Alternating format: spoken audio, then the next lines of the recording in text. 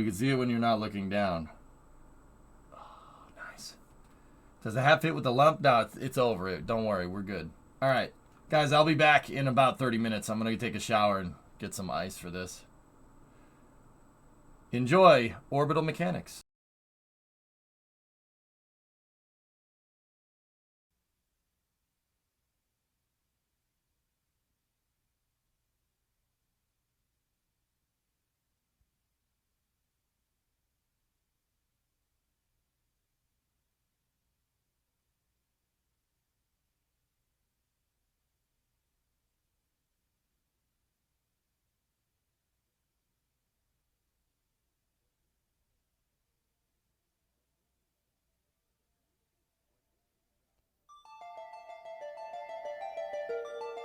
When ancient man looked to the heavens for guidance from the gods, he noticed star patterns and began to document their movement across the heavens. The ancients believed that the earth was flat, but around 350 BC, Aristotle proved that the earth was round.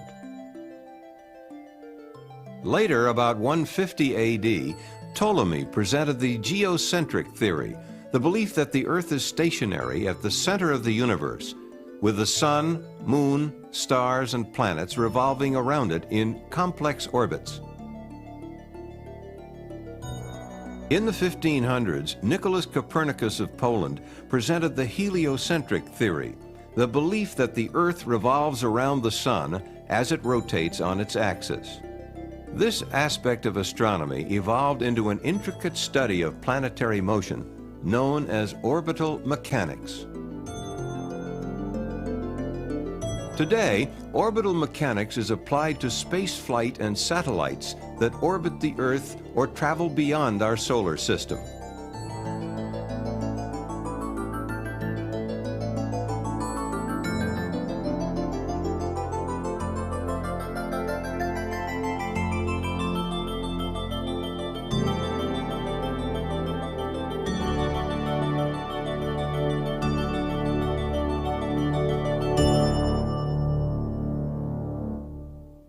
In the early 1600s, Johann Kepler, a German mathematician, using the data on planetary observations collected by the Danish scientist Tycho Brahe, developed 3 laws of planetary motion. Kepler's first law states, all planets move in elliptical orbits with the Sun at one focus and the other focus empty.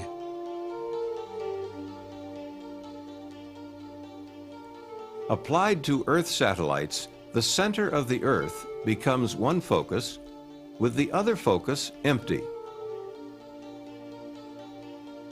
For circular orbits, the 2 foci coincide.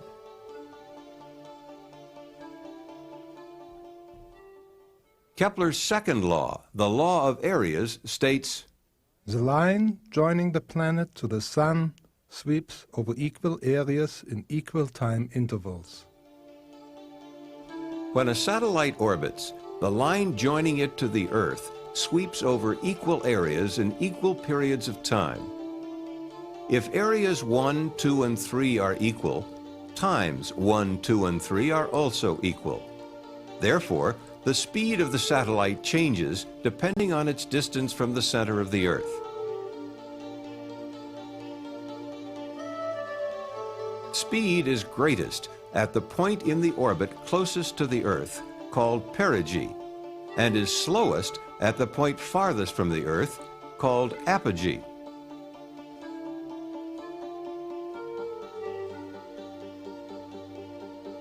It is important to note that the orbit followed by a satellite is not dependent on its mass. A large, heavy satellite could be in the same orbit with a small, light one, each sweeping out equal areas in equal periods of time. Kepler's third law, the law of periods, relates the time required for a planet to make one complete trip around the Sun to its mean distance from the Sun. For any planet, the square of its period of revolution is directly proportional to the cube of its mean distance from the Sun.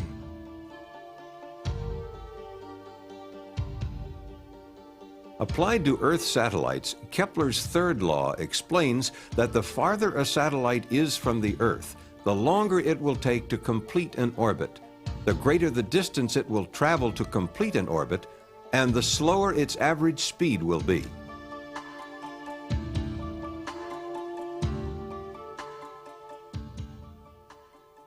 Isaac Newton, the father of classical mechanics, laid the groundwork for orbital mechanics. He combined the work of Kepler and others to formulate the law of universal gravitation and the three Newtonian laws of motion.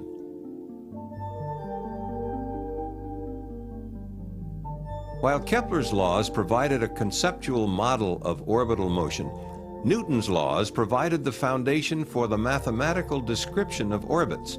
They explain why a satellite stays in orbit.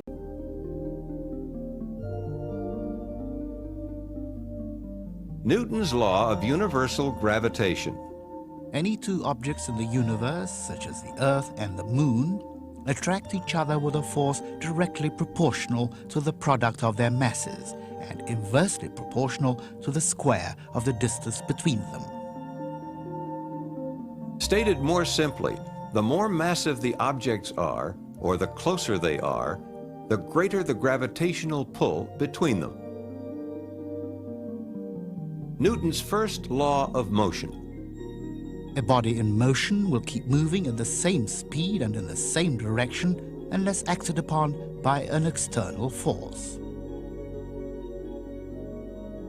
A satellite moves in a curved path around the Earth because the Earth's gravitational pull acts as an external force on it.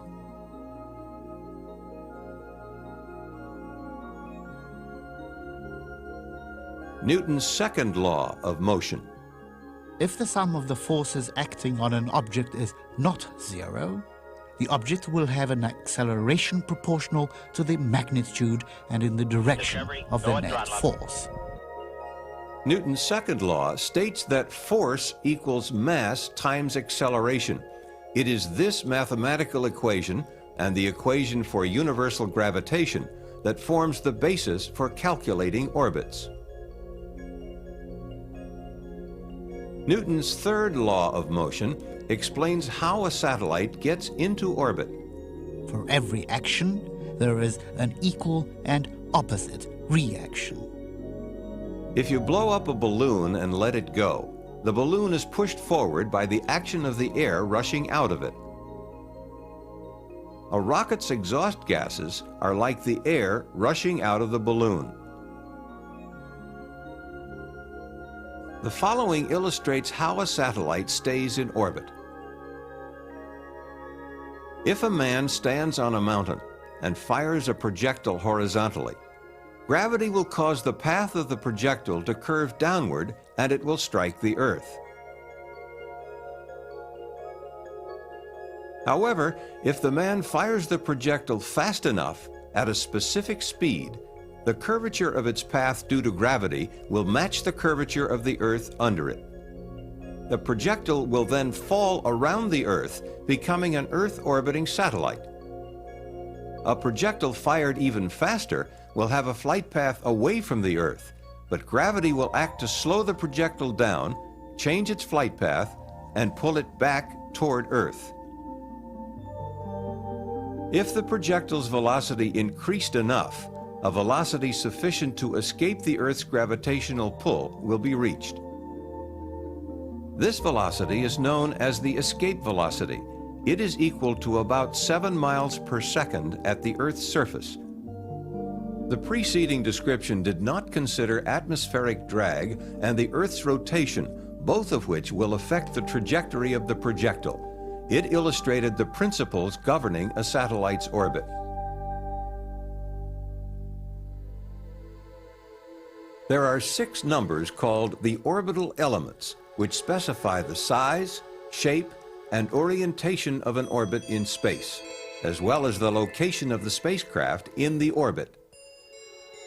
Based on an orbit which is an ellipse, the 6 orbital elements are length of the semi-major axis, eccentricity, inclination, right ascension of the ascending node, argument of perigee, time of perigee passage. The major axis of an elliptical orbit is the line joining the perigee and apogee. This line is also referred to as the line of apsides. The first orbital element is the semi-major axis. It is simply 1/2 the major axis.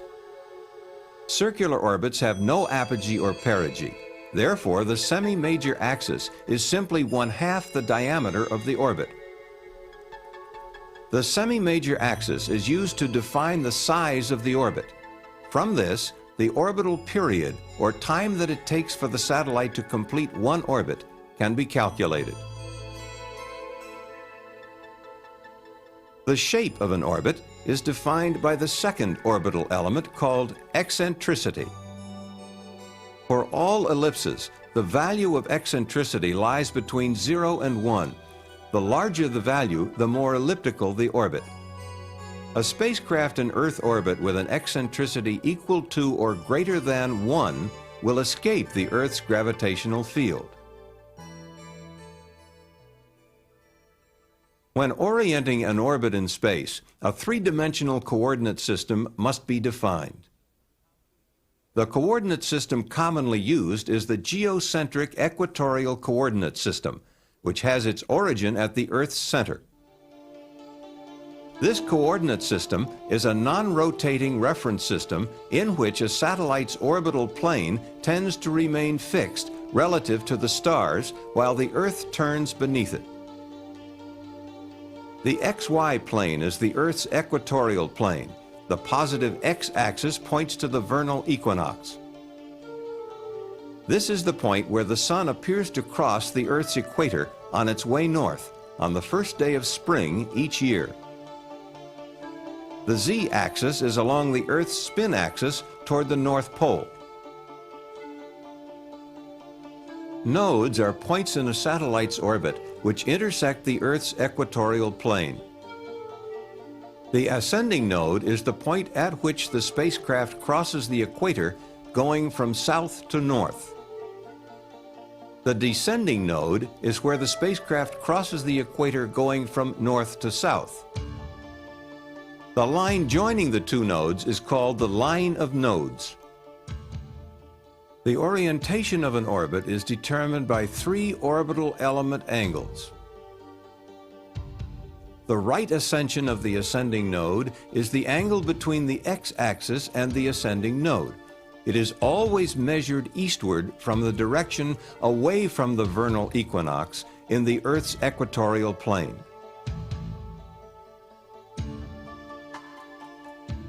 The argument of perigee is the angle between the ascending node and the point of perigee. It is measured in the orbital plane in the direction of spacecraft motion. Inclination is the angle between the equatorial plane and the orbital plane. A satellite which has an eastward velocity component at the ascending node has an orbital inclination lying between 0 and 90 degrees. Such an orbit is called a prograde orbit.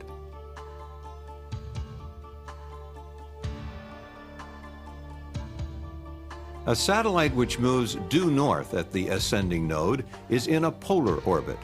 Polar orbits have an orbital inclination of exactly 90 degrees. A satellite with a westward velocity component at the ascending node is in a retrograde orbit and has an orbital inclination between 90 and 180 degrees. The 5 orbital elements explained thus far describe the size, shape, and orientation of the orbit in space. The final element is a time value used to locate the satellite in its orbit. A satellite moves in a very predictable manner. It stays on schedule. Thus, if the time at which a satellite passes a particular point is known, the time when it will pass any other point can be determined.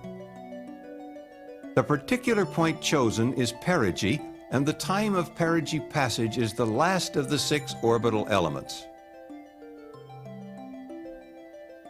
The 6 orbital elements depict a spacecraft's orbit in non-rotating coordinates.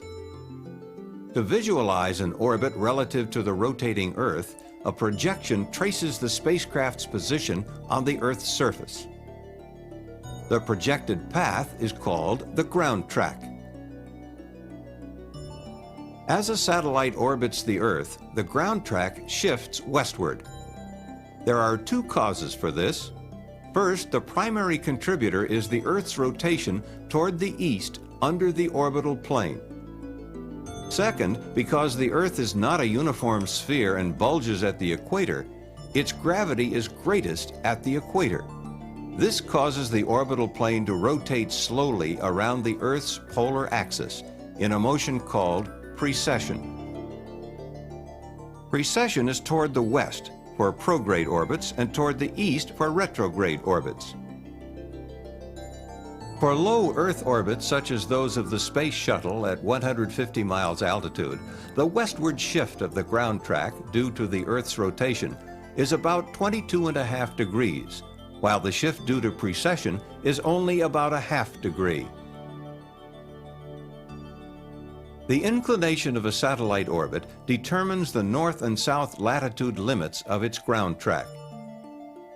The minimum orbital inclination is equal to the latitude of the launch site and is achieved by launching due east.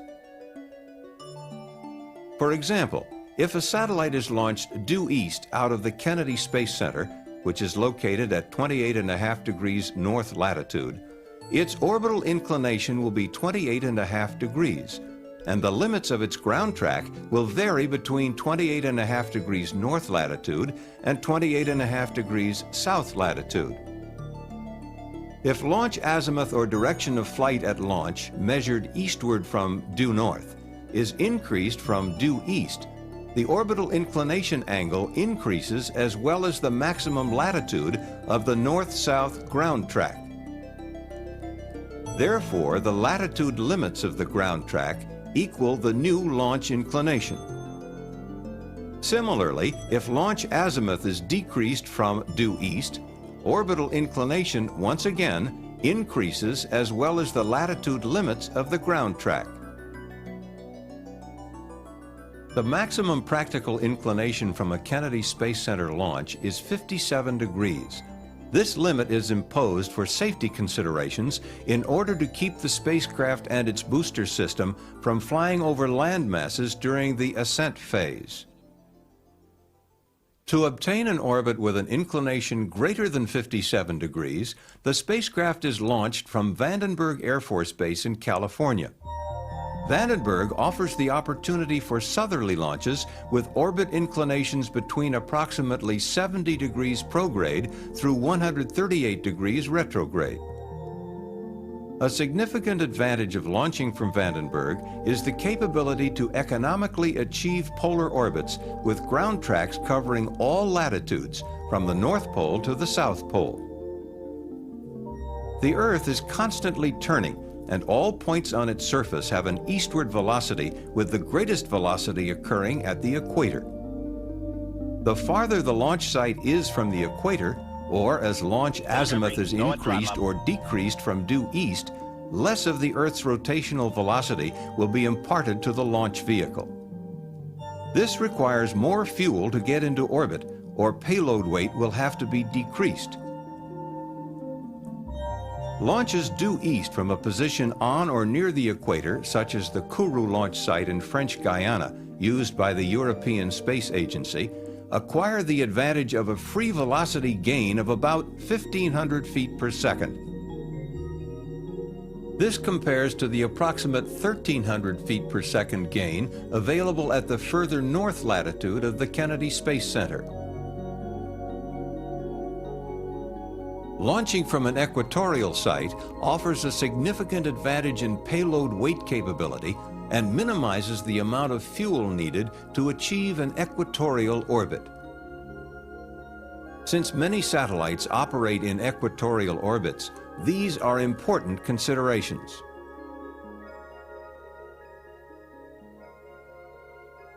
Spacecraft are launched within a specified time interval called the launch window.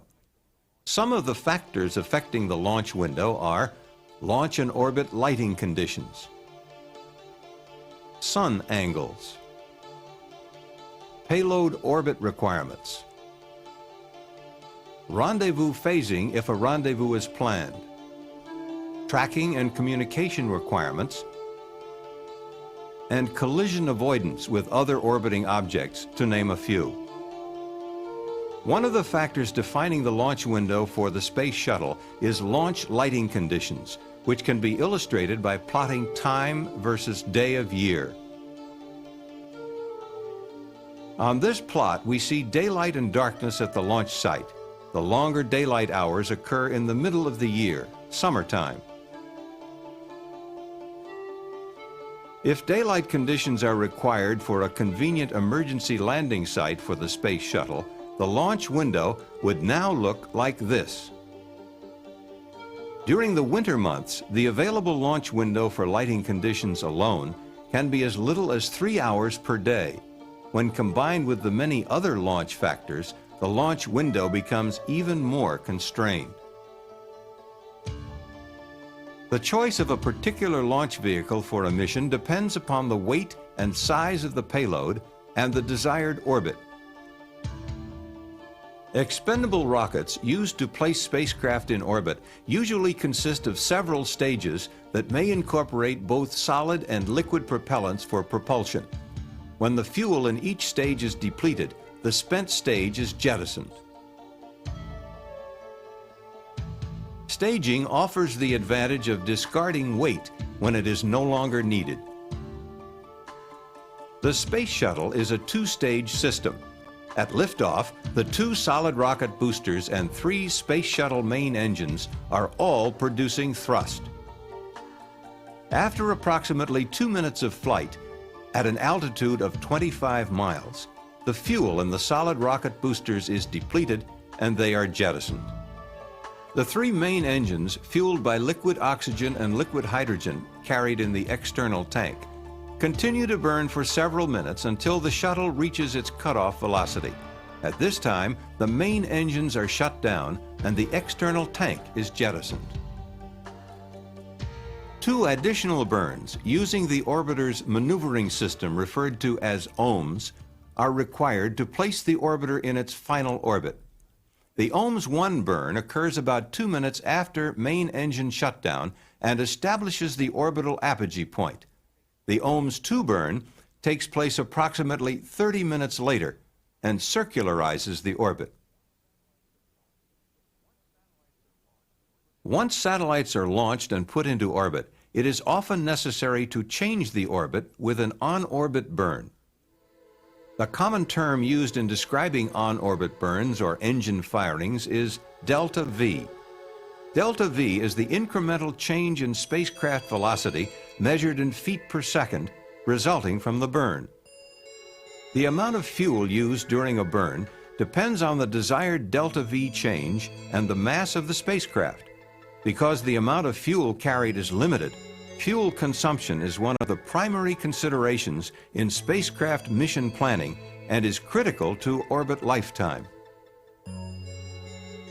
On orbit, a spacecraft can thrust in any direction. Burns along the flight path, forward and backward, are the most common. A unique feature of any orbital burn is that if no other burns occur, the spacecraft will later always pass again through the point of burn. Forward burns increase the spacecraft's velocity and are known as posigrade burns. With posigrade burns, the flight path of the vehicle will be raised at all points except the burn point. Burns opposite the direction of flight, which slow the spacecraft down, are called retrograde burns. For retrograde burns, the orbit will be lowered at all points except the burn point. The greater the delta V, the greater the difference between the pre-burn and post-burn orbits. Burns can be combined into maneuver sequences to change orbit size, shape, or orientation. One of the most common maneuver sequences is made up of 2 burns. and is used to accomplish an orbit transfer between two circular orbits in the same orbital plane. The most energy-efficient transfer between two orbits of this type is the Hohmann transfer. The Hohmann transfer is actually 1/2 of an elliptical orbit with its perigee in one of the orbits and its apogee in the other. The burns occur at the perigee and apogee of the transfer orbit. The use of the Hohmann transfer minimizes the delta V required, thus having the advantage of using minimum fuel. The disadvantage of the Hohmann transfer is that it takes longer than most other transfers. The type of the transfer sequence depends on the mission and the amount of fuel available. For example, a space rescue where time is critical might use a fast transfer, while a routine satellite deployment, where fuel saved for later use is important, would most likely use a Hohmann transfer.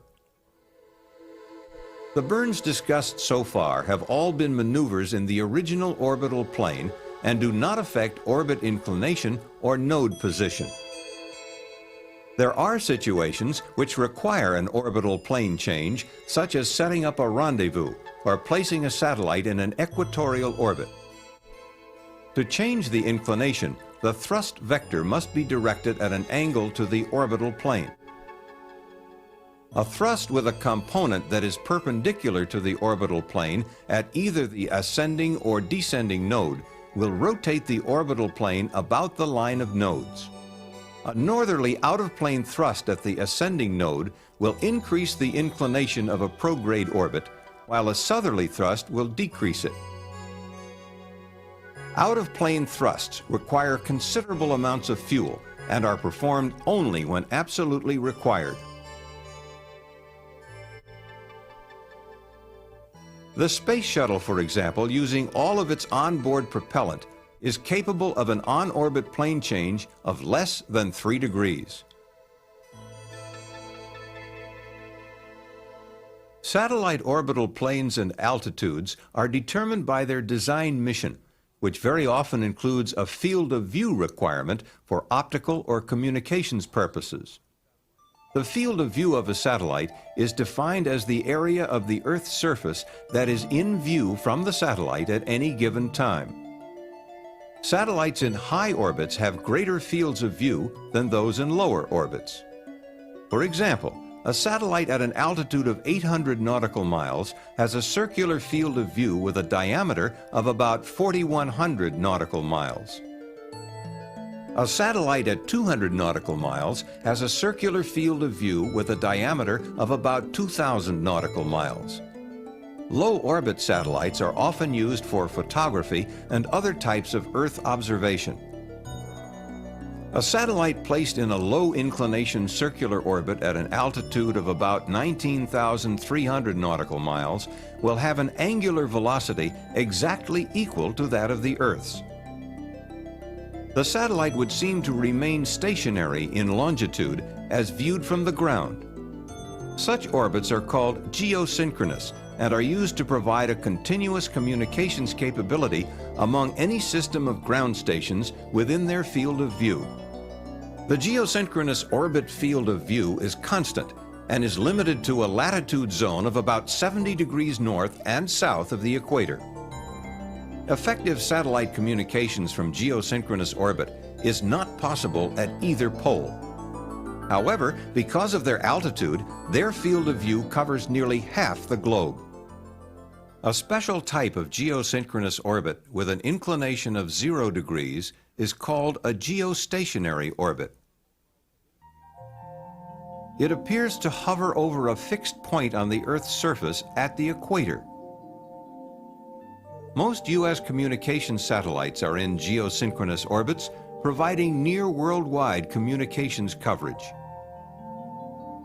For effective communications at high latitudes, the Molniya orbit is used.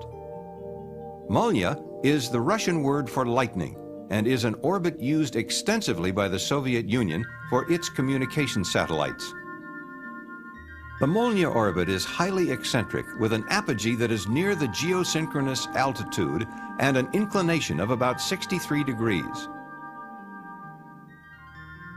The satellite slows down at apogee in the northern hemisphere and whips through perigee in the southern hemisphere. This provides communications in the northern hemisphere for up to 75% of its orbital period. Several satellites properly spaced in Molniya orbits can provide constant communications at the northern latitudes. Navigation satellites, such as the U.S. Navy's Transit System and the Joint Service Navstar GPS Global Positioning System, use lower orbits so that a user can receive signals from more than one satellite at any time. Another frequently used orbit is known as a sun-synchronous orbit. These take advantage of the precession of the orbital plane caused by the Earth not being a perfect sphere. All sun-synchronous orbits are highly inclined retrograde orbits which precess eastward around the Earth's polar axis at the rate of 1 revolution per year. Since the Earth-Sun line also revolves eastward at the rate of 1 revolution per year, the orbital plane will maintain a constant orientation relative to the Earth-Sun line. If the satellite's period is then synchronized with the rotation of the Earth, it will pass over the same point on the Earth's surface at the same local time at a regular interval. A sun-synchronous satellite ensures that a constant sun angle and uniform lighting exist for the same field of view from pass to pass. Satellites such as those in the Defense Meteorological Satellite Program and Landsat are sun-synchronous, imaging the entire Earth on a regular schedule.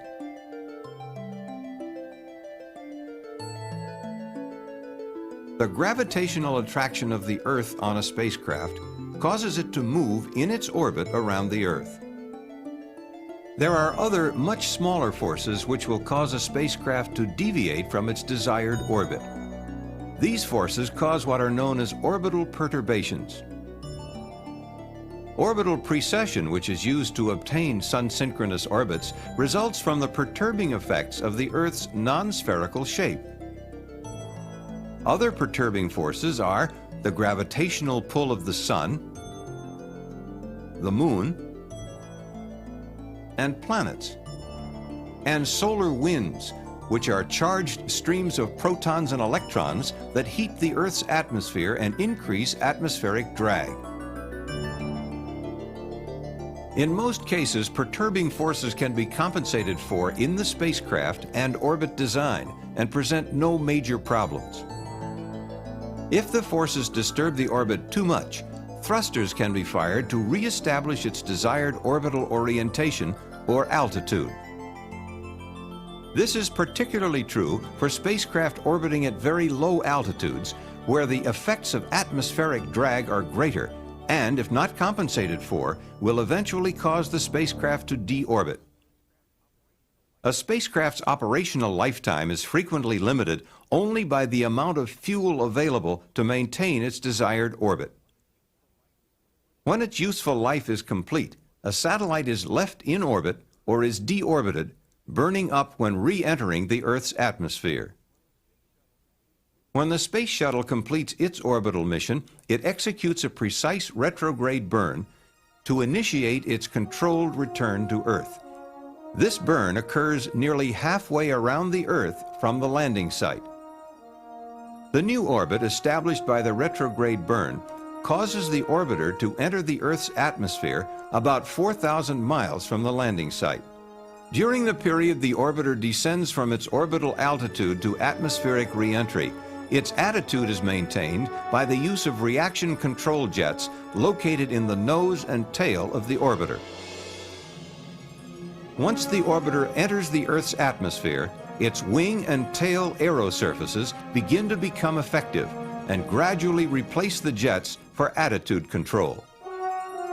As the orbiter nears the landing field, it maneuvers to a long, straight-in approach at an angle of 17 to 19 degrees.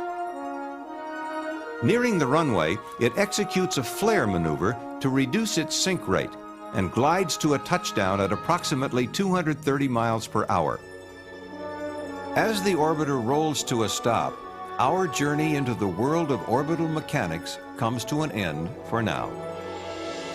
This is only the basics of orbital mechanics, an intricate study of planetary and satellite motion. The next time you see a launch, you will see it from a different, somewhat knowledgeable perspective. You will understand the fundamentals of spaceflight.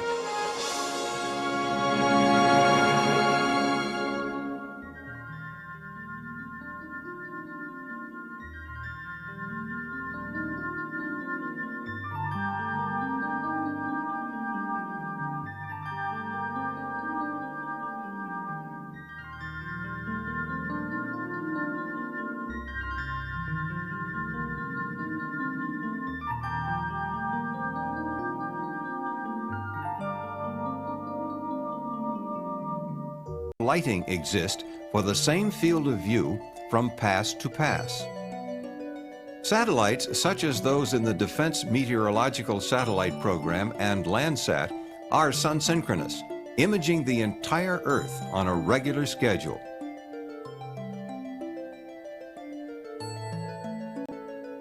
The gravitational attraction of the Earth on a spacecraft causes it to move in its orbit around the Earth.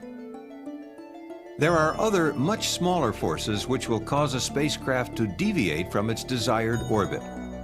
These forces cause what are known as orbital perturbations. Orbital precession, which is used to obtain sun-synchronous orbits, results from the perturbing effects of the Earth's non-spherical shape. Other perturbing forces are the gravitational pull of the Sun, the Moon, and planets, and solar winds, which are charged streams of protons and electrons that heat the Earth's atmosphere and increase atmospheric drag. In most cases, perturbing forces can be compensated for in the spacecraft and orbit design and present no major problems.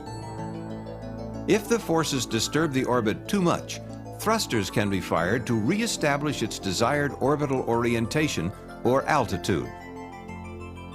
This is particularly true for spacecraft orbiting at very low altitudes, where the effects of atmospheric drag are greater and, if not compensated for, will eventually cause the spacecraft to deorbit. A spacecraft's operational lifetime is frequently limited only by the amount of fuel available to maintain its desired orbit. When its useful life is complete, a satellite is left in orbit or is deorbited, burning up when re-entering the Earth's atmosphere. When the space shuttle completes its orbital mission, it executes a precise retrograde burn to initiate its controlled return to Earth. This burn occurs nearly halfway around the Earth from the landing site. The new orbit established by the retrograde burn causes the orbiter to enter the Earth's atmosphere about 4,000 miles from the landing site. During the period the orbiter descends from its orbital altitude to atmospheric re-entry, its attitude is maintained by the use of reaction control jets located in the nose and tail of the orbiter.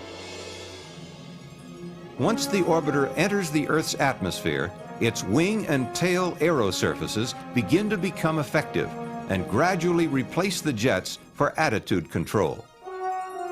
As the orbiter nears the landing field, it maneuvers to a long, straight-in approach at an angle of 17 to 19 degrees. Nearing the runway, it executes a flare maneuver to reduce its sink rate and glides to a touchdown at approximately 230 miles per hour. As the orbiter rolls to a stop, As the orbiter nears the landing field, it maneuvers to a long, straight-in approach at an angle of 17 to 19 degrees. Glides to a touchdown at approximately 230 miles per hour. Do you love it, Taradra? As the Do you orbiter love rolls it? to a stop, Do you our love journey it? into the world of orbital mechanics comes to an end for now. This is only the basics of orbital mechanics, an intricate study of planetary and satellite motion. The next time you see a launch, you will see it from a different, somewhat knowledgeable perspective. You will understand the fundamentals of spaceflight. That will be on the test. Thanks, Peter Hacks. Peter Hacks.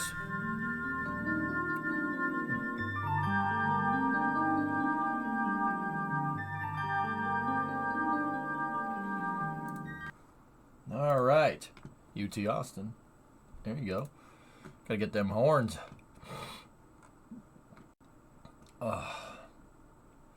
210 knots is pretty spicy, dude. Yeah, space shuttle. It's going. Think about it. It's going 210 knots and it still flies bad. You sure you're not concussed? I'm fine. How's the head? I don't know. You tell me. Oh, nice. Yeah. I zigged when I should have zagged.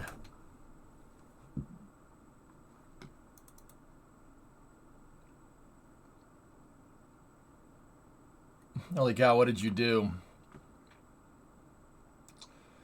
I was putting the drive shaft in, reattaching the drive shaft to the pinion. The pinion yoke, and I had it set, right? And I never get under things. Like, I'm never, like, back on the ground with the thing ahead of me, like, thing on top of me like this, for this exact reason. But I turned the drive shaft, and I turned it just right that it slipped out of my hand, and kind of, like, if this is the drive shaft, like, I had it in my hand like this, and I was kind of, it's kind of like over here, and it slipped out of my hand. It rolled and hit me right off the head.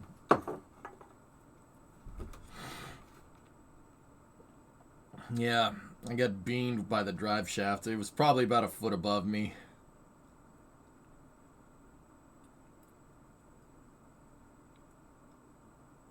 You know, I never understood the stereotype of smart people being condescending until I heard that video. Which one? The orbital mechanics one? Oh, somewhat knowledgeable, right? Yeah. What happened to our bar fight story? I fought a grizzly bear. There was no clip of it, and the camera wasn't pointing in that direction.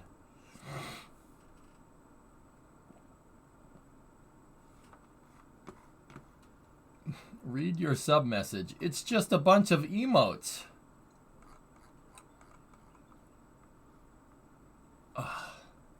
I'm not concussed. I just, yeah, Remo checked. I'm not, no concussion, but I did get hit in the face with a drive shaft. Like, not concussed, but did get beamed. Like, hello? Hello? Oh, boy.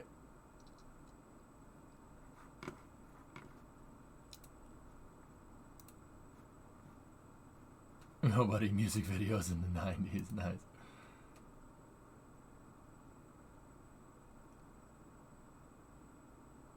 The drive shaft landed on something soft. It didn't land on something soft. But yeah, okay, so fellas, yeah, that's right, Vulcan. We have an RS-25 test. Let's tune over to that, and we'll do a little space news in here, you know? Like, it's fine. Oh.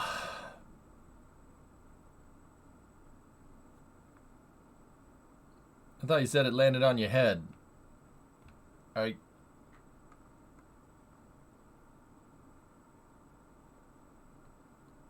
Yeah, but my mom always told me I have a really hard head. He's calling you soft.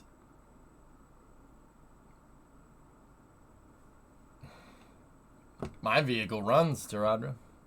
His does not. Because your boy doesn't know how to tune a carburetor. Astronaut Satoshi Furukawa from JAXA has been selected for NASA's Crew 7 mission, the agency's 7th rotation mission to the ISS. Furukawa joins NASA astronaut Jasmine Modbelli and ESA astronaut Andreas Morgensen. Cool! Hey, both of mine run. Oh. SPAC? Oh, God. Oh, okay.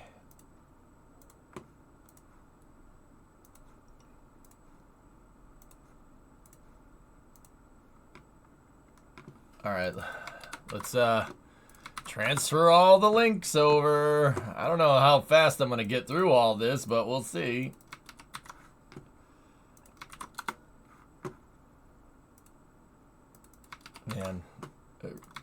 That pinion seal, though, that's a little embarrassing, but you know what? It's fixed now. So, fellas, I just, it's funny, to see Strimmer do dumb thing with car, but I do appreciate everybody backseating me. Like, honestly, it's really nice having that, because, yeah, clearly I don't do it right, so that's good.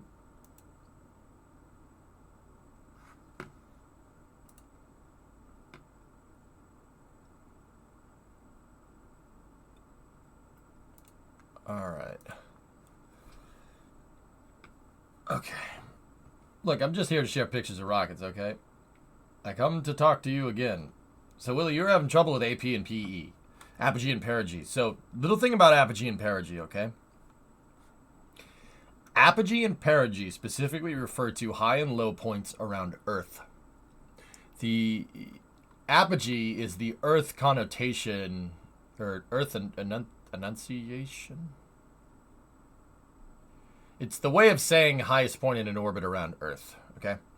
So, AP and PE stand for apoapsis and periapsis. That's the highest and lowest points of orbits around a celestial body, okay? So, those names actually change depending on which celestial body you're around. You're around the moon, it's apolune or perilune or apocynthian or paracynthian, depending on what you call the moon.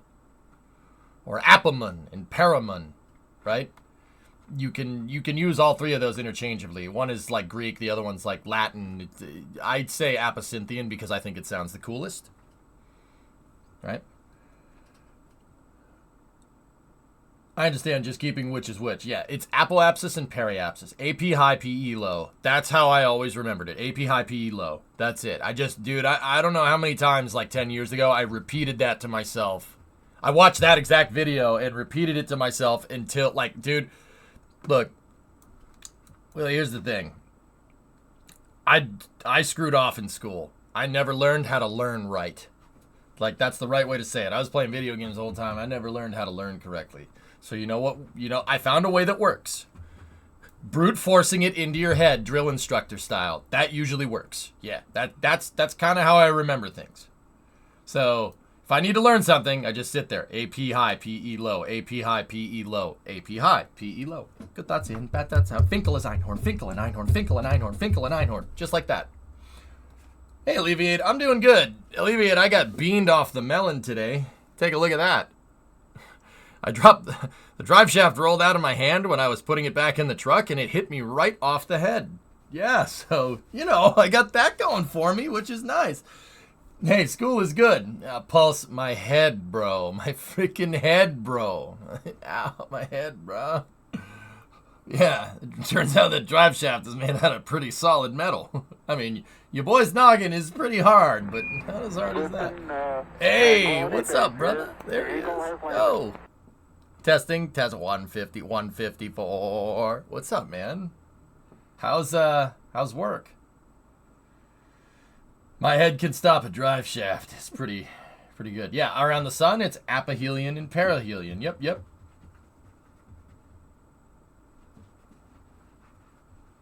Yeah, there you go. Green Azar. Green is right wing time color. There you go, man. Yeah. You just gotta... Space is weird, dude.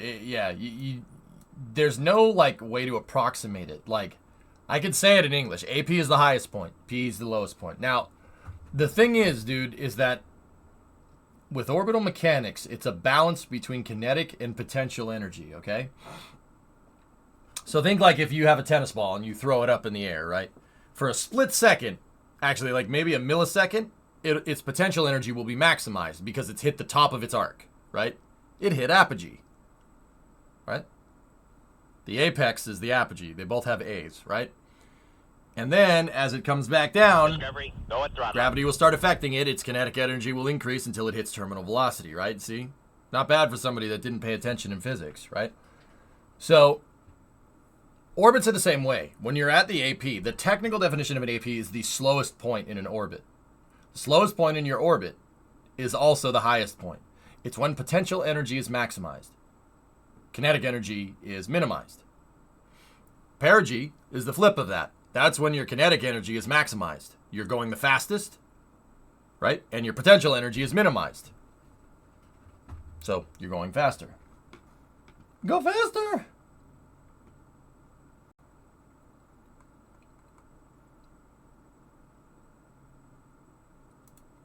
So that's the technical way of saying it. I like explaining it in plain English. AP high, PE low. Simple as that. Okay. All right, anyway, let's jump into space news. Listen, Tranquility Base here. The Eagle has landed.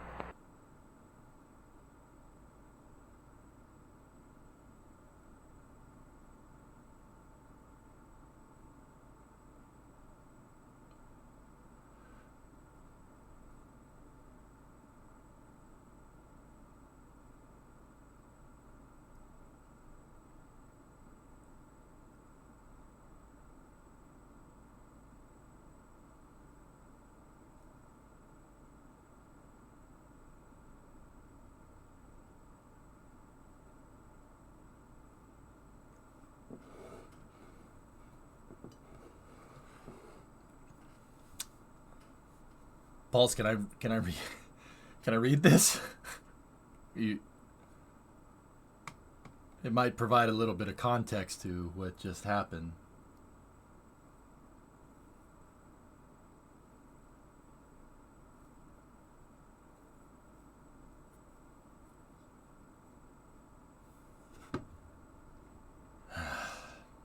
Jeez, dude. Go for it, man. I appreciate everything you've done for me over the years. Dude, it's my pleasure. My friggin' pleasure. Are you kidding me? Pleasure's all on this side of the table, man. Thank you so much. So Paul said, yesterday graduated with a BS in aerospace engineering with a great job lined up starting in 2 months. You're one of the biggest reasons why I'm here today. You're an inspiration to all future engineers, and I couldn't thank you enough. Dude. That's kick-ass, man. It's freaking kick-ass, dude. Thank you. It means a lot, man. I appreciate it, dude. Thanks for paying it back. Not that everybody has to. Like, that means a lot to me, man. Thank you. That's freaking killer, man. So cool. Dude, I don't know what to say. That's awesome, man. Dude, for what it's worth, I'm super freaking proud of you. Super proud of you. Like, I don't know, some random dude on the internet's freaking proud of you, but dude, I've been with you here on this journey the whole time. Like, I mean, as best as I can as someone gets on the internet, dude. Freaking proud of you, man. It's not easy to do that. It's not easy to do that, man. That's kick butt. Super happy for you. I would swear, but I mean, all right. You know what? It. All right. That's freaking mint, dude. Freaking mint. Awesome, man. Super happy for you, man. Dude, and you got a job lined up. You got a made in the shade, my brother. Thanks, man. That actually is really going to help me during the wedding. That's really going to help me, dude. Oh, man. Jeez. I think that's up there, Zay. I don't think there's ever been a bigger one. That's kick butt, dude. That's freaking sweet.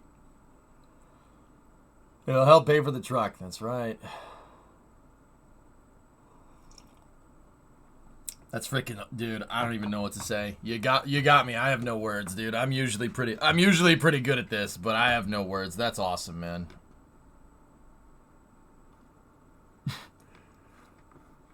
Started watching 8 years ago. Took a long path, but you made it here regardless. Dude, to parry where you were at when you started watching to now is pretty damn impressive. Like, I won't go into details, but dude, I know what you're doing. You told me, and no, I haven't forgot.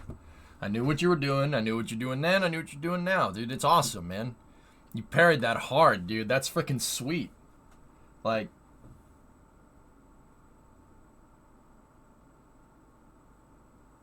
that's freaking awesome, man. Like, it's doing work, dude.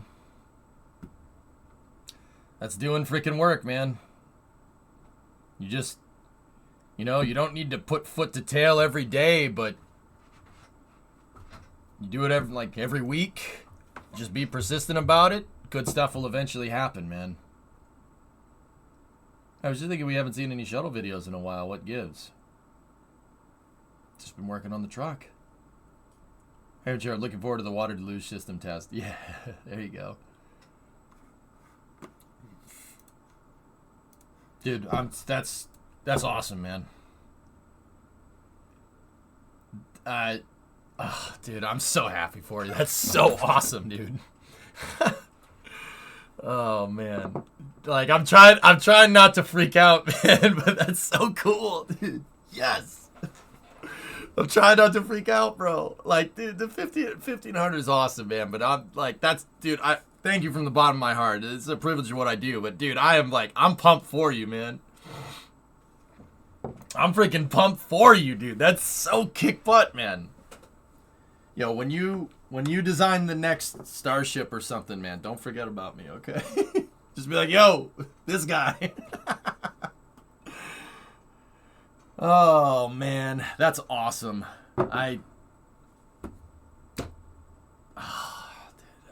that's such a good payout, Pulse. Like, dude, you know, you could have said that with a $10 tip, and I'd probably be equally as happy. Not to downplay how much you just tipped, but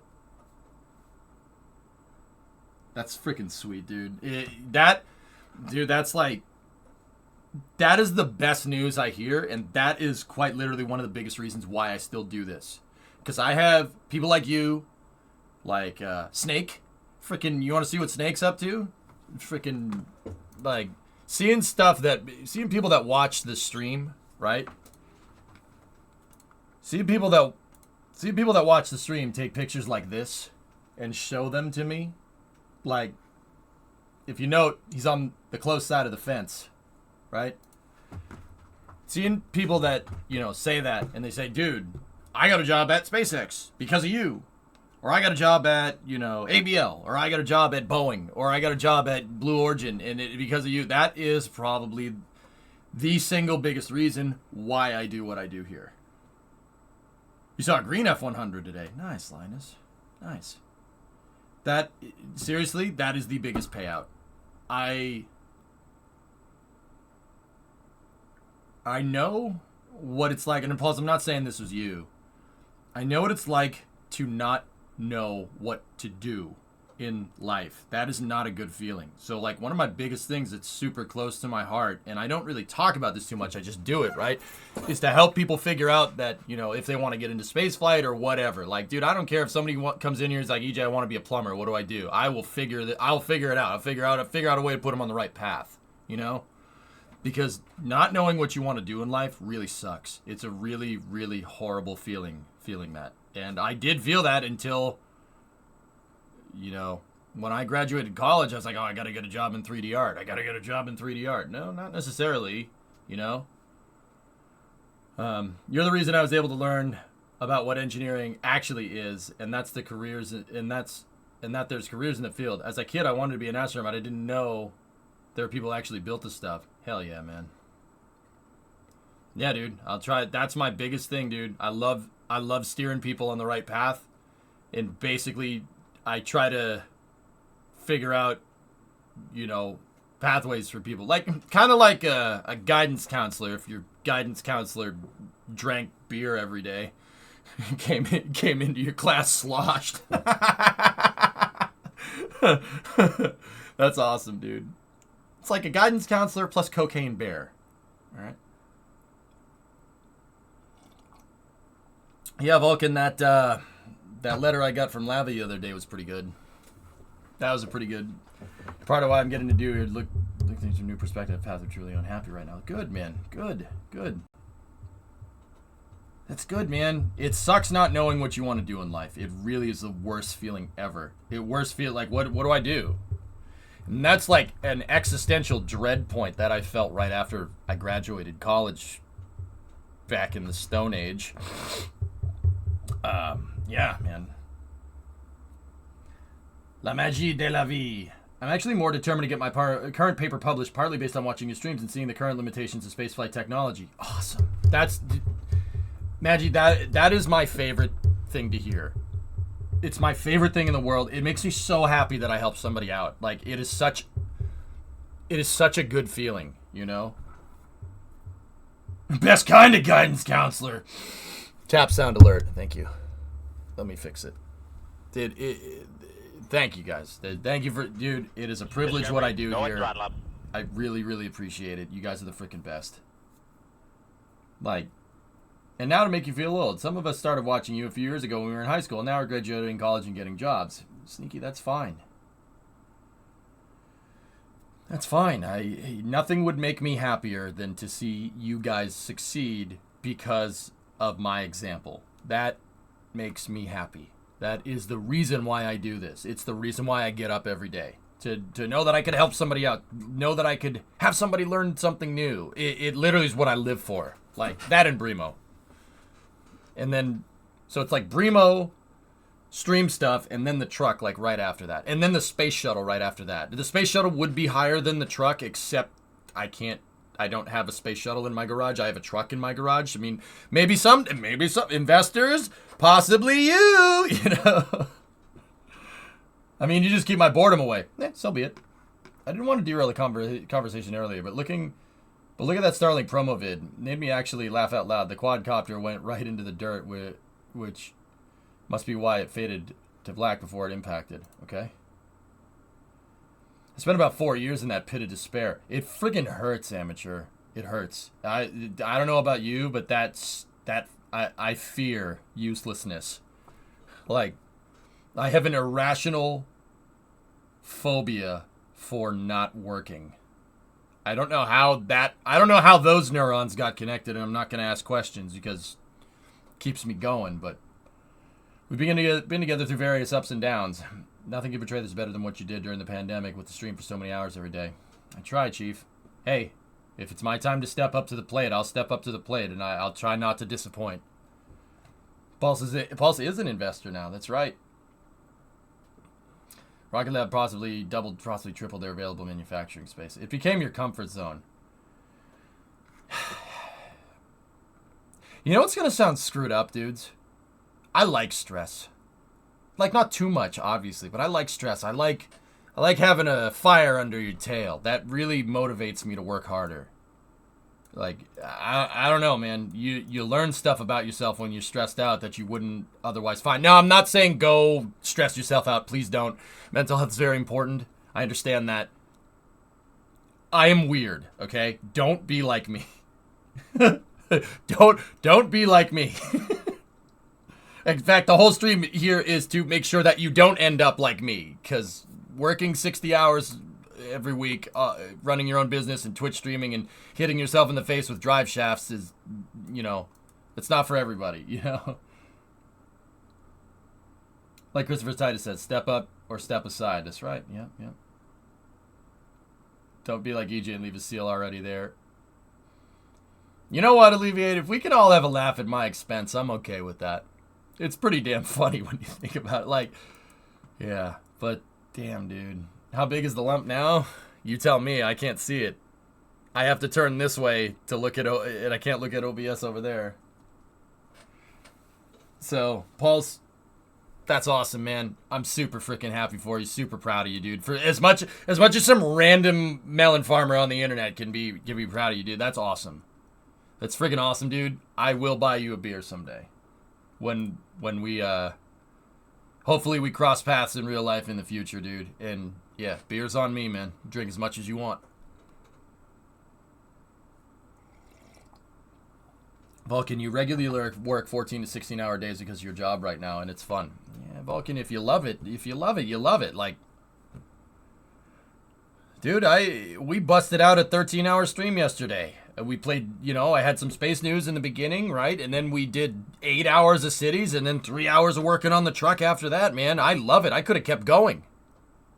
The only reason I stopped streaming yesterday is, one, because I needed to get the right U-joint, and two, I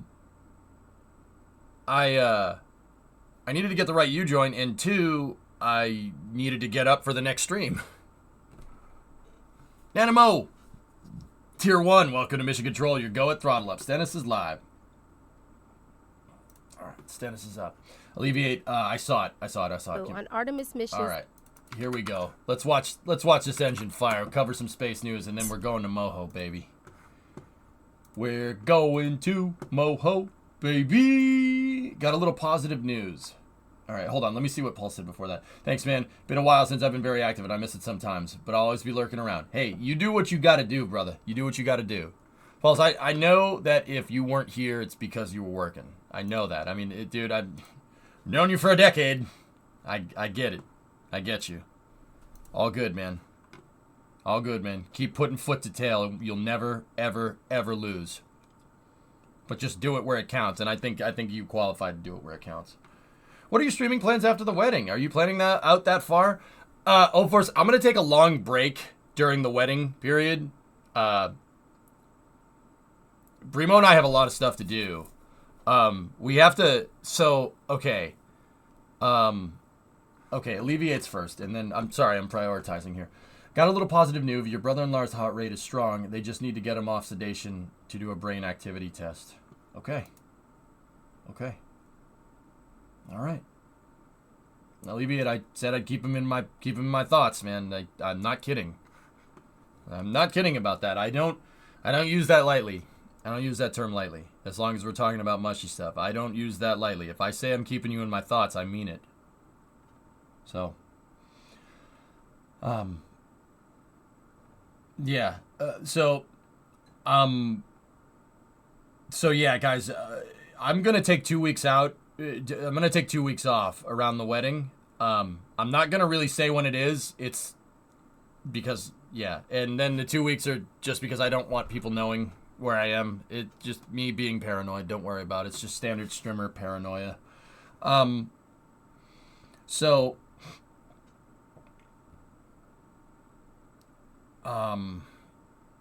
yeah. When I say I'm taking a week off, that should give you a good indication. Or it's gonna be 2 weeks. I'm gonna take 2 weeks off, and yeah, then so like Brimo and I got to shift around fun. So like the thing is, you know, and maybe somebody will help. This will help with someone's advice. That's just old-fashioned paranoia. Well, I didn't get this far by, not being the way that I am. So when you get married, dudes, you basically, like for taxes and stuff, you can combine your taxes and your significant other's taxes. And because you have a marriage license, you can prove on paper that you're codependent. So things like healthcare, for instance, get really easy. Really easy to do. So Brimo works for a really nice company, a really nice tech company, and I pay for health insurance out of pocket because I'm self-employed.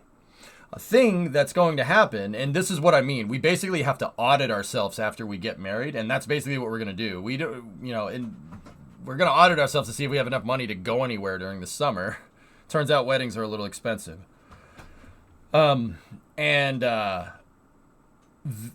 Basically, yeah, I don't have to pay for health insurance anymore because I don't have, it's not that I don't have to pay. I have to pay. But it's through Brimo because we can prove on paper that we are codependent. So basically, we need like a week after the wedding to just shift around everything and figure out like how we're going to do bank accounts and how we're going to do like, basically we got to audit ourselves. So hopefully that means more cash for truck parts and house parts and stuff. Yeah, Porter. Mm-hmm. Will you be taking Discord? Will you be talking in Discord from time to time for messages? Sure. So, you become the same person in the eyes of the law. Yeah.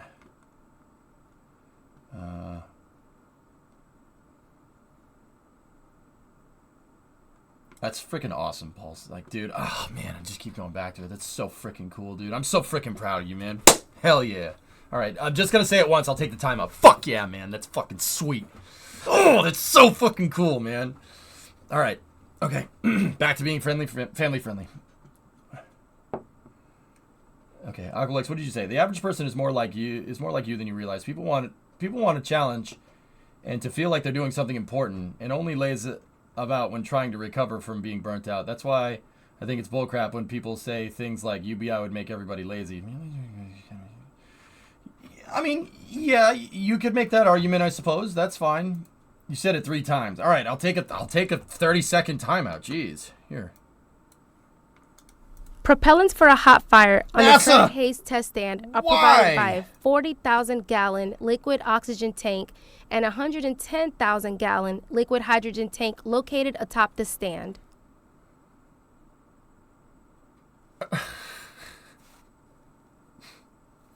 Fully loaded, the test stand propellant tanks can power a 350-second test.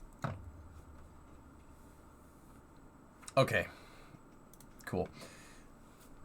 My wife and I's honeymoon cost 1/5 of what we spent on the wedding itself. We did it at her mother's house, so we didn't have to pay for renting a space, and we had a friend officiate. I didn't finish paying off the credit cards until like 2 years later. Weddings are dumb expensive. Yep. You're a rocket review. Yeah, Aqualex, I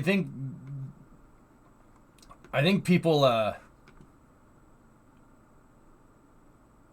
yeah, people like having a fire under their tail, dude. They like having a fire under their tail. Like, it sounds so screwed up, right?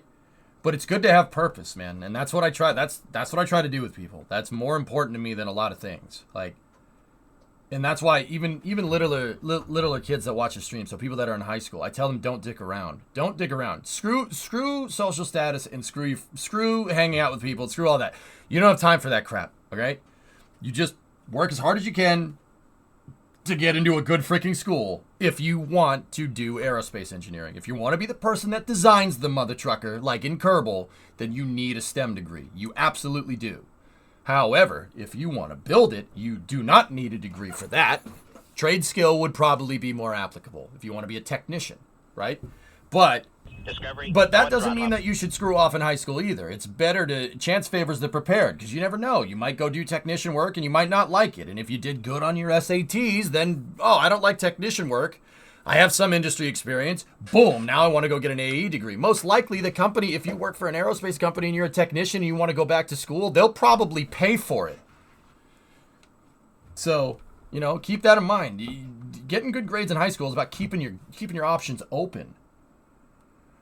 The cool thing is, it's no longer a theory. You guys been tested a few times, and the results prove out your statement. Yeah.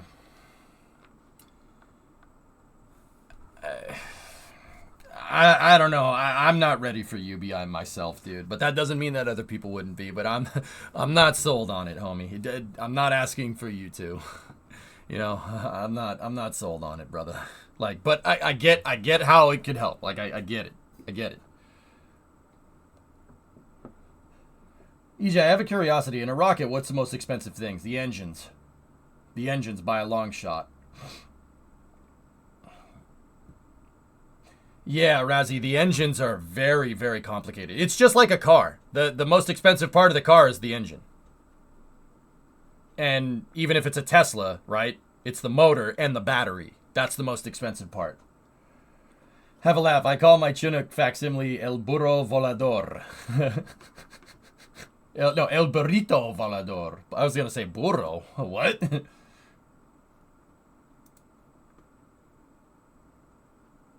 Squall. Watch Love Space, amigo. Gracias, amigo. Buenos tardes. ¿Cómo estás? Okay, elevator guy. Rumor has it that in the Apollo era, it was a requirement for a technician. It was a requirement to be a technician before an engineer. Am I getting that incorrectly? That sounds right. I think that's a good way to run a company. I'm looking forward to the day where matrix learning is real and you can just download Kung Fu or anything else. And then you can be a kid, find what you want to do and learn it in minutes. Muy bien, contento por tu casamiento. Casamiento. Yeah. Okay. I had to translate it, Squall. Gracias. Muchas gracias. Muchas gracias. Primo es mi amor. Mi mejor amor.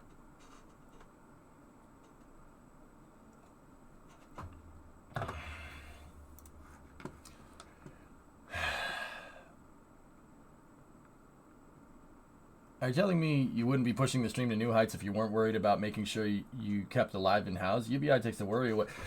You know what, Aqualux? You're not gonna like what I have to say about this, dude. Actually, no. You know what really lit a fire under my tail? Crushing student loan debt. As much as I hate admitting it, I hate admitting it. I hate it. I hate admitting it, dude. I hate it. I refused to let my parents pay for my student loan. I refused. Absolutely not. And that gave me that one thing right there. Everybody, I graduated in 2008. Oh, you're not going to know what you're going to do in life. Dude, I burned my mid-20s away. I burned my mid-20s away working. Didn't go out, didn't socialize. Didn't do nothing. Lost a relationship because of work. I arguably found a better relationship, but don't tell her that. It's mostly my fault. Felicidades con tu matrimonio. Gracias. Aqualux, crushing student loan debt and staring that, at the time, 120 G's, staring that down is what is, and taking accountability for it is what made me the most. That's what gave me the work ethic that I have. I mean, that and my parents always taught me to work. Guys, I started working when I was 15. I said, I want a car. My dad's like, all right, go get a job then. I bought my first car when I bought my first car albeit with my dad co-signed on the loan when I was 18. I paid that off. My dad didn't pay for it once. I financed my own car, the Mustang, in 2013. That was the first car I financed by myself. Nobody's on the loan but me. So the UBI would allow me to live comfortably, dude, for sure. But honestly, it's the paranoia of defaulting on a student loan that really, really scared me into working hard. And now I just do it. Now, I mean, dude, there was a time where that thing really, really screwed with my head.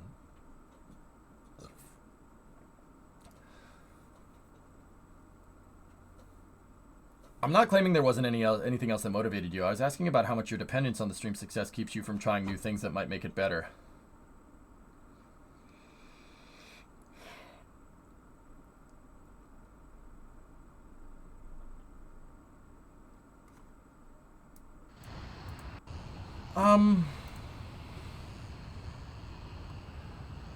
The engine test stand should be going for space. All right, Novus, what's up? Oh, okay, yeah, we had the same thing up. Dude, what I like to do is I like to get myself financially to a point where I can try new things and not have to worry about it. So, like, Route 154 was a good example of that. I arguably pushed on Route 154. It didn't make me any money, but I had enough money saved up to make sure that even if we did lose money on it, we'd still be okay. Dude, it's gonna sound so screwed up, and there's no way that everybody is like this. I like the risk. I like the stress. It's so strange. But once again, I'm speaking for myself. I don't speak for anybody else, okay? It's that's another thing that I've learned to do as I get older. You don't speak for anybody but yourself. It's like these boneheads on Twitter that are like, oh, I think on behalf on all Americans, I think insert worst take ever. You see it all the time. Don't lie. Don't speak for somebody else. Speak for yourself.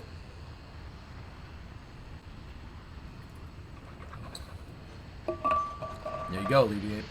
So, dude, it was refusing to let anybody. It was basically refusing to let anybody else pay, letting my parents pay for the student loans. My parents probably could have, but I wouldn't do it. I wouldn't do that to them. They invested 18 years into me. I wouldn't do it. I took accountability for my actions, and that's partially what motivates me, dude. It smells better in here. No more burnt hair smell. Only just shattered pride here. So,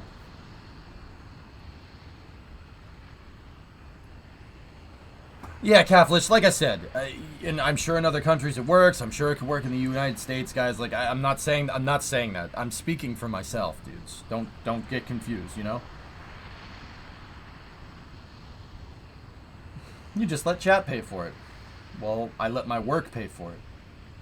Another thing, my mother-in-law is self-employed. She said to her customers, "Look, I can't work for the foreseeable because of my son," and the people being like, "Oh, I know how you feel." That's a crap thing to do as well. Yep.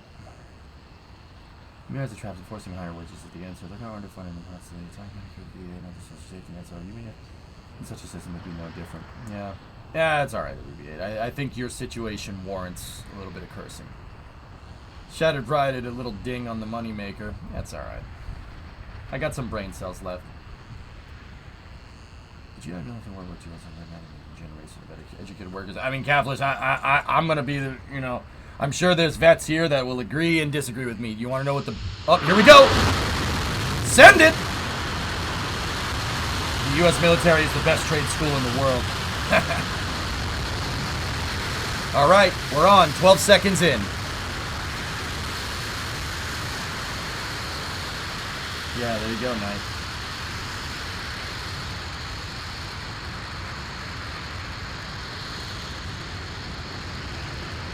Okay, 30 seconds in. They should be going into the throttle bucket now. Watch the shock cone. The shock cone coming out of the engine, it's going to move up. They'll throttle down the engine because what they're doing is mimicking an ascent profile here.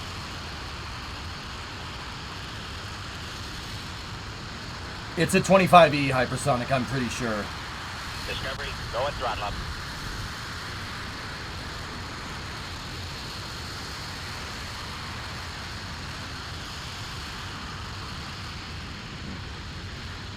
This is not Texas, Potzer. This is Stennis Space Center in Mississippi. Discovery, go and throttle up. Hey, Groggy. Welcome to Mission Control. You go and throttle up.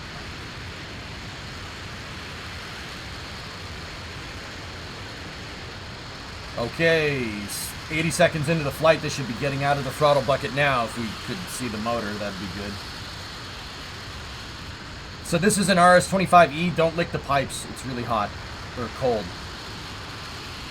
I offer up Nebraska for a space center. You know, Cornhusker, that might actually work, dude. It's not a lot out there, but I'm pretty sure a farmer would get pissed if a rocket part came down and hit their livestock or something, or burned like a whole wheat field to the ground. I'm pretty sure they'd be pretty mad. Anesthesia, 52 months, beautiful burn. Yeah, she's going. She's going.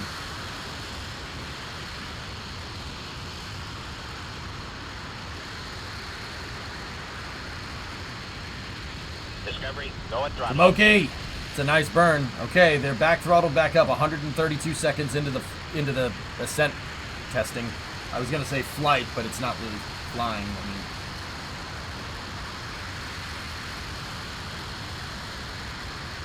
nice chemtrail generator. Well, it does make it rain. NASA really good at making it rain. Make it rain. Ascent profile.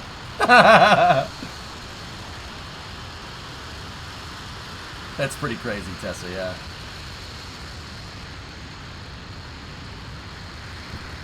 I'm gonna give us a little bit of volume, dudes.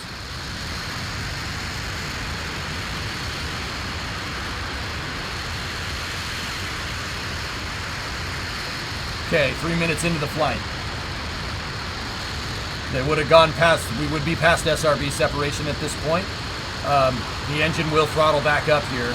They do throttle down to reduce G-load during separation. That does, you could do that in KSP if you're having trouble separating your boosters because your rocket separates from them too fast. Throttle your engine down. NASA does that. They've been doing that for a long time. If it was flying, it'd be truly impressive. I mean, yeah, how much does the A2 test stand? My brain's telling me over, like, million tons or something. Like, it's probably not that, but yes is what comes to mind. Okay, we're about 3 minute 30, or no, almost to 4 minutes here. Engine is throttled back up. If the cone starts going, if this little white kind of halo thing here starts moving up, that means the engine is throttling down. Is this an impressive burn time? It's pretty normal for a shuttle-style engine flighting. Rockets kind of make you horny. I mean, that's good. You're trying to send Mississippi to Mars? Maybe. I'm not from Earth, I'm from Missouri. Jackal, I did get to see a little bit of North Wilkesboro. The race was at night, so I saw basically Larson show people how to drive a short track. I did sleep through a little bit of it. Man, that guy can drive, dude. Are we ever going to see a core stage test firing again? You're going to see a main propulsion test article, Jack's basically an engine section that's mocked up for future engine sections. Hey, Dread Searle, with the 5 subs. Thank you very much, dude. How does head feel? I'm alright. I'm getting over it. I got my coffee. We're good. Yeah, closer, right? Man, Larson needs to freaking teach how to drive short tracks, dude. That guy is nuts. MPTA got killed off. Stan is being retrofitted to green run for the EUS now. Thank you. Cool. Good to know. I've been out of the loop for a little bit, dudes. I mean, guy can drive, dude. Guy can drive, that's for sure.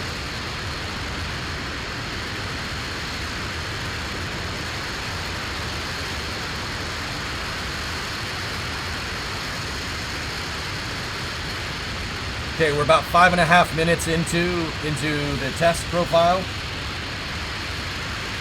I don't think it got on camera, Anesthesis. I got hit in the face with a drive shaft. I was putting the drive shaft onto the yoke, and I was rotating into position, and it rotated out of my hand and fell and hit me right off the head. The drive shaft from the truck, and the truck was about a foot up in the air, so basically dropped a metal tube from about a foot and hit me off the head. Now, I'm okay, I think. I may have forgotten how a stage combustion cycle works, though. Is that bad? I'm just kidding. Hey, Bam, 58 months. The U-joint worked, XJ. It's already back in, and turns out that I didn't do the pinion seal right. The pinion seal on the 9-inch, I put a seal on top of the seal because I'm too stupid to figure out that it was a press-fit seal. So we took the whole pinion thing apart. I put the new pinion seal in, and then I reset the preload on the pinion. It's not exact, but it's close. And then I took the thing for a spin around the yard. It works. It works fine. No drive shaft noise. Yeah, right, Kiranov, right? Yeah, I put the seal on top of the other seal because I'm stupid. There's a dust guard, and I thought the dust guard was the seal, so I took the dust guard off and just put another seal on top of the seal. But then I got it out, and we should probably... I gotta flush the diff. There was all kinds of dirt and crap in there from just sitting, so... But it doesn't leak, or at least I should probably go check. But yeah, I got the 1310 to 1330 from O'Reilly's this morning, and I started the stream at like 11. At 10:30, something like that, and we did the pinion didn't take much time, but then chat and I noticed that the pinion seal was still leaking, and then 460. We're about 8 minutes in, guys, and chat noticed that the seal was on backwards, and then noticed it was seal against seal, so yeah, that's why it was still leaking. Okay, there's the engine throttle down. They're throttling down for engine cutoff here. 500 seconds is the target.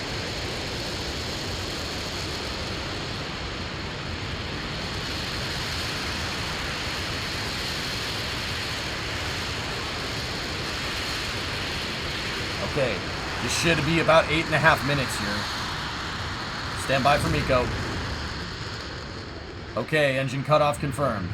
How's the head? Asking for a friend. Got my bell rung a little bit, but I'm okay. I've been hitting the head harder than that, dude. Launch is at 11:30, closer. Okay, we have a good flame out here. Show the engine, please, NASA. Show the engine. Football moment, indeed.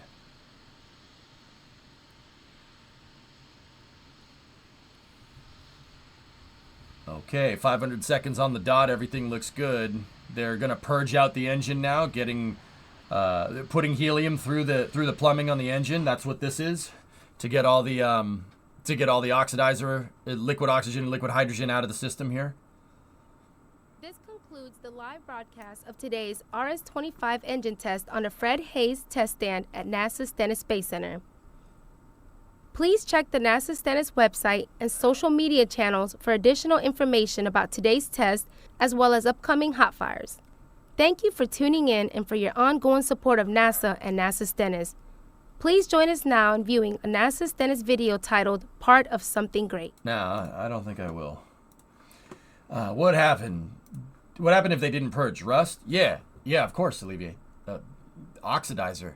Liquid oxygen. You think salt's bad for your car? I mean, I know where you're from, dude. You guys have to worry about the same crap that we got to worry about. You got salty air, and you got salty roads. Literally will destroy a car. That's NaCl. Imagine what pure oxidizer does to steel. It'll literally eat through it, no problem. Just right through it. And salty people. Well, that's us. I don't know so much about them. Maybe. So yeah, that's why they purge out. They pump helium into the engine, and helium comes out the bottom. That's what you're seeing at the end. Most engines do that. They use cryogenic propellants because you don't want to leave liquid oxygen inside of the motor. You leave liquid oxygen inside of the motor, it probably isn't going to eat through any of the plumbing on the rocket because it's designed to take such high pressures. But it will rust something, and you don't want rust inside of that thing. And it will corrode too. It'll corrode aluminum. It'll react with the different metals inside of the Inconel parts of the motor. You have to purge the engine out. You literally get all of it out there and put a non-reactive gas inside of the engine so nothing rusts. What would be the mass penalty if they used N2 instead of HE?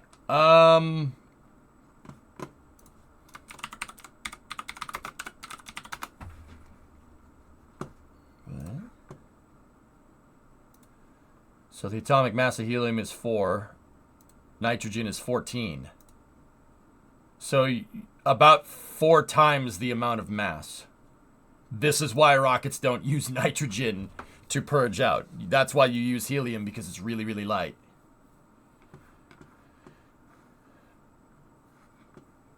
Yeah, 14 times. Yeah, Wizard, you're basically, you remembered the 14. That's good. Yeah. I love the atomic models that they have here. You guys want to see how simple hydrogen is? So look at something like aluminum or something. Look at that. Look at something like plutonium. Look at that. Look at that thing. Now keep in mind, these are very, very simple models. But yeah, see? Electrons, protons, and neutrons. Look at that. Look at plutonium. Look at how complicated that thing is. Look at hydrogen.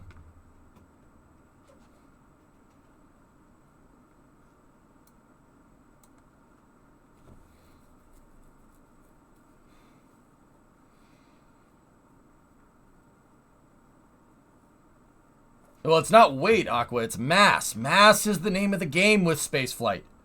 It's not weight. Because remember, we're basically shooting this thing off into space and denying the force of gravity, right? You have to accelerate to a certain speed to get your angular momentum basically to cancel out the downward momentum of gravity, right? Think like if you have a yo-yo on a string and you do this. You swing it around fast enough, right? The outward momentum will counteract the force of gravity, right? I mean, that's my way of explaining it. That's not exactly right. Falling around the Earth is a better way of saying it, but I never liked the falling around the Earth way of saying it. Isn't that... Well, Porta, don't you think it's kind of interesting that protons, electrons, and neutrons, at least in Bohr's model here, end up looking like planets orbiting around a sun? It's kind of ironic because the sun is literally a bunch of that and a bunch of that. I prefer outspeeding gravity. Yep. Flying at the Earth and missing. Yeah, I like saying that you have enough angular momentum to counteract the force of gravity. Because anything that's spinning, right, is going to have an outward acceleration. And if that outward acceleration is basically the same outward acceleration as gravity, you're basically just going to... Once again, that's not the exact right way to say it. Falling around the Earth is probably more technical, but I like the canceling each other out. I think that's a good way of explaining it. But yeah, see how light helium is? How low mass it is compared to nitrogen? It's nitrogen is 4 times as much mass. 4 times as much stuff. Crazy, right? I mean, some of these things down here get nuts. I mean, even look at aluminum or silicon. Pretty complicated.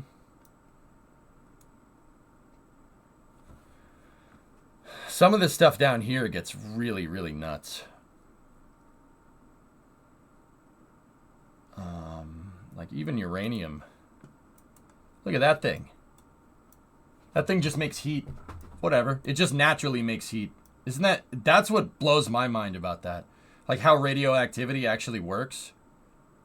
It literally makes heat in the form of radio waves. That's weird. That's very strange to me. But hey, it makes, I mean, yeah, you look at it, it makes sense, I guess. I mean, even plutonium, look at that. The fact that you could take this and change it into that kind of blows my mind. I mean, that's the Manhattan Project. That's what they figured out to do. That's basically what they figured out to do. They figured out that you could take this and make it into that. Pretty crazy, right? Is that why hydrogen leaks all the time? Yeah, it's tiny. It's really, really small. It has an atomic mass of 1. Yeah, it's really, really, really, really, really tiny. And now, Flykin, keep in mind, that's just 1 hydrogen. What SLS and stuff deals with is GH2. So it's 2. Its atomic mass is 2 because it's GH2. It's 2 hydrogen. Hydrogen by itself, from what I understand, is not very stable. Just sitting by itself, it likes to magnetize, so to speak, to other hydrogen. But it's really interesting because now we're talking like chemistry. Forgive me, I'm not a chemist. I'm not going to get this right. I know I'm not going to say it right. Just bear with me. It's weird because 1 hydrogen will clip to another hydrogen, but as soon as another one tries to come in, it'll bounce off. Weird, right? And then it'll go find another hydrogen and combine with that. Yeah, a lot of things don't like to stay as single atoms. That's right. How does an electron know it's time to leave? Equals radioactive decay. Yeah, it's very strange. That's just valence. Yeah, exactly. Yeah, it's been a while since chemistry class, Shaw. I mean, you're the Math Sci guy now. Please, tell us. It's weird, man. Yeah, it's like once 2 hydrogen get together, a third one comes, and they're like, get the hell away from me. Sounded very snarky. That's just no, Shaw. No. I didn't mean that. I didn't mean to say like, oh, you're being a dick. No. I actually mean you know this stuff. You probably know this stuff better than I do. Explain it. Help make the chat better, dude. Because I'm basically elevating you to Matt Sci expert in the chat. That this is a good thing. I'm not being a jerk either. Now, you want to get into something crazier, right? H2 and O2 can combine. That's hydrogen peroxide. But that's when they combine in liquid form. And now, hydrogen by itself won't exist as a liquid unless it's really freaking cold. Oxygen by itself won't exist as a liquid unless it's really cold. But if you combine them, it'll be a liquid at room temperature. Chemistry. All right. Thanks, universe. Very cool, I think.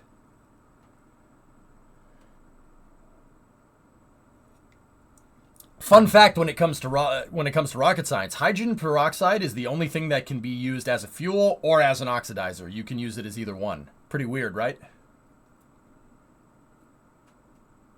Hydrogen peroxide. There's been hydrogen peroxide fueled rockets. Yeah, of course. Jackal, you can use H2O2 as oxidizer or as a liquid fuel. You can't use it as both, though. Because, yeah. The thing is that you guys want to, like with rocket propellants, you want to find something that will atomize. They'll stick, right? So like how those 2 hydrogens stick together. If you take hydrogen and you turn it into gaseous hydrogen, you atomize it, and then like basically go from liquid to gas. And you take oxidizer, turn it to liquid to gas. Gaseous oxygen and gaseous hydrogen hitting each other, they stick. And they really like to explode after that. Yeah. What's going on with KSP? Any updates? There will be a science update sometime in the future, QF7, but yeah, the developers chose to not update the game as much because they were worried about making more bugs than there were already in the game. So right now they're focusing on fixing all the bugs in the game, not necessarily, and then moving to introducing new features. They're not focusing on necessarily fixing bugs in the game. They want to introduce all the features and then fix all the bugs, which I'll admit, as much as that's not what we want to hear, that's actually a pretty smart way of doing things. You don't want to get the game nice and stable, introduce another thing, and then it breaks all those things that you just spent time making stable, right? It's like, it would be like building out the first floor on a house, right? Say you're building a house, right? You build your foundation, right? But you only build like half of your foundation. And then you start building the first floor on top of it, right? And then you make a change to the foundation, so you have to go change the first floor. No. You build the foundation first, you get the foundation, you start building, right? You don't want to have to basically go back and make it more solid, because you're adding more things to the house. Say that foundation that you built doesn't... That first analogy kind of sucked. Just erase that. Say you have a foundation, and the foundation is built for a 2-story house, and then you want to add a 3rd story, right? Now you have to go and reinforce the foundation even more, because now you have 3 stories instead of 2, right? What they're trying to do is basically build it out open so they can start adding all the components in, right? Like... they're building the foundation. They're building parts of the first floor. They're building parts of the second floor, but they're not like stacked on top of each other. Say that you have a build site and you're building out the foundation and you're building the first floor, and then you take the first floor and attach it when it's done, right? You're building out everything in parallel, and then they'll bug fix the game. Like that, once again, that makes it a little bit tough on the end user, I would say, because the game is pretty much going to be buggy for a little while, but you know what, man? 2 things. The developers give a frick. I know that they care, right? I know that they care, and I know they want to see this this project through to the end. And the second part of that is they have enough money to see it through to the end. That's probably the most important. Just keep that in mind. Hang on, it's getting a little toasty in here. I'm just going to turn on the vents.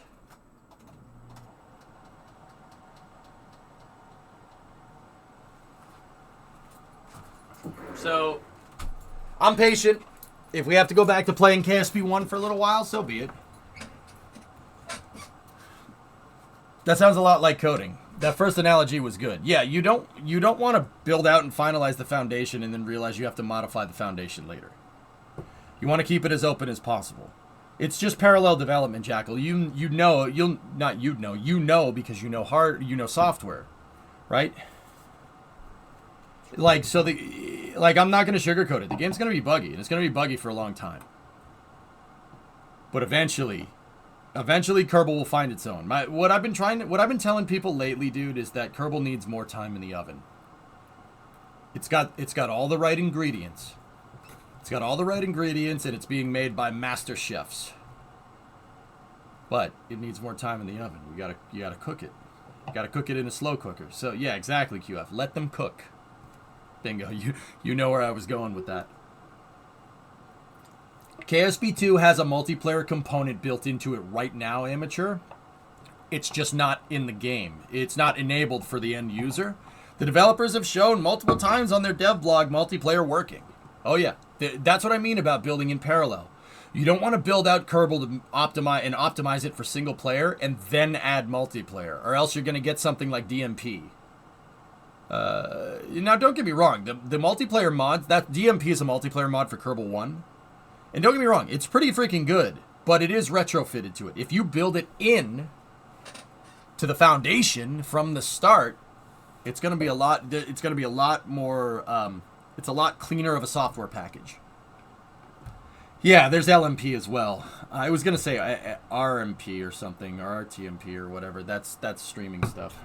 You got to let them cook. But yeah, you don't have to worry about them developers.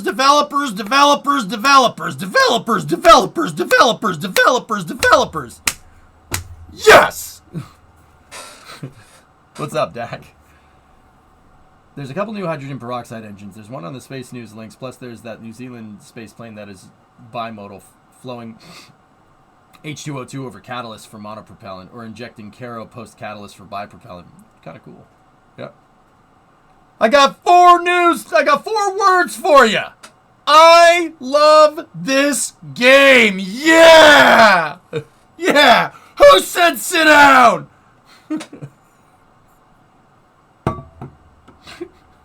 There's hype, and then there's Steve Ballmer. Okay?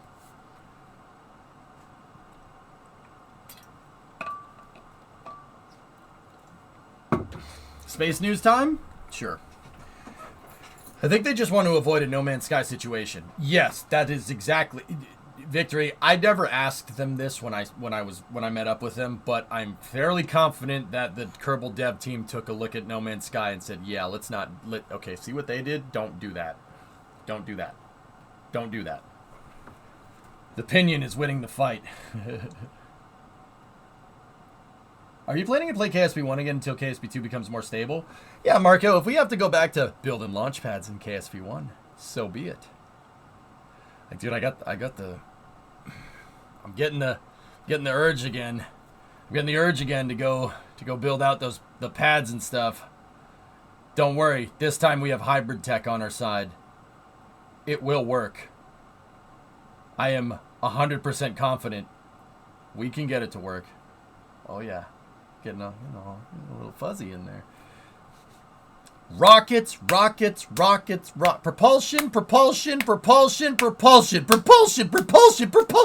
Yes!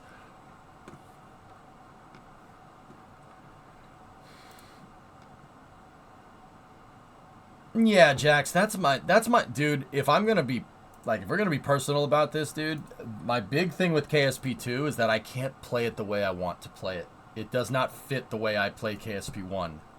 And don't get me wrong, we can retool it. I can retool and we can just do the challenges and stuff, but I'll be honest, the challenges don't challenge me at all.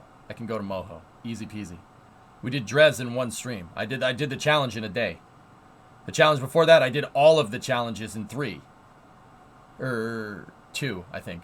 That's like 3 weeks ago. New Condor pad? I wanted to, maybe we could make a pad for MLV.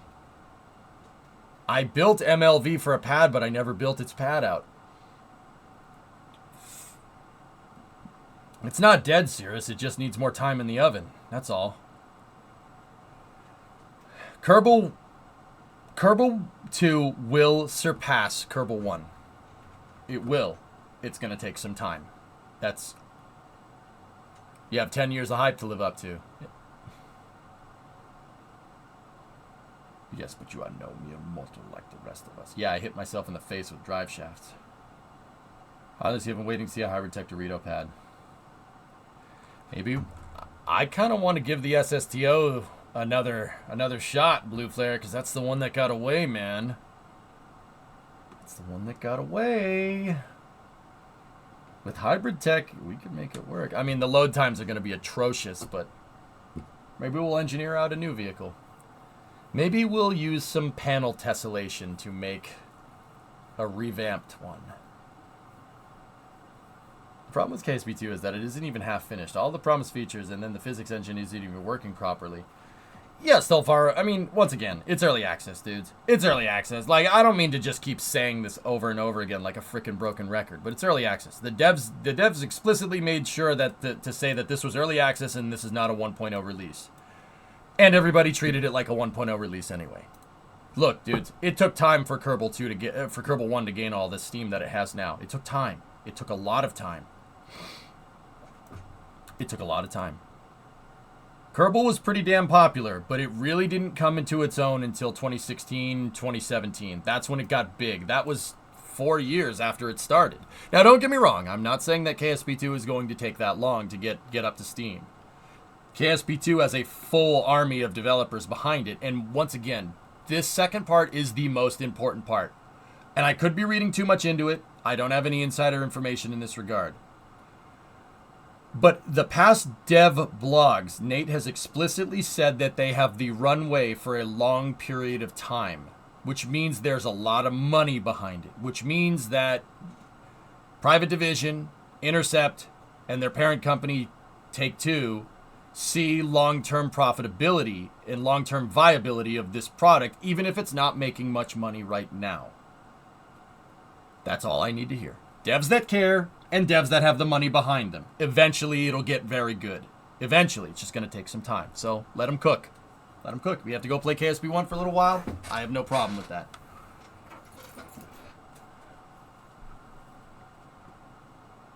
Shake it before you bake it.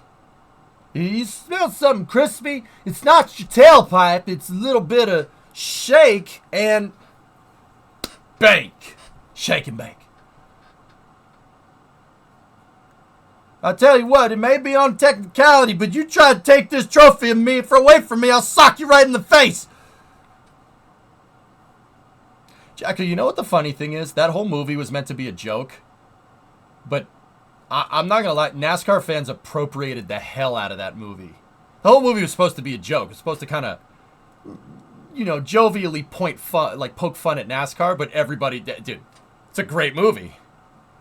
It's like one of my favorite movies, dude. It's like right up there with Days of Thunder. What a great flick. The John C. Reilly impression needs a little work. Dude, it's... yeah. Yeah, you're not wrong. Oh, come on, man. We were doing really good there. Why do you want to listen to the stereo when the television's on? Oh, because I like to party. I like to picture my Jesus in a tuxedo t-shirt. Because it says, you know, I want to be formal, but I'm here to party. Because I like to party. I like my Jesus to party too.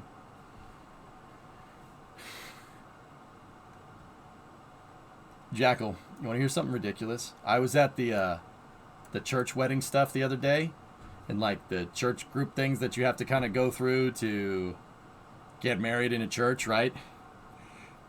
They straight up, when they were talking about prayer, like, don't get me wrong, guys, I'm not trying to push any religion on anybody. Just, it's funny. Trust me on this.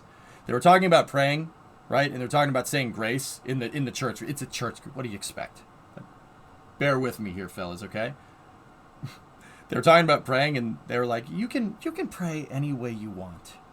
You can even pray like Ricky Bobby, and if you want your Jesus to be baby Jesus, well, that's okay too. I crap you not. The religious retreat thing made a Talladega Nights reference. And that's when I went, look, I like the baby version better, okay? You know, when you pray, you can say bearded Jesus or teenage Jesus or whatever. I like the baby version. All right, Chip? I'm not, yeah, Raptor Jesus, bearded Jesus, spaghetti Jesus, you whatever you want. I like the baby version better. Dude, I'm not even kidding. I'm not, like, don't get me wrong, guys. I don't mention religion often, but I was kind of sitting there going, and then the person that, like, leading the church thing was like, you can even be like Ricky Bobby and pray to baby Jesus. And I went, what the frick? What? Go for Raptor Jesus? Raptor Jesus is all right. Raptor Jesus is all right. But Raptor Jesus did sacrifice himself to the T-Rex so the humans could get away. I saw Jurassic Park, man. Yeah, Dak, it was very weird.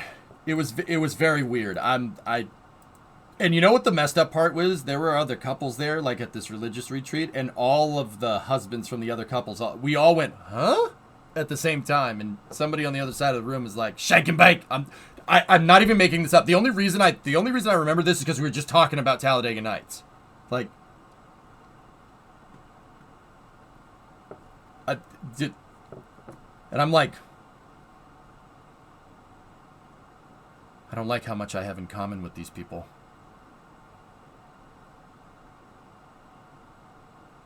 They knew how to market for, yeah, I know. That's the scary part. That's the scary part. It was very weird.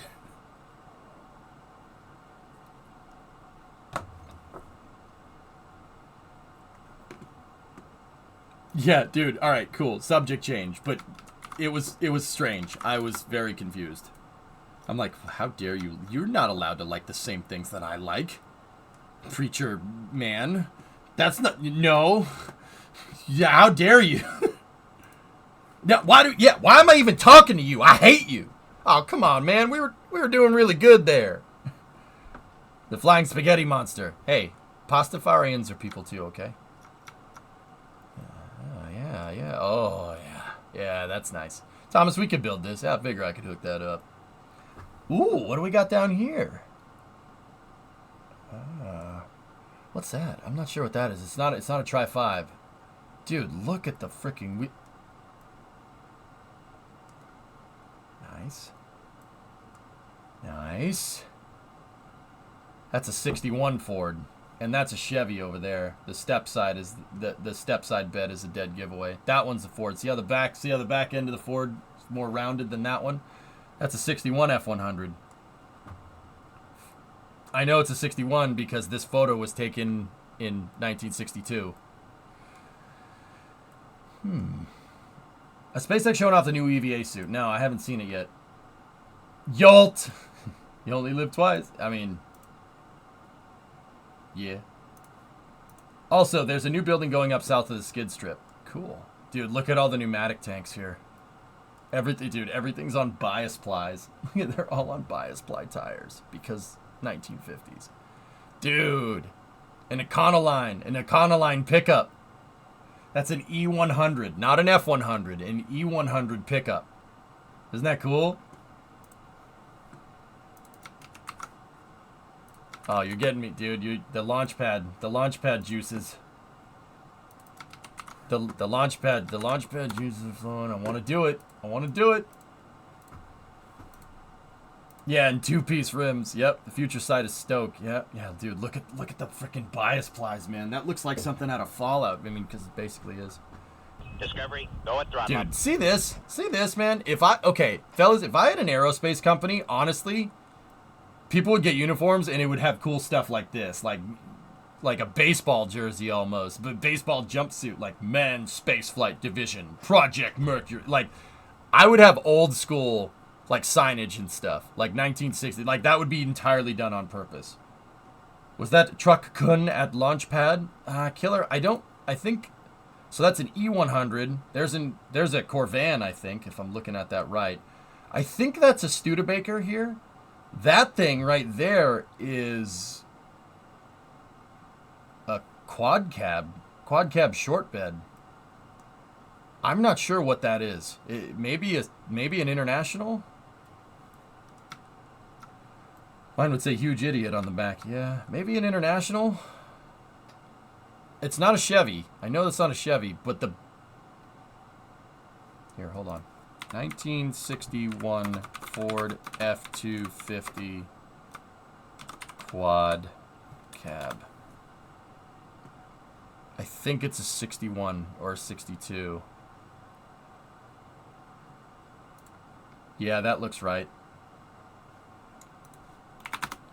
They didn't make many quad cabs back in the day, but they are around. Yeah, see, there it is. Yeah, that looks right. Resending the VO update. I have it, dude. It's right there. I have it teed up. And I think I don't have Michael's teed up, but yeah, here. Ready?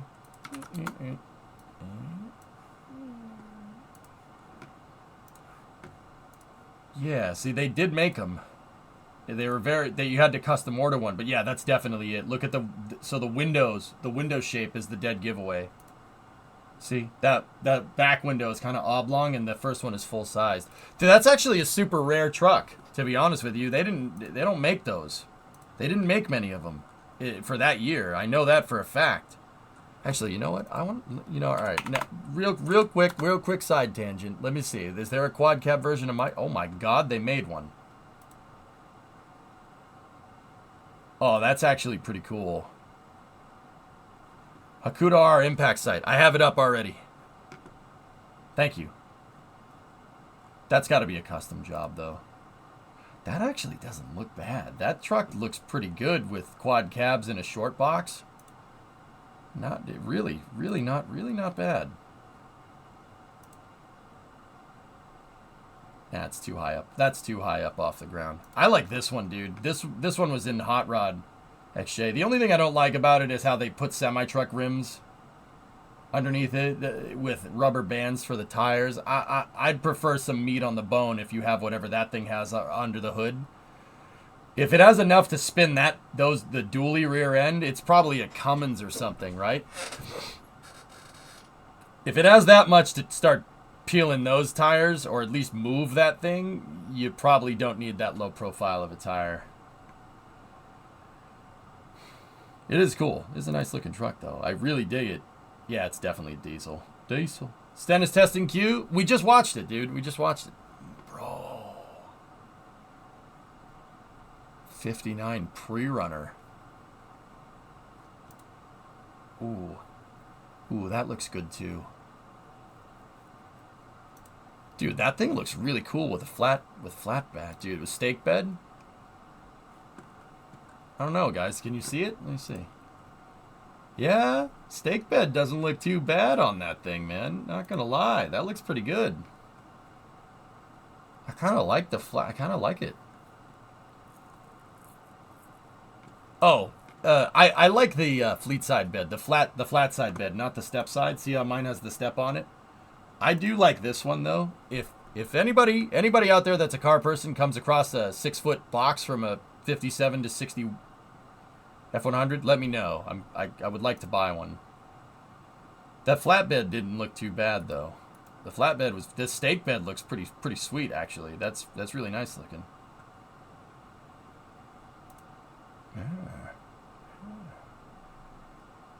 I like the step sides on yours. It's distinct. Yeah, but I think it looks better with the box. But yeah, it is super classy. Yeah, step sides are cool, man.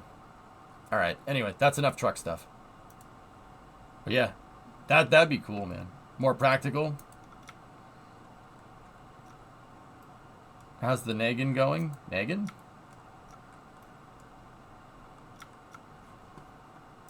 Panta, you find one?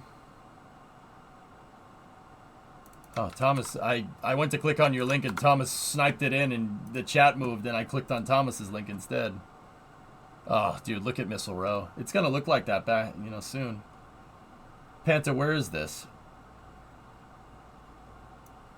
Oh, it's in California.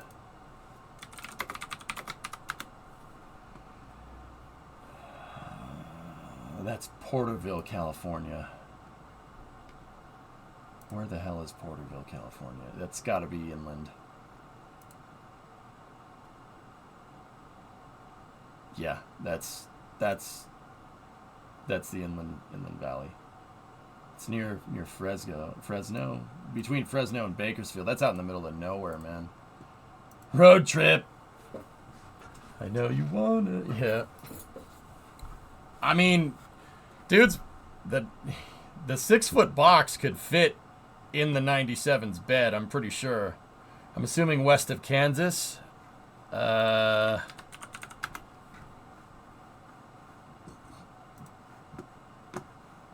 me one moment. I lost the mouse cursor.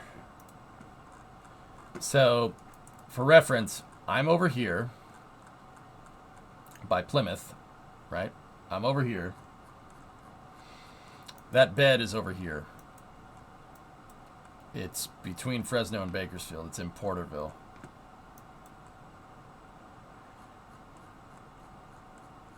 That is literally as far as Route 154. So here we'll just do a little.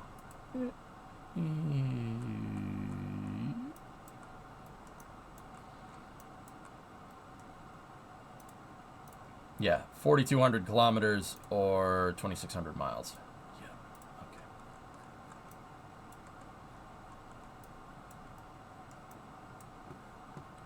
Victory, I live less than an hour from you. What do you mean? Okay. Schlatt, what happened to this starship? Well, you said you weren't going to use it, so I did.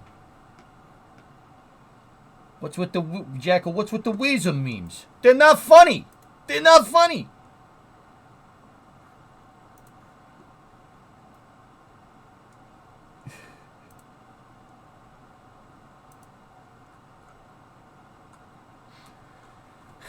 You guys want to know how ridiculous? Just on a side note, we'll jump into spacesuits. Let's flip it back over to rockets. And back, how'd it go with the seal?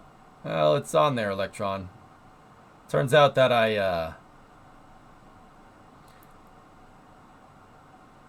I'm too stupid because I've never done a pinion seal before. I was too stupid to realize that you have to take the other seal off to put the new one on. I thought there's like a a dust cover for that seal, and I thought the dust cover was the seal. It was just an old school seal. So I took the dust cover off and put the seal in its place, so I had a seal butted up against another seal. And guess what? It leaked. So we had to take all that apart, you know. No, LMC doesn't have those types of beds, Panta. So I YouTube how to do it. Chat noticed it, and I noticed it too. So just doing that one simple U-joint turned into redoing the entire pinion seal. But now the diff doesn't leak, but we should flush it because there was a lot of dirt in there. Yeah, from over the years, there's a lot of dirt. It was the original pinion seal. I'm pretty damn sure. So yeah, we should probably redo that. Yeah, I'm not sure I hit the pinion with the right amount of preload though. I might go back and fix it because yeah, I don't think we hit it with the right amount of preload. And guys, when I was driving it around, I'll admit it seemed a little bit sluggish. If that makes sense, like it wasn't creeping. Like I put it in drive and it didn't move. You had to get on the gas to get it to move. Almost like a brake was on, and no, the e-brake was not on. So I just kind of hope that that's not the drive shaft binding. Yeah. The truck hit back. I also dropped the drive shaft electron and it hit me in the face. Yeah, I got a nice bruise right there. And I know, like, not to get under it when you're putting it in. I was rotating it, right? I was rotating it to get it right on the pinion, and it rolled out of my hand and hit me off the head. Yeah, that hurts. What are your thoughts on Raptor 3 performance? It's insane, Liam. SpaceX, if SpaceX is going to be remembered for anything in the future, dude, it's going to be their propulsion research, to be honest with you. That really is what makes SpaceX so good. That is why SpaceX is as good as they are. Their propulsion research is really, really good, actually. That sounds more like low fluid still. Okay, cool. So yeah, Electron, we'll I have gear oil. I have enough to refill it because I thought I would need to do it at some point, and when I always walk through the auto store when I'm there, just because I know I'm going to remember something like that. So yeah, I always walk through the automotive store, and one of those times in the past like week and a half, I walked through the automotive store and I'm like, you know, that diff has been leaking a lot of oil. We should probably flush it. So I bought a bunch of gear oil. I have it. Put a cold beer on that forehead. It's a little too early to do that, Pie, but yeah. I meant fluid in the transmission, but check the diff too. Okay. Yeah, we can do all that. No problem. I bought plenty of transmission fluid too. So yeah, we'll do all that, and yeah. Eliminating possibilities. Once again, I'm just trying to get the truck, first and foremost, we get it mechanically 100%. 100% mechanical. Like, everything that moves on that truck, I need to be in immaculate condition. And then I'll worry about finishing up the interior, you know. Hey, it's 1700 somewhere. Yep. No, we might have a day with launch pads and Kerbal and stuff here. Well, not might. You guys are Thomas is just linking all these damn pictures of launch pads. I can't freaking do it now. Anyway, let's get into some space news here. So, this is coming from Ursa Major. Ursa Major is a propellant provider, propulsion provider, not propellant. Introducing Draper, a storable liquid engine in development under AFRL contract, Air Force Research Laboratory. A little bit of a back end here on AFRL for the people that don't know. The Air Force Research Laboratory is basically DARPA for advanced propulsion systems. Air Force Research Laboratory is, for instance, I'll give you an example of an AFRL contract. AFRL in the early 2000s worked on, the Air Force Research Laboratory worked on a project called Fast Track. And Fast Track is what was a program to research low-cost power heads for Carolox engines. Fast Track, later, the research from Fast Track was used, combined with a TRW pintle injector to make the Merlin 1D. Tom Mueller used the Fast Track program from the Air Force Research Laboratory to create the Merlin. Merlin engine. So Falcon 9's engines are the result of an Air Force Research Laboratory contract. Raptor is also the result of an AFRL contract as well.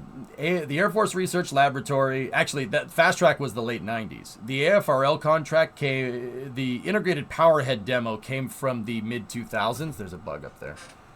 It came from the mid-2000s. And the integrated powerhead demo was a rocket with a turbo pump that used hydrostatic bearings, basically flowing the propellant through the turbine, basically almost submerging the entire turbo shaft in the propellant that it's pumping through. Basically gave it fluid bearings or hydrostatic bearings, right? And those hydrostatic bearings allowed the integrated powerhead demo to spin to like 70,000 RPM, which is absurd even for a rocket engine. And the integrated powerhead demo actually found its way into 2 engines that will be flying soon. Some of them have already flown. Raptor, SpaceX's Raptor, so that's already flown. And the BE-4, believe it or not, the BE-4 and the Raptor actually share some of the same lineage. Yeah, they're distant cousins. Weird, right? All right, so AFRL does a lot of really cool propulsion research. Let's see. So, Ursa Major is excited to introduce Draper, a revolutionary new engine designed for hypersonic defense, in-space propulsion, and rapid launch. Okay. Draper is a 4,000-pound...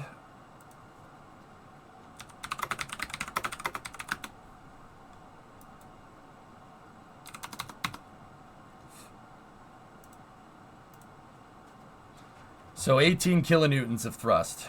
It's an 18 kilonewton thrust closed catalyst cycle engine that uses storable hydrogen peroxide kerosene propellant. Aqualex was telling me about this earlier, making it ideal for vehicles that need to launch on demand. So hydrogen peroxide kerosene, so storable at room temperature propellants. So that means, so it's closed catalyst.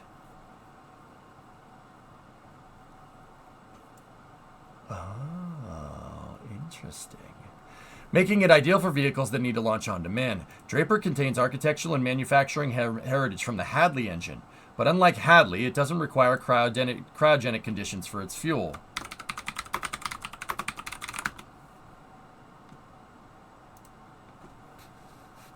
The Hadley is a 22 kilonewton, 5,000 pound Carolox oxidizer-rich stage combustion cycle engine that was developed by Ursa Major. Started development in 2015 and prototypes were tested in 2018. Initially, customers of the Hadley engine included Stratolaunch Systems, which has announced they will use the Hadley engines on their Talon A hypersonic test vehicle. There's more on Stratolaunch in a little bit.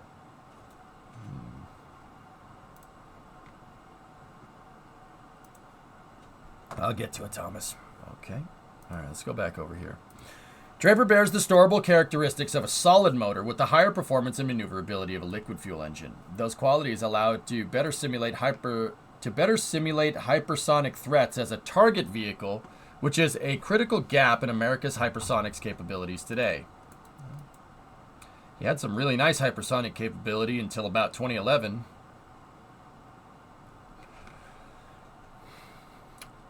I'm not bitter at all. Solid rocket motors have traditionally powered the vehicles used for testing missile defense systems, but they cannot change thrust in real time to actively throttle and respond to changing conditions. With adversarial hypersonic weapons becoming increasingly complex and erratic, liquid rocket engines provide active throttle control and throttle range, giving them the maneuverability and flexibility needed for hypersonic defense. I don't know, you sound bitter. Yeah, okay, maybe a little bit. If they use the shuttle as a target drone, you'd poop bricks. I mean, small mini shuttles being used as hypersonic drones, Hellfish, I wouldn't have a problem with. Little mini shuttles, like the wind tunnel model sized. Yeah, Anglex, we'll get into it. Okay, so advantages of a closed cycle hydrogen peroxide engine. Engine cycle maximizes performance and draws on the testing heritage of the Hadley motor. Can be stored at room temperature to support on-demand launch. High propellant density fits more capability into space-constrained hypersonic vehicles. Hydrogen peroxide is a green storable propellant. Oh, green storable. Green propellant. Okay. Yeah. Hey, how did you make that? With a factory that uses oil. Oh, funny how that works. which improves safety and reduces risk of environmental harm compared to the toxicity of traditional hydrazine systems. Auto ignition supports many restarts without a dedicated igniter. Yep, the catalyst. The catalyst will give you ignition. Hydrogen peroxide can be used for attitude control systems, ACS limiting the need for additional ACS propellants. That's actually really useful. Yeah, that's really good.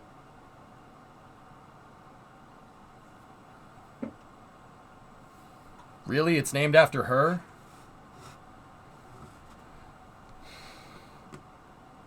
I mean, she was pretty cool. I like Bobby. MCRN for life. Stupid belter scum. AFRL is funding Draper's development under the newly announced contract. Ursa Major will build and test a prototype of Draper, build a fourth Draper-specific test stand in Colorado, new headquarters, and further develop the 200,000-pound thrust Arroway engine. Arroway debuted in 2022 and is one of the few commercially engines available that, when clustered together, can displace the Russian-made RD-180 and RD-181, which are no longer available to U.S. companies. Yeah, in this context, I mean green. Yeah, meaning that being near the propellants won't kill you. Yeah, it's green has become a little bit of a blanket term nowadays, but hey, whatever. Like Ursa Major's other engine programs, Draper is named after a female character in science fiction, Bobby Draper from the sci-fi network Amazon Prime original series, The Expanse. Yeah, Bobby was cool. So, engines. Engines are everything you need to know. Yeah, yes. I would like to know more. So, it's hydrogen peroxide kerosene with a catalyst. Interesting. Interesting. You know what this would be really good for? A lunar lander engine. Actually, yeah. This would be even better for a interplanetary tug. So something that, like a space truck that's designed to go between the Earth and the Moon, this would be really good. One, because it's hydrogen peroxide. You can refuel your oxidizer up there. Yeah, I mean, you'd have to bring the kerosene a little bit later, but... So it's a modern ME-163.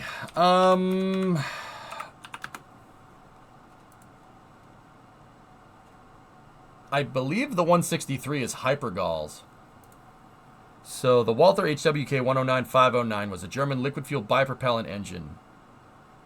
I could be wrong, Hellfish. I probably am. Let's see. It uses T-Stoff.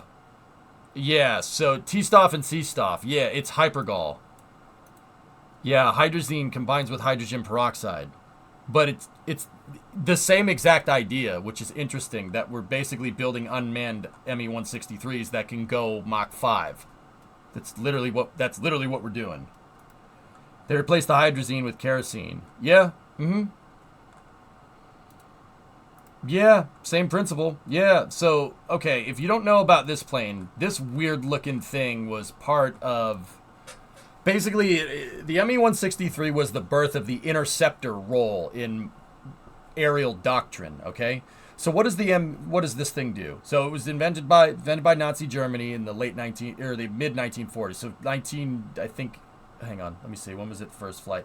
41, introduction in 44. So it didn't really, when it came in late into the war. The thing about the ME-163 is that what it's designed to do is basically it's designed to carry enough. It has big cannons on it, big 20 millimeter cannons, if I'm remembering right. I probably got that wrong because it's been a little bit. Let me go down to armament.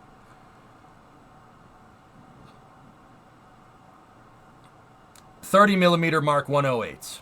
That's yeah, okay, the 30 millimeter. So this thing has two big honking cannons on it, and it does have 151-20. Okay, cool. It does have 20 mil. It has 20 mil and 30 mil.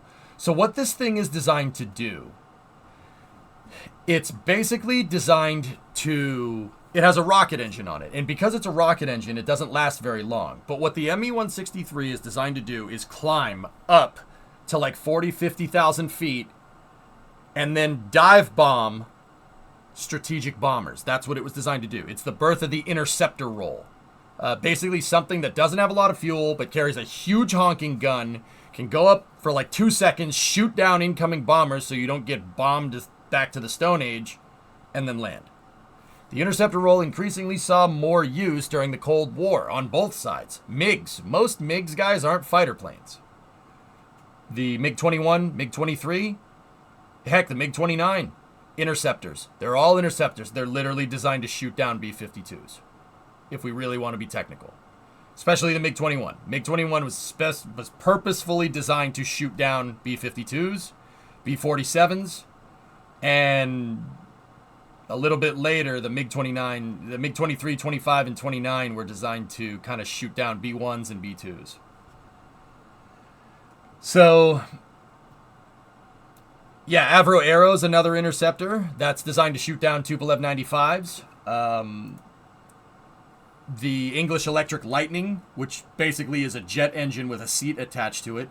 The F-104 Starfighter, which is literally one of the craziest planes to fly around. We figured that out when we built it Wings Wednesday a couple weeks ago. I got it, Novus, thank you.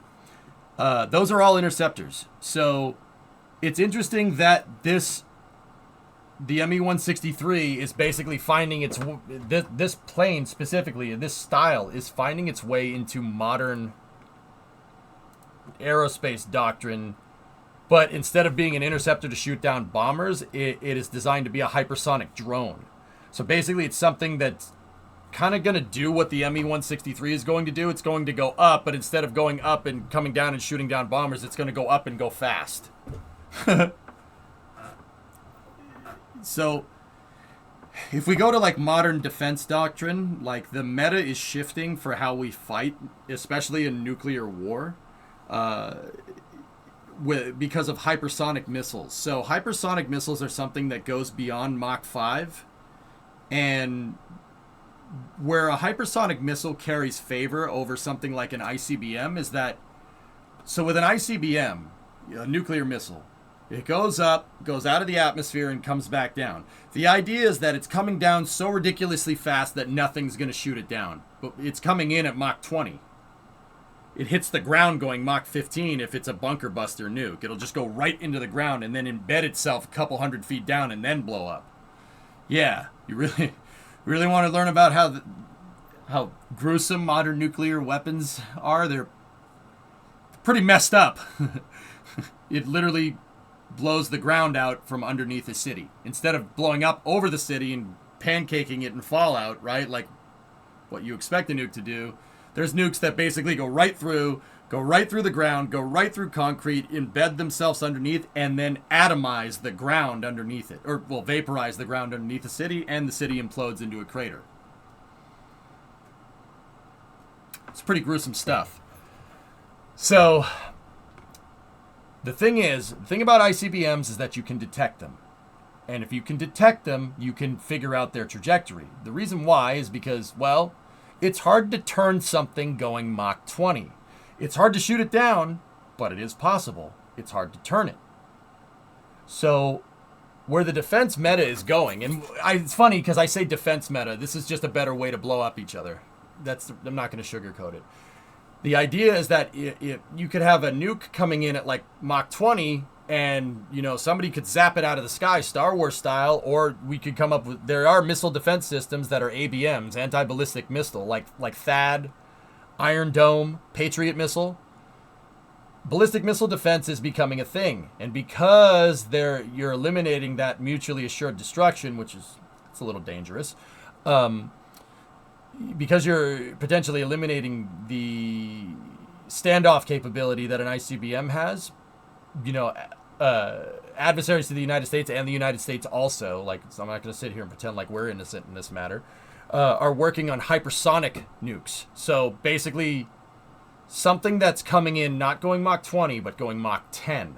Now don't get me wrong, it'll be easier to shoot it down because it's not going as fast, but you got to remember, Mach 10, it can just, a hypersonic glider like the space shuttle, it can just do S-turns and it can dodge stuff. Easy clap, dodge, and then if it can dodge your incoming missiles, if it can literally just maneuver around them, it'll keep going to its destination. So hypersonics are really becoming a hard defense, just like ICBMs were becoming a hard, like part of hard defense doctrine in the 60s. Hypersonics are a thing now, which is kind of interesting. How fast can you turn at Mach 10 though? You'd be surprised, STX. The space shuttle with its big freaking wings can turn pretty dang well going Mach 25. So can the X-37. The X-37 actually...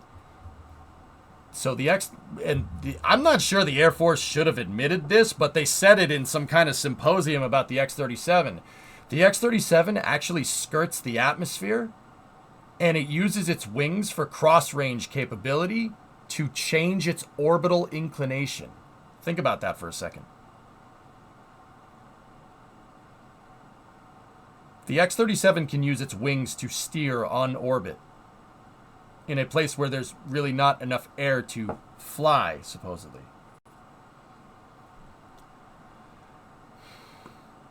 Useless since we all have UFOs. I mean, hypersonics can almost do some of the stuff USAF that you see those weird UFO videos. Those UFO videos that people see, where the Air Force pilot's like, I have no idea what this is. I've been flying planes for 27 years. I don't know what that is. They probably saw some kind of hypersonic missile or something. Yeah, they can do some pretty insane stuff, dudes.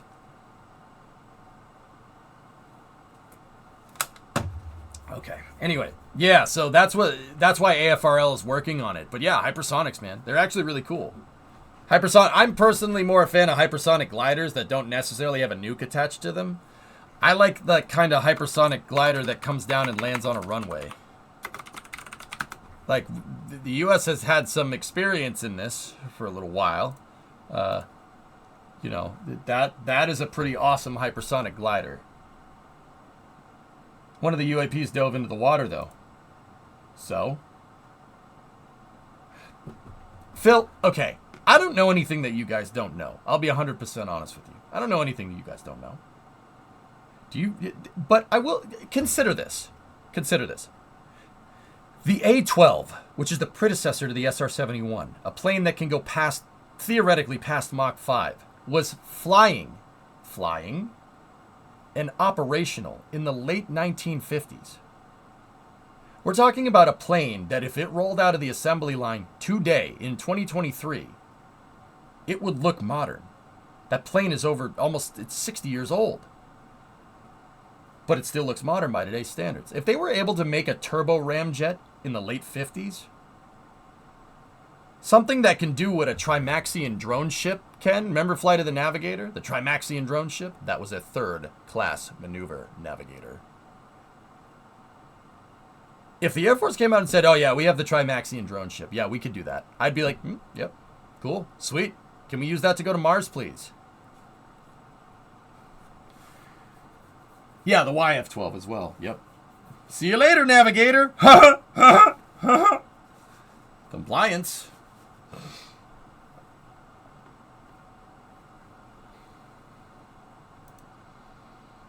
Yeah, that's funny. Yeah, Aqualex, that's right. Yeah, I heard about that, dude. I heard about the Russians were like, we destroyed Patriot missile battery, and the Americans and the Ukrainians were like, no, you didn't.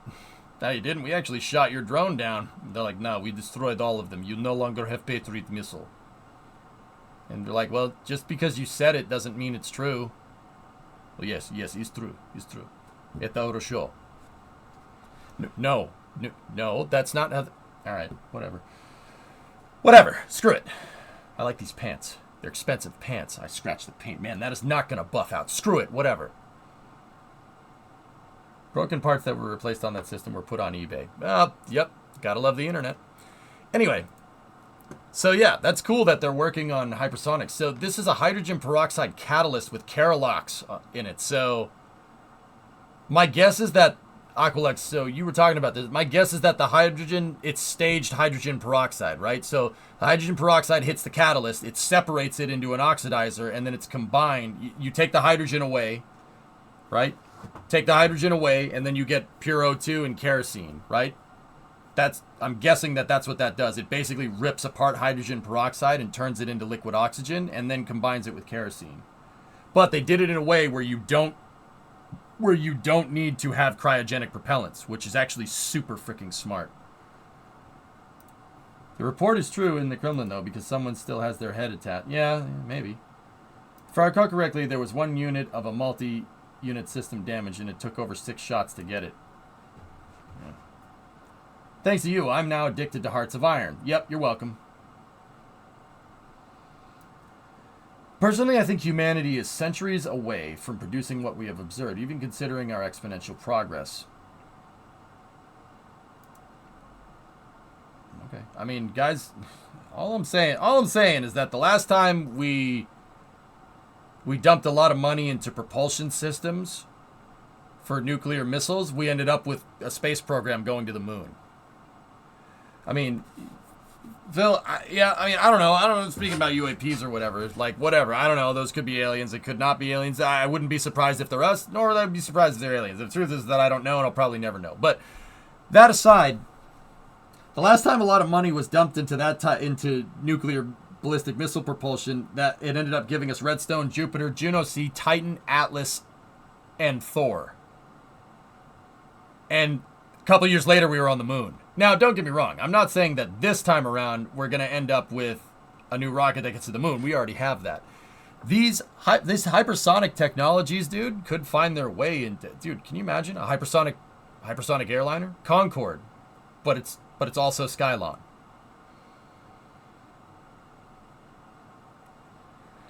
If I had to guess, for more profits, because you know how much those defense industries love them profits, for more profits, we could probably, dude, I wouldn't be surprised if there was some crossover here into a hypersonic airliner. You want an airliner that goes Mach 5? You want to get to Tokyo in 3 hours instead of 14? Just saying. Just saying. Clearly there's a market for hypersonics because of boom supersonic and what NASA's doing with the X-59, like, clearly there's a market for this. So, yeah, interesting. And defense spending and defense research usually finds its way into commercial markets eventually. That's why we have airliners with jet engines in them. Yep, that's right, Bandit Quest. Can you imagine hypersonic quests? So something that goes Mach 5 that makes no sonic boom, that can carry 100 people? Just saying. With room temperature storable propellants? Just saying that there's an app. I'm not going to sit here and say like there isn't an application for that. Is there a boom associated with a hypersonic vehicle? Does Falcon 9 make a sonic boom when it comes back down, Hammer Nails? Does the shuttle? Yeah, absolutely. NASA's trying to fix that technology by making a plane that's literally shaped like a duck-billed platypus. You think I'm kidding? The X-59, it's actually a Skunkworks plane. Skunkworks is working on it right now. You want to see it? You want to see it? It is a very strange-looking aircraft. Here, take a look. Literally, platypus.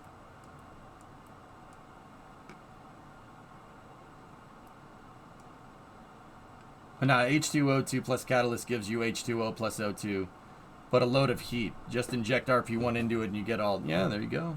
Cool. You get extra normal exhaust and higher pressure would increase your exhaust mass. Less efficient, but it's likely going into low gear. Great for a first stage. Yep. Like I said, it looks like a platypus. Lava Eagle, we're talking about the Draper engine from Ursa Major. That's what sparked this whole conversation. See? So this thing basically, that duck-billed nose is basically designed to, I'm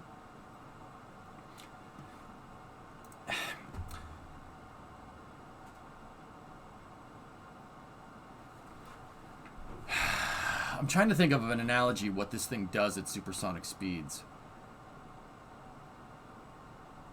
So think about it like this, okay? If breaking the sound barrier is akin to taking a needle and popping a balloon, so if you have like something pointy like an aircraft's nose cone and you push it into the balloon, it pops, right? What this thing is designed to do, that nose is shaped in a very certain, it is in such a certain way that if you push that into the balloon, it actually doesn't pop the balloon, but it just kind of goes through it. Think like if you're drawing blood, it doesn't pop the balloon, it just kind of goes through it. They found that NASA supposedly has figured out a way to pierce the sound barrier in a way that doesn't pop the balloon, if that makes any sense. I mean, don't get me wrong, guys. Like, if anybody here is watching this and they know a little bit about supersonics, I know it's not about that. What the nose cone is really designed to do is designed to break up the boundary layer, to make the boundary layer a bunch of smaller boundary layers instead of one big one. I understand. I know the supersonics better than the average person. I'm not an aerodynamicist by any means, but yeah, think like if you have it's a certain shape that if you have a balloon here and you tried to pop it, it would just go into the balloon and it wouldn't pop. That's what they're trying to do. Did you know that aircraft has a lot of F-16 parts on it? Well, they made a lot of F-16 signer to use off-the-shelf components. That's what works.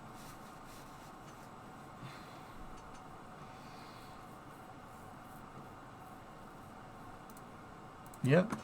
Pretty cool, man. Pretty cool stuff in the world of aerospace. All right, what else do we got here? So, this is coming from Andrew Jones.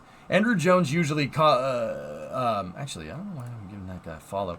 Andrew Jones usually follows like what China's space program is doing. But the Lunar Reconnaissance Orbiter, a lot of people ask me after the Hakuto R mission, which was a Japanese commercial mission. It was a Japanese commercial mission to land on the moon. Hakuto R was launched on a Falcon 9 and entered a ballistic lunar trajectory. And unfortunately, it looked like there was some slew on the vehicle right before it went into land, and it did crash on the moon. The mission did fail, which really does suck. But a lot of people ask me, are they going to be able to see the landing site? Are they, when is the Lunar Reconnaissance Orbiter going to get to it? And I said it might take a week, it might take a couple of months. It depends on where it is.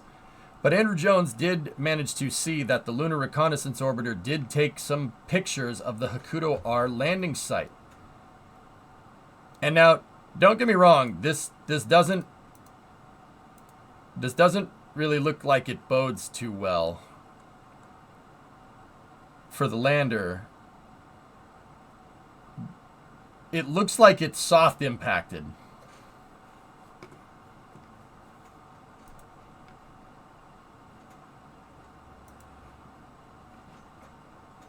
They're the same picture. Nice, O-Force. Yeah, so it looks like it's soft impacted. You could see that the lander is clearly there's still a big sub-assembly of the lander. It looks like the engine stopped a little bit too early and it ended up impacting into the ground.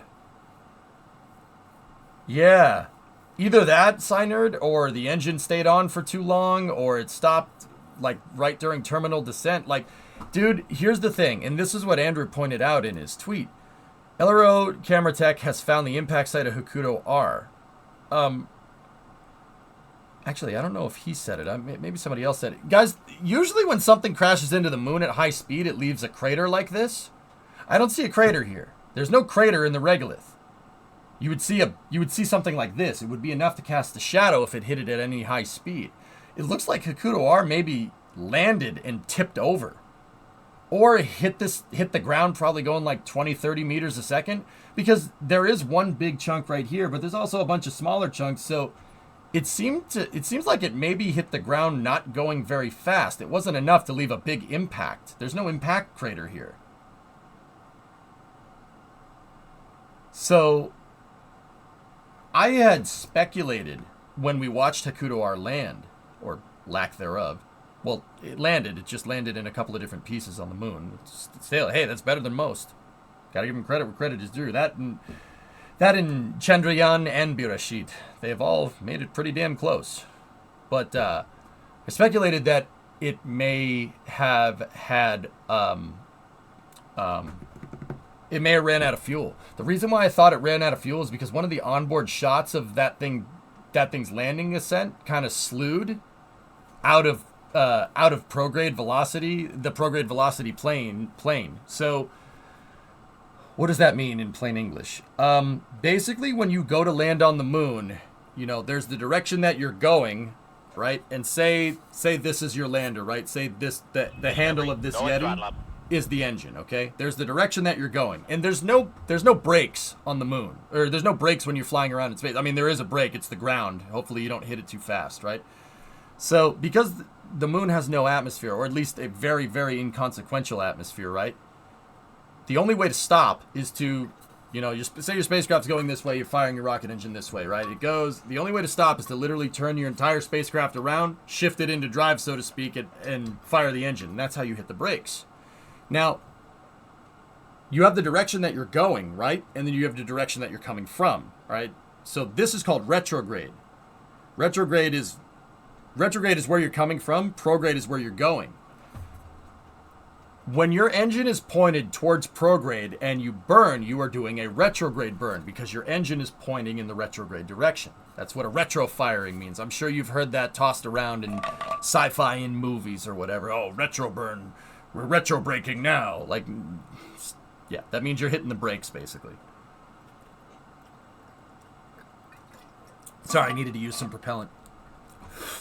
So, the thing about this is that if your rocket, basically with rockets, you got to slow down enough. You got to slow down. Basically, you have to be able to decelerate to a certain speed that basically is 0 when you're right above the ground, so you just land, like what they did during Apollo. Right? You only have enough fuel. So say your lunar velocity, your lunar orbit is 1,000 meters a second. I think it's actually like 1,600 or something, but it doesn't matter. Say it's 1,000 around the planet that you're orbiting around, and you want to land on the planet. Well, you're going to need at least 1,000 meters a second change in velocity, right? You need to be able to decelerate by 1,000.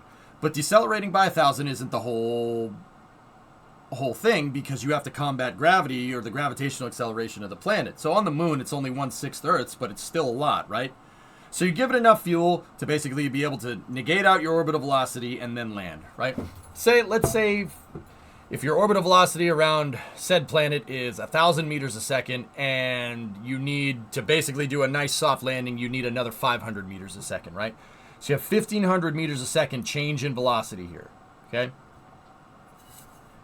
Your rocket is 1,500, you need 1,500 to land on the moon. You most likely are going to want to overestimate that a little bit, so let's give it 1,600, okay? Now, in a theoretical perfect scenario, right, you should land down on the moon with maybe a couple seconds left of burn time. So not a lot of delta V left, not a lot of change in velocity left, so not a lot of fuel, right? Because you want to land down on the fuel, you want to land down on the planet using with the least amount of fuel left over. Pretty straightforward stuff, right? But you don't want to have the exact amount because you might run out and bounce off the ground, in which case mission fails, right? What we saw Hakuto R do, okay? What I saw it do from one of its onboards was this. So say it's trying to land over here. I saw it do this.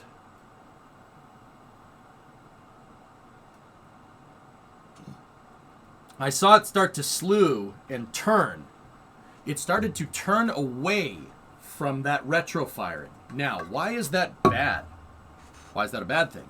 Well, okay, here's the thing. Space is in 3 dimensions, right? So there's not just where you're going and where you're coming from. Cotton Eye Joe. There's other burns. So prograde is where you're going. Retrograde is where you're coming from. There are 4 other directions that you can burn.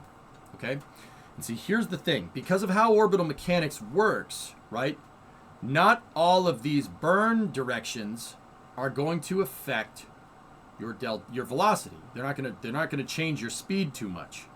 For instance, if you're going this way and you turn your rocket engine 90 degrees to prograde, you're burning radial in.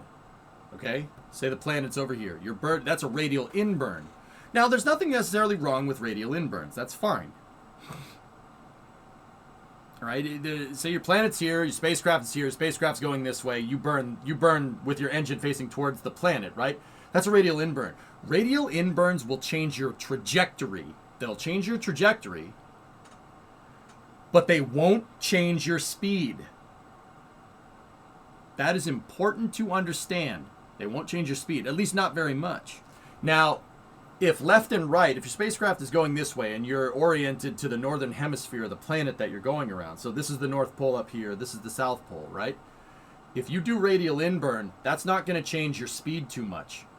The other one basically burning up and down, that is called coplanar normal and anti-normal. Normal and anti-normal will change the tilt of your orbit. So say we're following this imaginary planet's equator, okay? And we tilt the engine this way. That's going to tilt our orbit down relative to the equator. So our orbital tilt's going to go down. That also affects trajectory, but not necessarily your orbital velocity. Okay? Now, why do I bring this up? What does that have to do with Hakuto? What does that have to do with the slewing? Well, Hakuto is a very small lander. It doesn't have a lot of extra fuel left over. Remember what I told you. The lander probably has just enough and a little bit more to land, to basically negate out its orbital velocity and then counteract the moon's gravity to do a nice soft landing. We saw the thing slew. It started to burn radial in. Now, not only is radial in going to screw up its trajectory, it's also going to burn fuel. You're changing your trajectory and not your speed. And if Hakuto R only had enough velocity to basically negate out the speed in the direction that it was going and then land, doing a radial in burn or a coplanar normal or anti-normal burn is going to end up burning a lot of fuel and not slowing yourself down. You're just changing the direction. And that would mean, that slewing would mean that it does not have enough fuel. You would end up using all your fuel to change your trajectory instead of slowing down. Right? That means that it would have ran out of fuel basically somewhere near the surface, because that little slew, even if it was for a second and the computer corrected and moved it back, that little bit of velocity that you didn't negate out because you were changing your trajectory instead of changing your speed would mean that it would run out of fuel and soft land. And that seems to be the case here. I don't see an impact crater. You'd see a huge impact crater and you'd see a lot of ejecta going out in all different directions if the thing impacted the moon at a significant speed. I think this thing ran out of fuel probably maybe like 50 feet above the surface, if I had to guess, judging by what I'm seeing here. It looks like it just kind of, like, basically like it bellied itself onto the runway, and then when it hit going a little bit too fast, it just kind of broke it up into a couple of different pieces. But there's no explosion here. There was no explosion, meaning the pressure vessels didn't explode. You know, every rocket has a pressurized fuel tank, and it'll pop like a balloon if it hits something too hard. Look at the Falcon 9 landings on the drone ships. The early Falcon 9 landings. The thing blows up like a party balloon. It blows up like a piñata, right? So you would see if the tanks had blown on Hakuto R, you'd had a catastrophic loss of your pressure vessel, right? You'd see a bunch of ejecta in all different directions, and there would be a huge impact crater on the moon. But that's not necessarily what we see here. We see a nice big piece of something right there, and then another decently bigger piece here, and then a couple of pieces over here, and then maybe a couple pieces over here. Now, I'm not sure exactly what the scale... that's 50 meters. Yeah, see? See, here's the thing. On the moon, because there's less gravity, if there was an explosion, stuff would have shot a lot further than 50, 100 meters away. It would be thousands of meters away, because an explosion is an imparted force on whatever's left of the pressure vessel, would blow it up in all directions. There'd be a huge impact crater here. I honestly think Hakuto R ran out of fuel right above the surface and just kind of crashed into the surface, going really, really slow. And it was just enough to kind of break the thing up into a couple of pieces, but it didn't explode.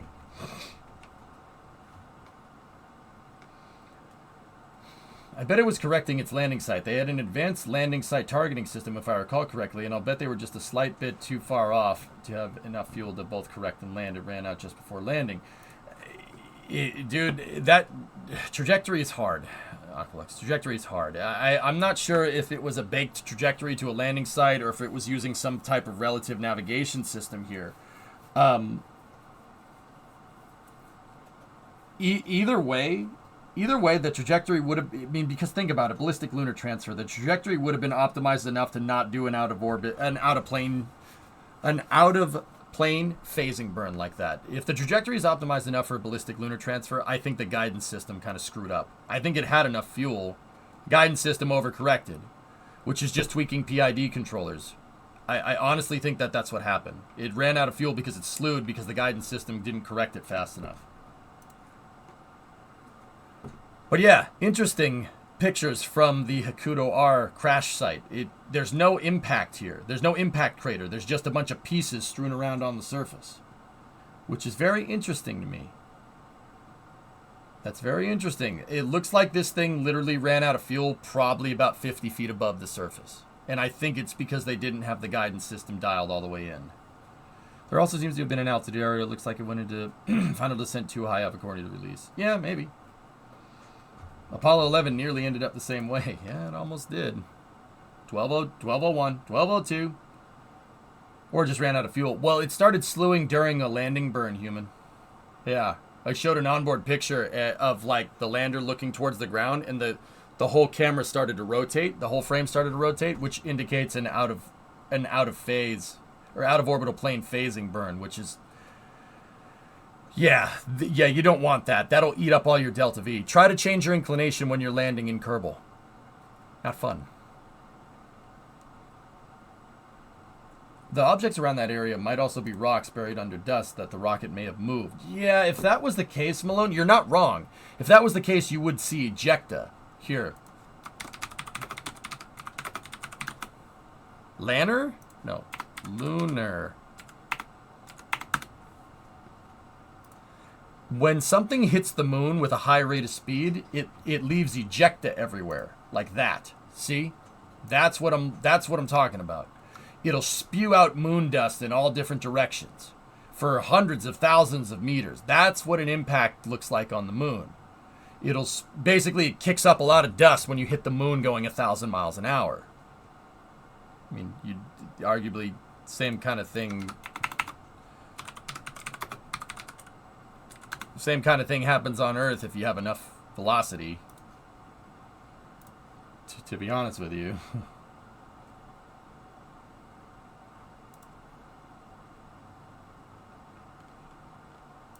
Yeah, you have enough velocity, you can leave a nice big hole.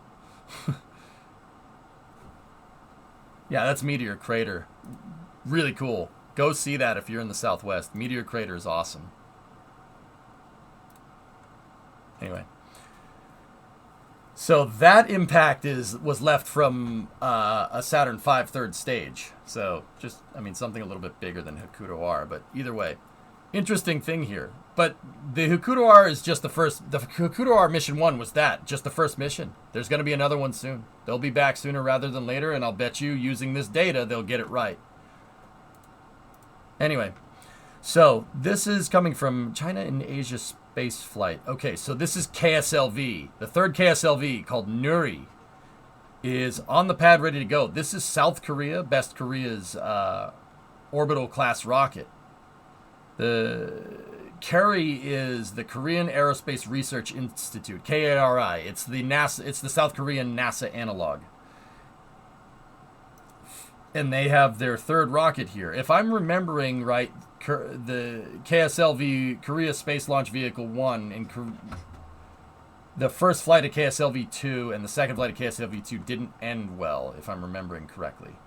But it is cool to see that Korea has their own domestic spaceflight program. That's pretty cool. That the Nuri launch is scheduled for Wednesday. So that's tomorrow at 5:24 a.m. Frick. KSLV Flight 1 failed. Flight 2 was a success. There you go. Cool. Thank you. Sorry, I got them confused with Worst Korea for a second.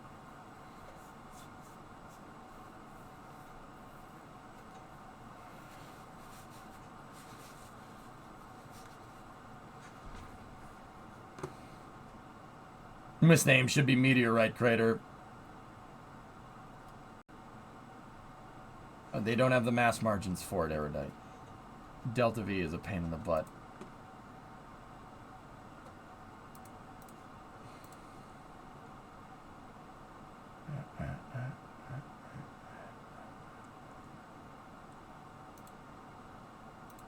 I love that they moved the rocket around with SPMTs. The Danish space star Andreas Morgensen in the ESA just announced his next mission. 6 months on the ISS, flying on Crew 7 STX. Yeah, with Andreas Morgensen is flying on the Crew 7 flight, which is pretty cool. All right, so that is Nuri. So that is actually scheduled for tomorrow morning. I might be up for it. I might not be. With a launch late tonight, we have a Falcon 9 launching Arabsat 8 tonight at 11:30. Actually, it should be at 11:30. It's 11:25 Eastern, so that is in about 7 hours. And yeah, we'll be going all the way too. Okay, let's leave that up there. Okay, another Falcon 9 from, this would be from the, this is a picture that's coming in from Matt Hartman here over on Twitter. This is the mission from the OneWeb Iridium missions. Here's Virgin Orbit statement on the shutdown. Man, you guys really want me to talk about that.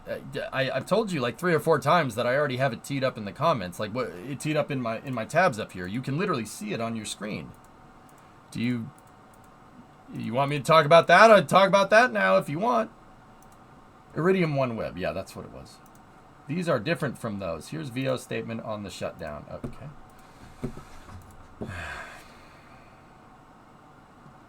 I mean, what do you guys, if I'm already not getting through the original Virgin Orbit Space News that you linked, what makes you think I'm going to get more links through it? Like, bear with me, dudes. I'm getting to it. Some of this stuff takes a little bit of time to explain. So just bear with me, okay? Anyway, Flykin, what's that? Repost. Sorry, bit of a long question. When they were training for Apollo, it was close enough in time to the Nevada nuclear tests. I know they used those craters from the nuclear tests to train in. Did they not have to worry about radiation from the craters? Nuclear weapons leave a little bit of fallout, Flykin, but honestly, it's not really a good nuclear weapon if it generates a lot of fallout. Because if it's generating a lot of fallout, that means the blast wasn't as big as it could have been. So, now don't get me wrong, that's not to say that a nuclear weapon can't create nuclear fallout. Please don't well actually me, okay? I know. So Flykin, think about it like this. Falcon 9's motors, okay? Falcon 9's motors run fuel rich on purpose. They dump a lot of extra soot overboard to make sure, to basically protect the engines and get more performance. Basically, you're spraying a ton of fuel into as much oxygen as you can possibly get in there. All the fuel combines with all the oxygen and you have some leftover byproducts. Nuclear fallout is basically the leftover byproducts from a nuclear bomb. Okay, so if you have fallout, that would mean a nuclear blast wasn't as efficient as it could have been. Does that make sense?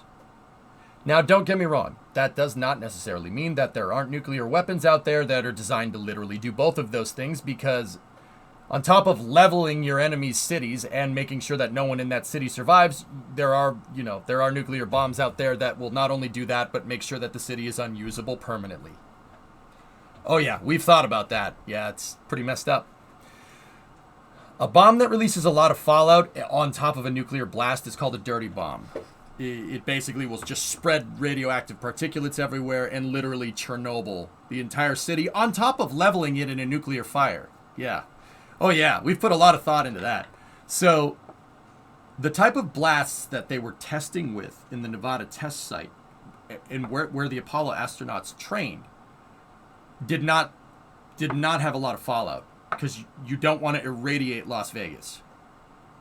I mean, they kind of did, but no, the radioactivity, nuclear blasts do leave a little bit of fallout. There's always going to be a little bit of extra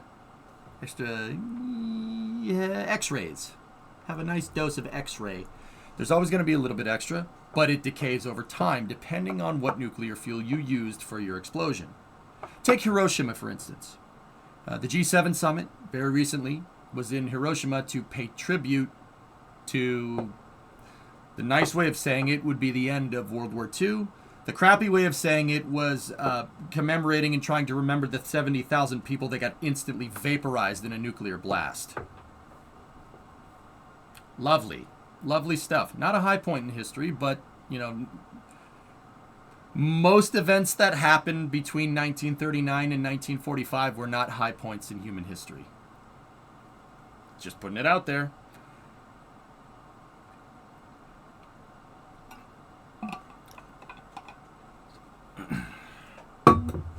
So, the area is okay to train in. It's not.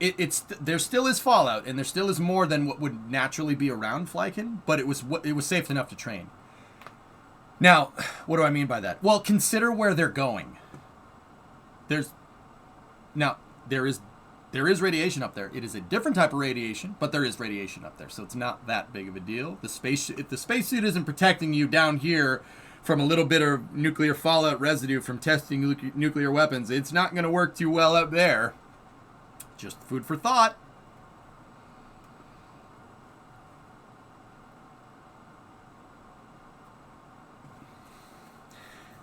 You hate that we had to use atomic weapons. I'm very thankful that we never used them in anger ever again. Well, Buck,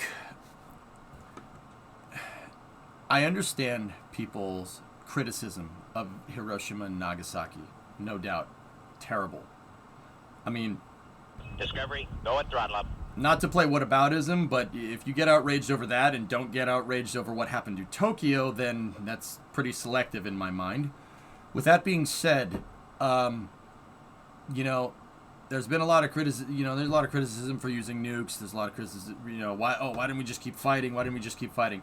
Something that always kind of puts it into perspective, dude, is that, okay, say in 2023 there's a U.S. soldier fighting somewhere in whatever we got our nose into, and they get wounded in action, and hopefully they come home. If they get awarded a Purple Heart. The Purple Heart is a U.S. military basically a commendation for getting wounded in the line of duty and surviving, all right?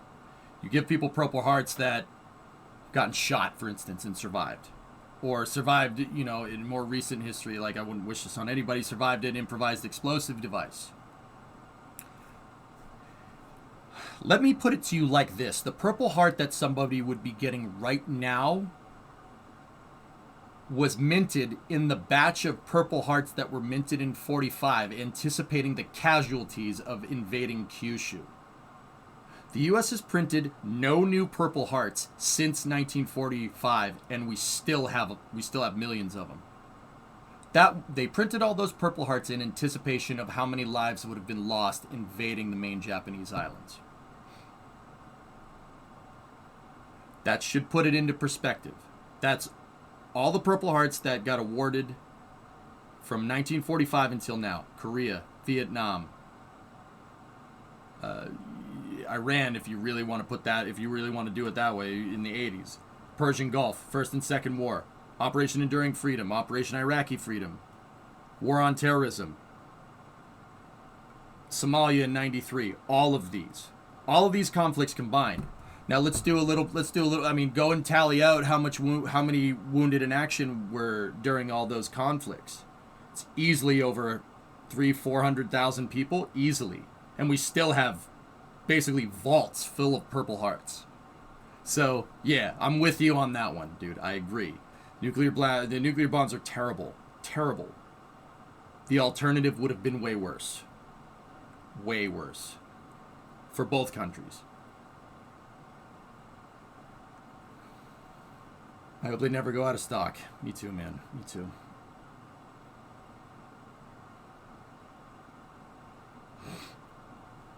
Couldn't they nuke the ocean next to Japan so they become scared and give up?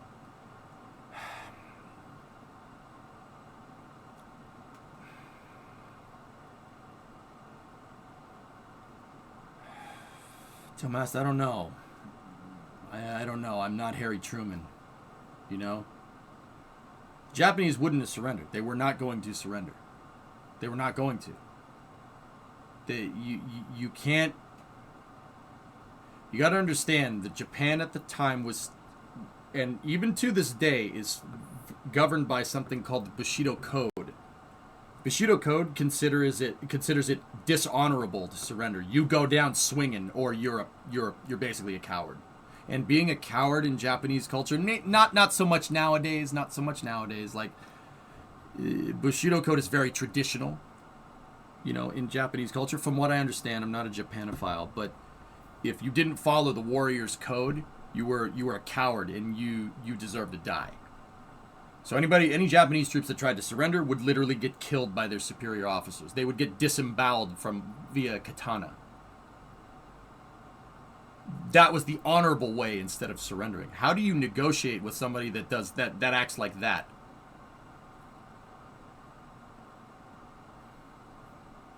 But they did surrender. Only after they realized that we could literally turn the entire island into nothing.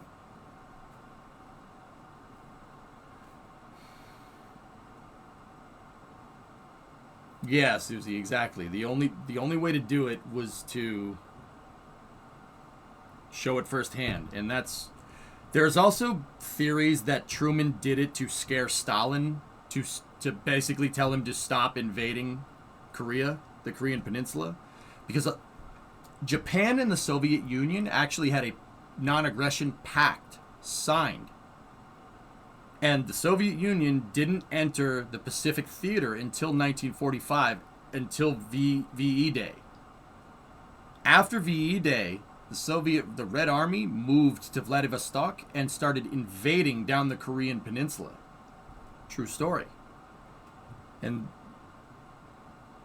what the U.S. was worried about is basically the Red Army taking over all of the Korean Peninsula and then getting into China and overthrowing China. The funny thing is that the Soviet Union ended up backing Mao, and that's exactly what happened. But there have been theories that say that, we did it not to make an example. And it's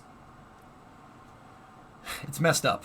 That's messed up, but dude, how do you negotiate with somebody that doesn't surrender? How do you do that? If force is what you're going to understand, force is what you're going to understand. I'm not saying it's right.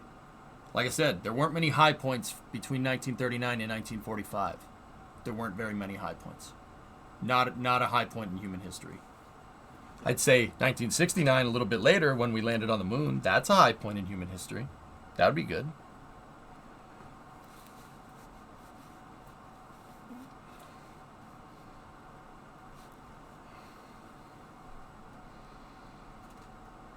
I know, Flecken. I know about the Hiroshima. It's the Hiroshima Civic Center. Yeah. Mm-hmm. That's where the G7 summit is. That's where leaders of the Western world all met up. Canada, the United States, obviously Japan. I know Japan isn't West. I get it, but you get what I'm trying to say.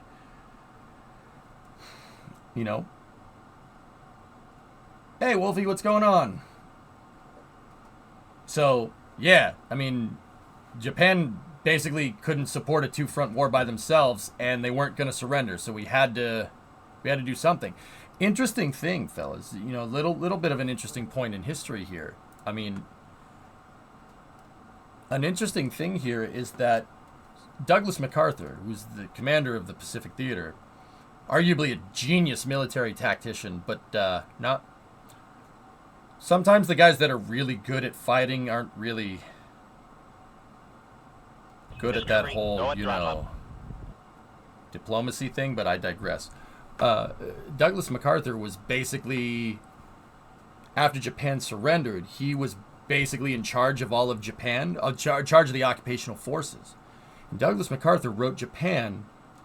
He helped Japan draft up a constitution that's based off of the United States, with a couple of caveats. No offensive forces, right? So Japan's military to this day is called the Japanese Self-Defense Force.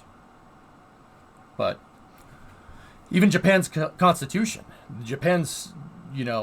modern day Japan's founding charter is the MacArthur Constitution. Now, another thing to take into account is that in order to not destroy the morale of the people that they just conquered and to potentially quell uprisings that could happen, MacArthur decided to keep Emperor Hirohito in power, and Japan, instead of being an imperial monarchy, became a constitutional monarchy, like England, for instance, or any other constitutional monarchy that's around.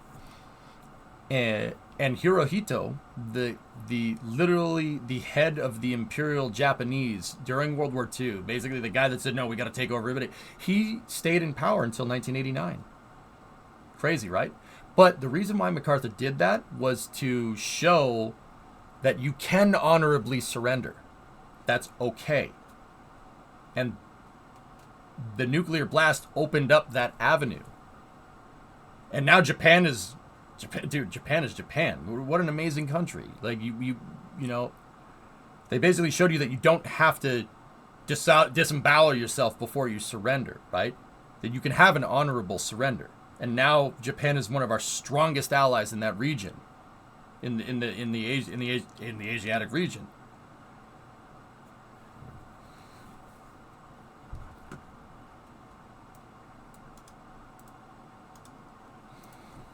It's important to understand that. What's up with my face? I got hit in the head, man. Boom, you know. No name, yeah. I got beamed.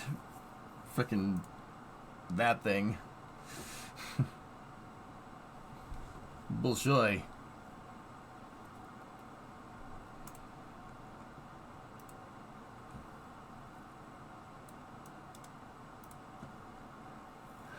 So, yeah, it's important to understand that, dude. Interestingly enough, their offense in Asia at the time of surrender was actually capturing a lot of land. No wonder you're making sense today. Mm-hmm. It was a damn bar fight. How do you not remember that? Yeah, that's right. I fought Mike Tyson for my truck. That's why he beamed me right in the face. Actually, to be honest with you, Mike Tyson wouldn't throw a punch that lands up here. To be honest with you, that's why that story isn't very believable. Mike Tyson don't miss, okay? You wouldn't have a glancing hit off the top of the head. He punches, part of when you box, you punch through the target.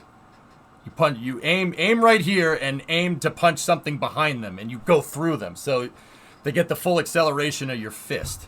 So up here, a glancing hit like that? No.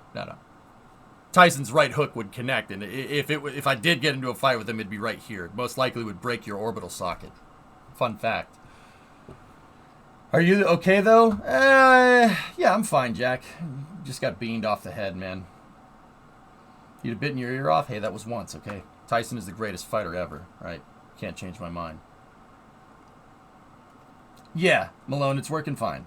What was interesting was that there was a Japanese servant who was telling MacArthur how to act around the Emperor, and when he finally talked with him, he broke all the rules to show he's not a god. Yeah, exactly, Bandit. It's very interesting hearing about how a country that would never surrender actually ended up that didn't believe in honorable surrender actually ended up doing that. It's very interesting. It's a very interesting part of history, dude. Anyway, good little tangent. Back to space news. Boop. Sierra Space hosted its first ever official Dream Chaser training for astronauts, Jasmine Mogbelli and Satoshi Furukawa, of the upcoming SpaceX Crew 7 mission. Huh.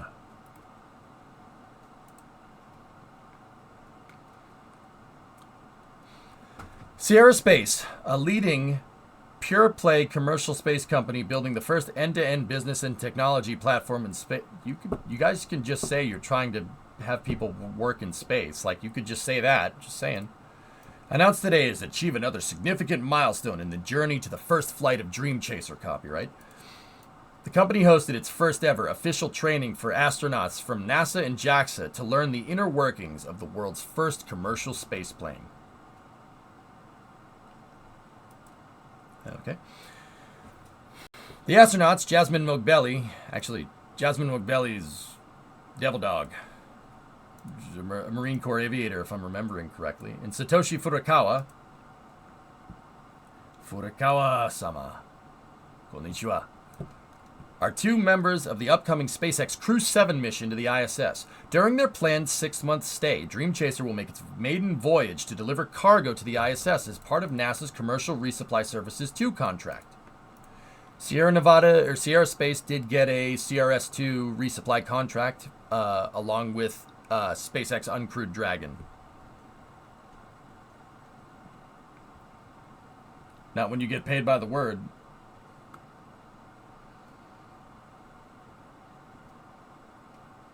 I mean, Agwalex, I wouldn't throw it past us doing something like that, but when you're in a war, you need every advantage that you can get. That's something new important. That's important to understand.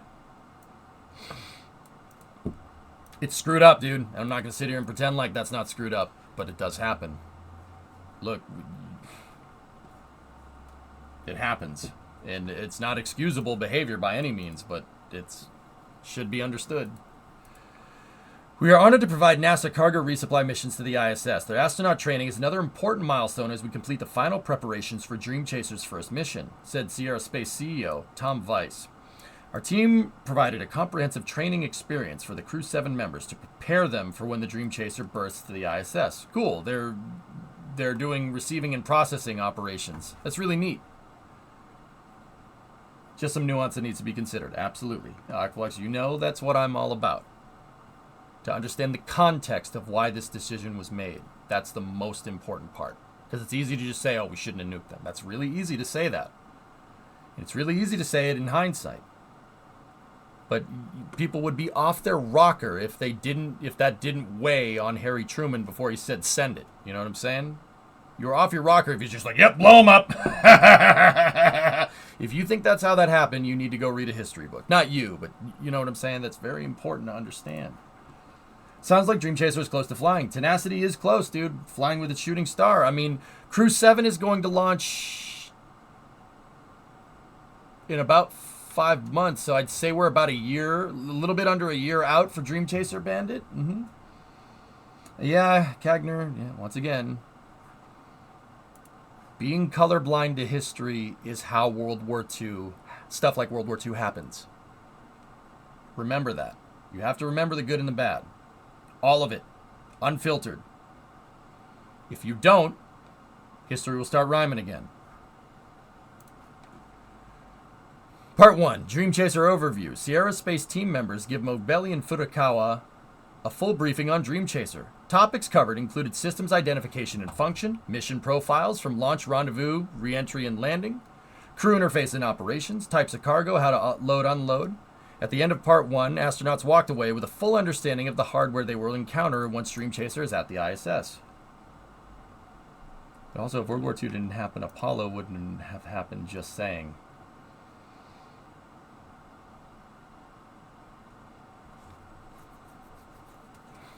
I mean, Bandit, that is kind of doing that reducing stuff to its base element thing, which I really don't think is a wise thing to say. That's the kind of thing I say that's dangerous. That's not a good way of thinking about that.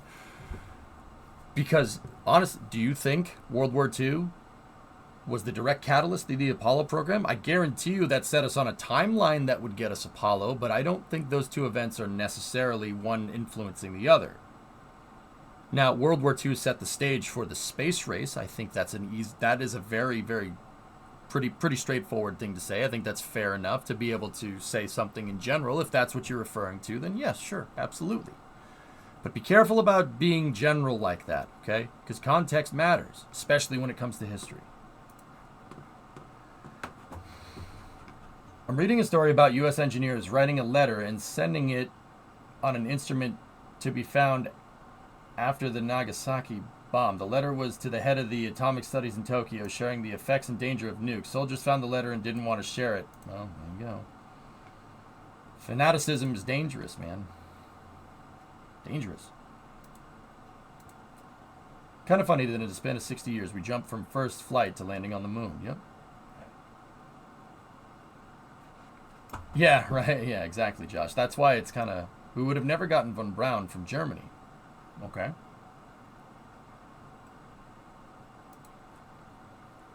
Never got von Braun from Germany. You're talking about Operation Paperclip. Yeah, there's no doubt that the U.S. took a bunch of scientists, German scientists, because we didn't want the Soviets getting them for the exact reasons. Turns out that the Soviets had a savant named Sergei Korolev that was actually literally probably like 170 IQ that ended up just making his own rocket anyway, even though we got damn scientists.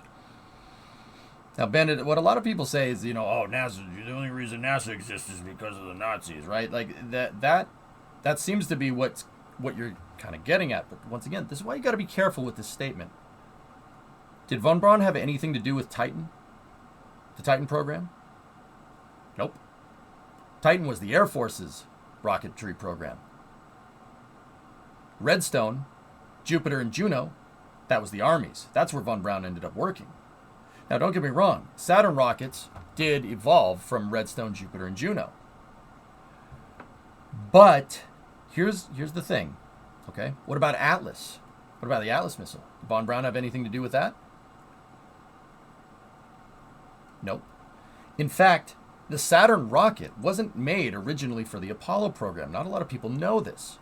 The Saturn rocket was made by the Army, right? Based off of Redstone, Jupiter, and Jupiter-C and Juno missiles to be able to launch spy satellites into space. And believe it or not, it was in contention for what basically the program at the time would be something along the lines of NSSL, National Security Space Launch. Basically, a launch vehicle that could get heavy payloads into space, spy satellites, for the what would become the National Reconnaissance Office. The Saturn rocket was actually in contention with the Titan for military spy satellite contracts, and it lost. Funny story. And when that happened, that just seemed to be right around the time where President Kennedy wanted to establish the Apollo program. So, because it lost, they didn't want that technology and the German scientists going to waste. So they rolled them over from the Army Ballistic Missile Agency into NASA. And that's how that came to be. Believe it or not, and I'm not saying that, once again, this is context. I'm not saying that we wouldn't have got to the moon without von Braun. We probably would not. It probably would have taken a little bit longer. But also at the same time, to sit here and think that all of our rockets exist solely because we have that gentleman is kind of foolish. Because von Braun had nothing to do with the Titan program. He had nothing to do with the Atlas program. He had nothing to do with the Thor Able program.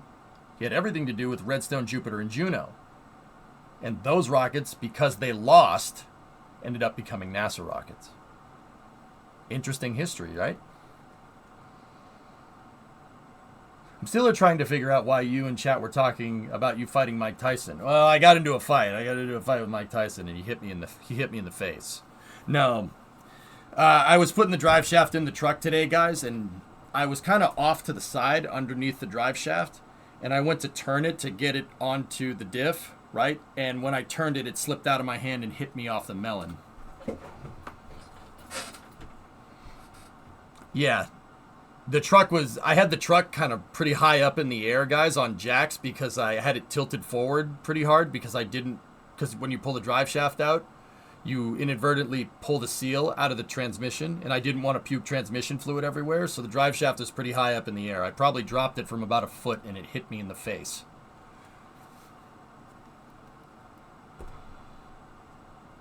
Don't worry. I'm fine.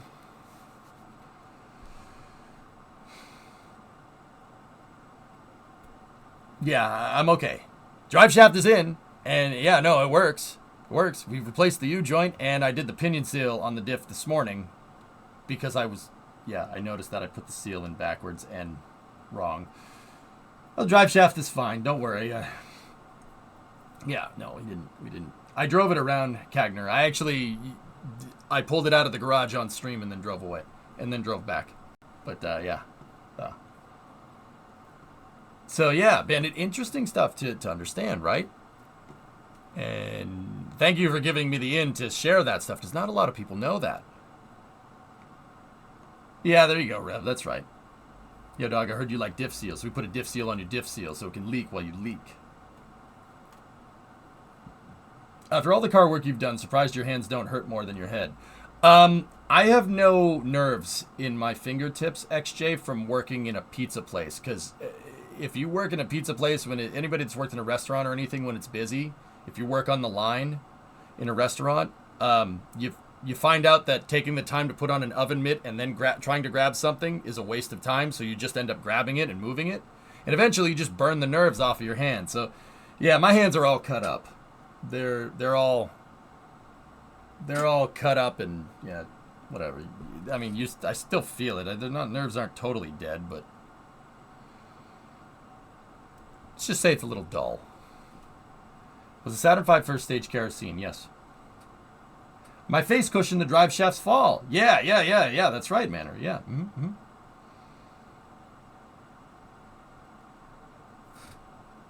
Ugh, head concussion. Be careful. I went down and had Bremo. We basically Googled symptoms of a concussion. I didn't get concussion. I didn't get concussed, but I did get hit in the face. Like, I'm all right. If you're going to be dumb like me, you got to be tough.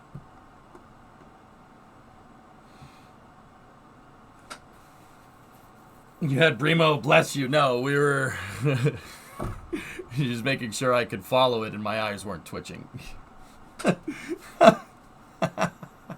Yes, also. Oh, dear. Anyway, So yeah, part 2 is RPO, rendezvous and proximity, and part 3 is Dream Chaser hardware familiarization. So Jasmine and Satoshi are working on receiving the first Dream Chaser up to the ISS, which is actually really cool. That's really neat.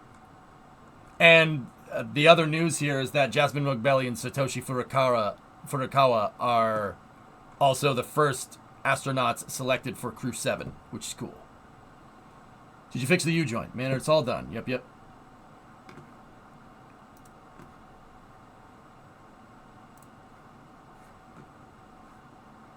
All right. Next bit of news here. Okay, this is coming from the National Reconnaissance Office. We have a new date. NROL 68 is scheduled to launch the penultimate Delta IV Heavy from Cape Canaveral Space Force Station on June 21st. Second to last Delta IV. The Sierra release actually came before the NASA crew announcement. Interesting. Oops. Okay. Yeah, follow Delta 45. It's probably a good idea. All right, so this is the Virgin Orbit stuff that you guys wanted me to see.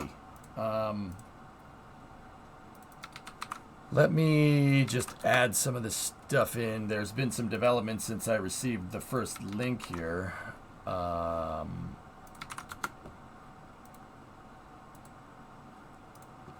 Okay, so this is coming from Lauren Grush. Lauren Grush is a space reporter at Bloomberg. Hey, XJ, 8-month resub. Have you ever seen a Delta IV Heavy up close? I touched the Parker Solar Probe Delta IV Heavy, Philip. I've stood about as close as this camera is to me to a Delta IV. Yes. Yes, I've seen one up close. It is way bigger than you think it is. Oh, yeah. Delta IV is huge. That is a monstrous lifter. It needs those big hydrogen tanks because it's all hydrogen. Always has been. It is a lot bigger than it looks. Yeah. 5.4 meter core. It's big. Big rocket. RS-68s, guys. And this is the real travesty about Delta IV not flying anymore. We're losing the RS-68A. The RS-68A production line is shut down, which is just a damn shame because that's a very, very good Hydrolox engine. RS-68As are as big as shuttle motors. They're literally bigger than Raptor engines. Yeah, they're gigantic. They're a lot bigger than you think. Like probably the size of a mid-sized car. They're huge. And that's really a shame there, dude. Delta, I think Delta's a fantastic rocket. I think it's a great design. I like it more than Atlas, to be honest with you. They should have used RS-68s for SLS. Human person, the interesting thing here is that they basically are.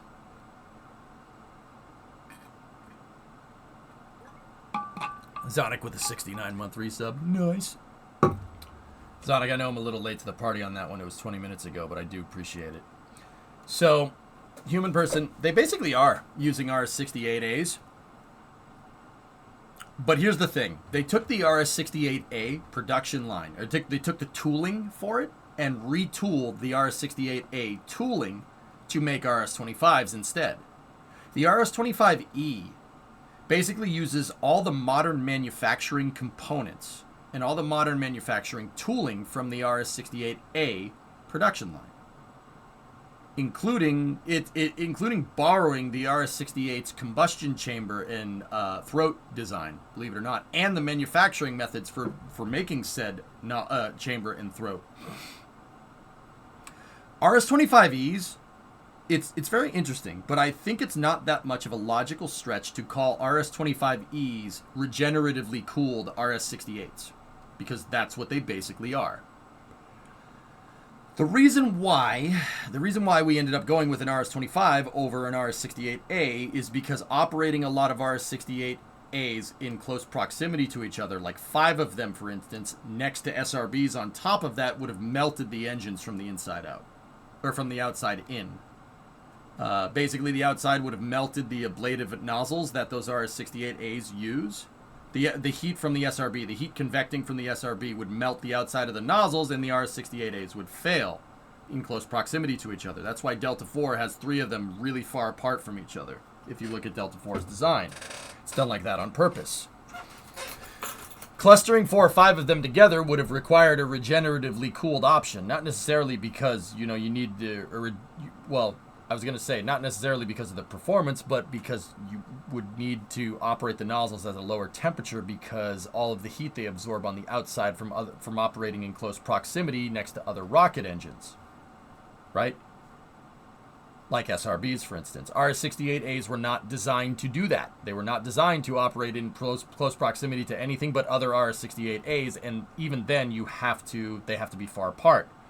So Human Person, what they did when SLS came around is they basically said, okay, why don't we take all the modern manufacturing methods from the RS-68A and basically apply them to shuttle engines, and that is literally what gave us the RS-25E. The motor that we just saw tested on the test stand a couple hours ago. The RS-25E is an RS-68A with RS-25 turbine machinery attached to it, Buck. Pretty much. The reason why it's the combustion chamber and the throat. They're RS-68A derived. Yeah, because we don't make shuttle engines the same way we made them 30 years ago. And the shuttle engine production line basically shut down after the Block 2 SSME in the mid-2000s. So, yeah, the tooling for that's long gone. Yep. But wasn't Ares 5 designed with the RS-68? Yep. It was, Bandit. And what they figured out, and this is part of the reason why Ares 5 got canceled, what they figured out is that operating 5 RS-68As in close proximity next to 2 5-segment boosters would literally melt the nozzles from the inside out. Or from the outside in, sorry, excuse me. Basically, the outside of the nozzle wouldn't be able to take the heat from the SRBs. The only reason the shuttle engines can do it is because they were designed to. Funny story. Funny story about that. It's almost like they flew on the space shuttle next to the SRBs for the... And even then, I guarantee you NASA was looking at the outside temperatures of the outside nozzle temperatures on those RS-25s. The RS-25D is what they're called, the ones that are X-shuttle motors. You could be damn sure that NASA was probably watching it. Basically, Shaw, what Ares 5 got to a point in its design where they figured out that you can't cluster RS-68s like that. So, the reason why Ares 5 got the axe and why SLS became a thing is, one, because apparently we didn't have the money to be able to develop Ares 1 and Ares 5 at the same time, which... Sure. Second part of that is, if we're just going to make one launch vehicle and it's going to be a super heavy launch vehicle, right? NASA wanted to basically, if Constellation was off the table, they wanted to retain super heavy launch capabilities. So NASA and Congress basically teamed up against the executive branch, who canceled the Constellation program and came up with SLS. And part of SLS's development is because they learned during Ares 5 that you were either, in order to retain Ares 5, you would have needed to come up with a regenerative cooling option for the RS-68. Basically taking all of the nice qualities of the RS-68A and making them 1,000 times more complicated just to get it to fly. The RS-68A is basically an expendable open cycle version of a shuttle engine, which is ironic, right? Because the shuttle engine nowadays is a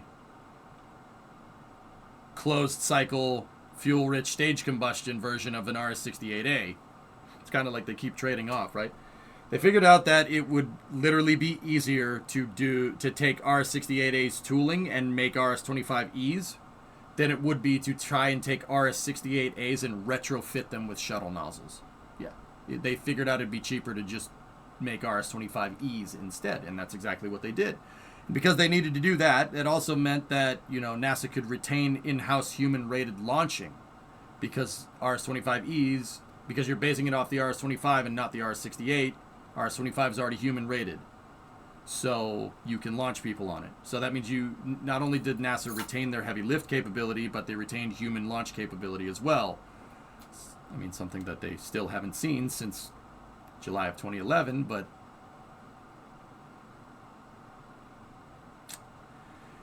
mistakes were made. But hey, whatever. It's fine.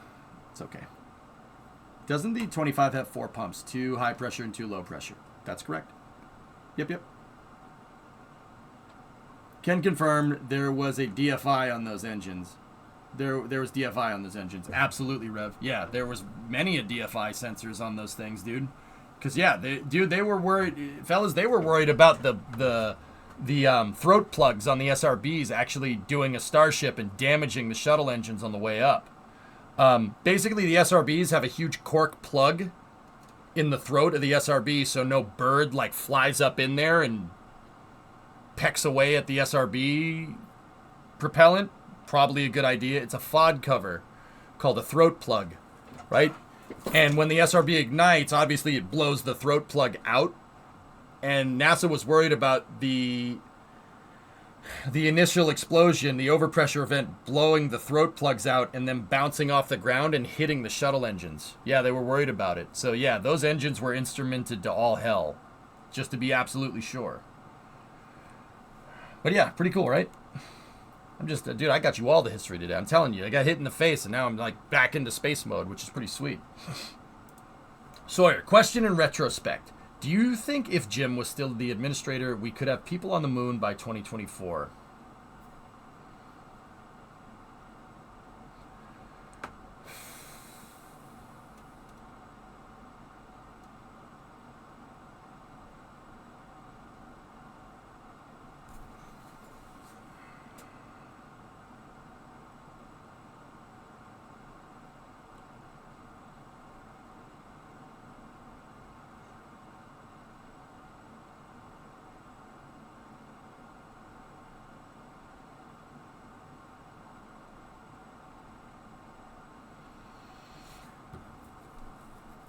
So something to consider, okay? Something to consider, Sawyer. No, to answer your question, no. I don't think Jim, even Jim, with everything right that he was doing, would have been able to keep NASA going at the rate that they were going, essentially because COVID. COVID basically threw a monkey wrench in 2024, amongst other things, right? But something to consider. Something to consider. NASA moved Artemis 2 to mid to late, so basically fall of 2024, okay? The pre-COVID timeline, so if we look at what NASA's timeline is for getting back to the moon, right? If we look at what their timeline is for getting back to the moon, Artemis 1 flies in 2021, 2022, somewhere around there. Artemis 2 flies in 2023, some like fall of 2023. Artemis 3 flies in fall of 2024. That was the original timeline. Now, considering that the ridiculous impact that COVID had on everything, right? What is it now? Artemis 3 is 2025.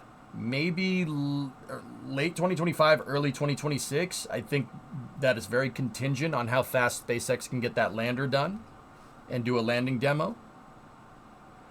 But considering all the crap that happened from COVID and all the fallout to supply lines, working at home, etc., you know, changes in the economy, you know, curtailing recession, etc., I think that a schedule shift of about 10 months is not that bad. And I don't think Jim would have been able to overcome that. But Sawyer, an interesting thing to consider, okay?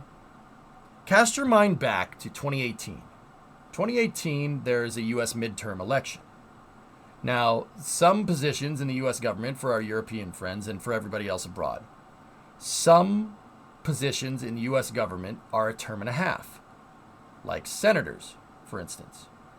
You know, every U.S. state, there's 50 of them, has 2 senators, okay? And those 2 senators serve on a 6-year term. So that means every presidential election and a half, you have a midterm election, right? More or less. I mean, don't get me wrong. People can step down, etc., blah, blah, blah, blah, blah. Long story short, there's a midterm election in 2018. And Bill Nelson, who was a Democratic senator from Florida, lost his seat. in the midterm election of 2018. Now, Bill Nelson is a huge advocate for NASA in Congress because Florida is basically conjoined at the hip with the U.S. space program. Obviously, it's where Cape Canaveral is. We've done a lot of cool stuff from there. I'm pretty sure the constituents of Florida would want that to keep going like that. I'm just putting it out there. Space brings a lot of spaceflight brings a lot of really good jobs and a lot of really good tax dollars. Just saying. Like, you can say whatever you want about that, but I think it's pretty good. So Bill lost his Senate seat. Guess who gave him a phone call the next day to bring him on to the National Aerospace Advisory Council? Jim. Yes. Jim Bridenstine gave Bill Nelson a call when he was NASA administrator in 2018 and brought him on to NASA's Spaceflight Advisory Council. You can go look this up. So, Sawyer, it's interesting. You ask, would Jim have been able to do it? Well, the answer is no. I don't think so. But a 10 to 12 month shift from all the fallout from COVID is not necessarily bad. That's actually pretty good. That's about as good as Jim could do. And you know how I'm willing to wager a guess? Because Bill and Jim work together. The current NASA administrator is Bill Nelson. And Bill Nelson helped Jim with his plans in 2018 and 2019. Bill Nelson has been a huge advocate for SLS through basically since its inception. Because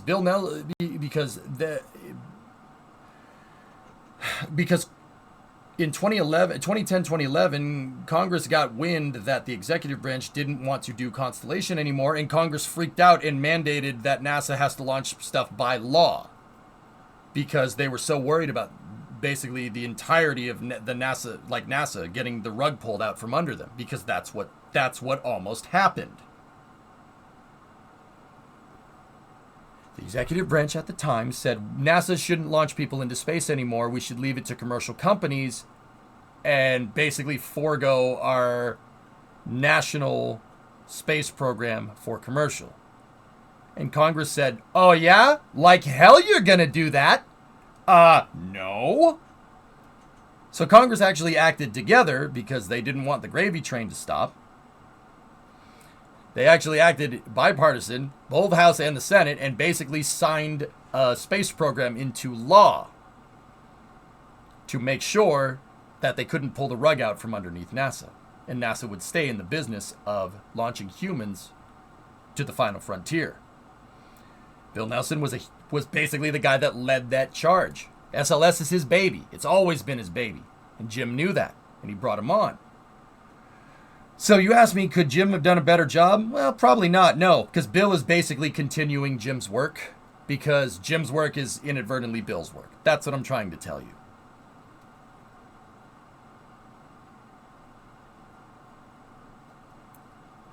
Only if they fund it properly.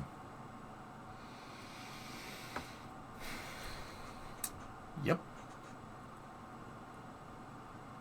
American civics, EJ, might be even better than rocket science, EJ. Yeah. So I think, Sawyer, I would wager that what we're seeing right now is Jim's best work, because Jim and Bill both see eye to eye on it, and they both wanted... I mean, Jim's boss said, make SLS work. But, and Bill's boss nowadays, his boss, you know who I'm talking about, and Jim's boss, you know what I mean, also share the same sentiment, which is kind of interesting. And that just shows one underlying thing to me amongst anything else, Sawyer. We are literally seeing Jim's work continue because Bill and Jim see eye to eye on things, despite literally being politically opposite. Something to consider. In this day and age where we like to argue about everything that has to do with politics, spaceflight reigns supreme as something that we can all get behind.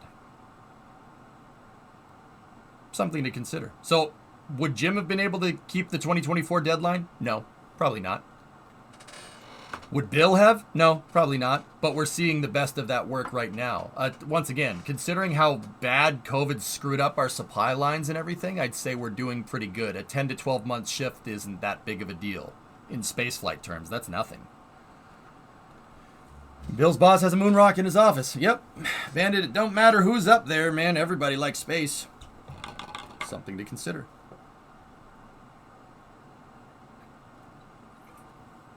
I ask because you had a lot of criticism of Bill, but I guess it was the same for Jim. I was worried about Jim because of his lack of experience in running space programs. He was a museum curator, but he was also a Navy airman, so he was a naval aviator. That turned out, and most importantly, Sawyer, Jim's a politician. He's a politician. A lot of people say we need a scientist running NASA. That is the stupidest thing I've ever heard. No. A politician needs to run NASA. Scientists need to lead the Science Mission Directorate. That's where you put a scientist. You need a politician to be able to translate what the chief scientists and the chief engineers at NASA are saying into political speak so the boneheads in DC can understand it. Jim was good at that, and guess what? Jim has a lot of political experience. He was a senator from Oklahoma, if I'm remembering, or a representative. He was a representative from Oklahoma, if I'm remembering correctly. He has some political experience, but guess what? Bill Nelson has 40 years of dealing with boneheads in DC experience. He's very good at it. That's why Jim picked him up. That's why Jim put him on his advisory council in 2018. Go look this up.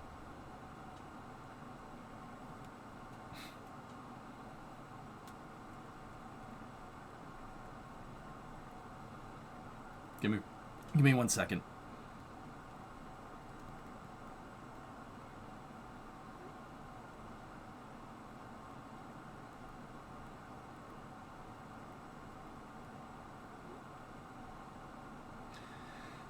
My mother is asking me why I have a mark on my forehead.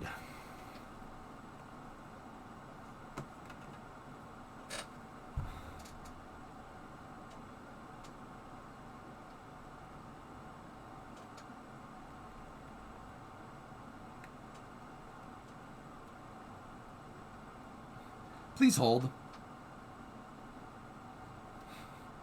I'm sure you can imagine the conversation I'm getting now.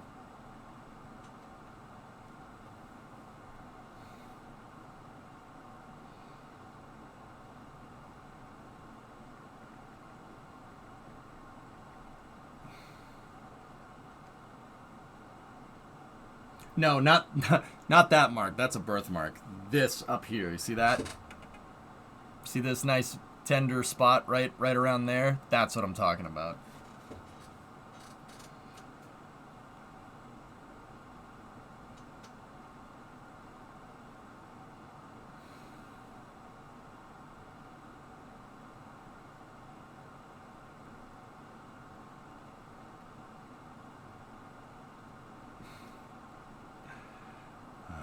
Hi, Mom.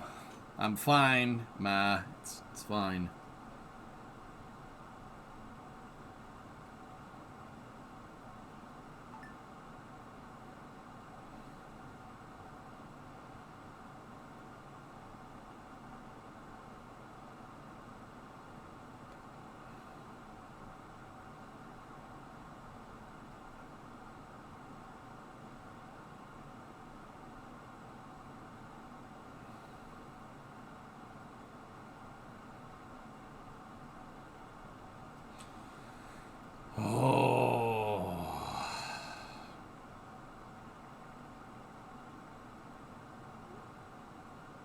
She felt the disturbance of the force, knowing you did a dumb. Or she saw the big freaking mark on my forehead where I got hit in the face with a blunt metal object. It was hollow, though, so it wasn't intentionally blunt. It's just...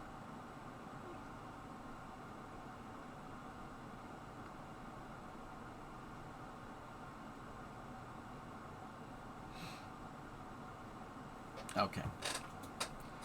Your head or the drive shaft? Yes. Anyway, good conversations about space, guys. Yeah, no, good stuff. All right, next. All right, so Lauren Grush, reporter at Bloomberg. Let's see. Virgin Orbit sale is in. Rocket Lab gets the company's rocket factory in Long Beach, while Launcher, which announced it was being acquired by Vast Space, will get Virgin Orbit's test facilities in Mojave.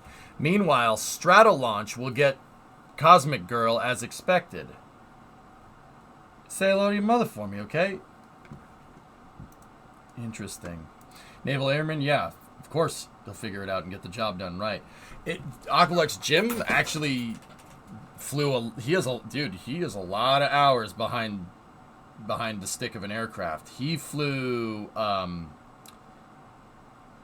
Growlers, if I'm remembering right. Growlers, F-18s, EF-18s actually.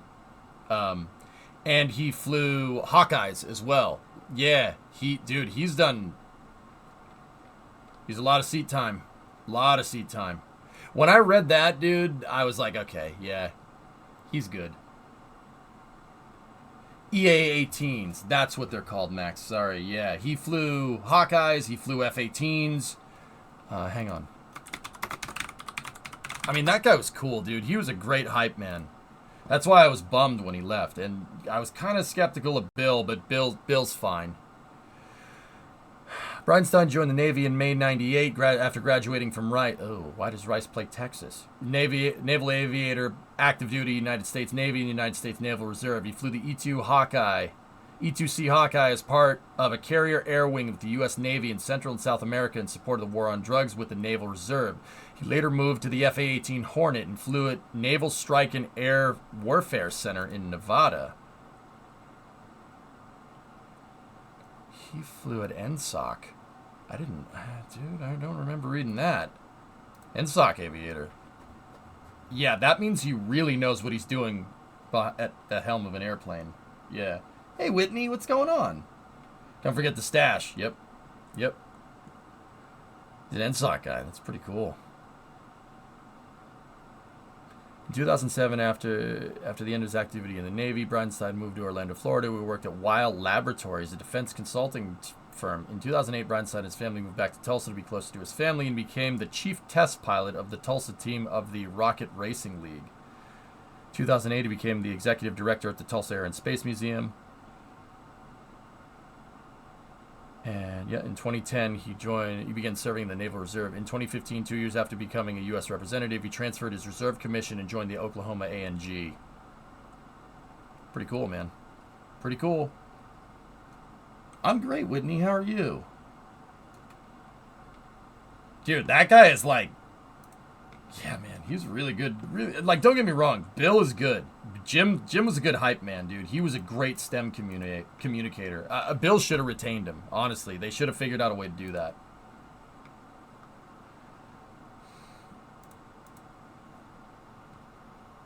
Artemis 1 isolated launch views.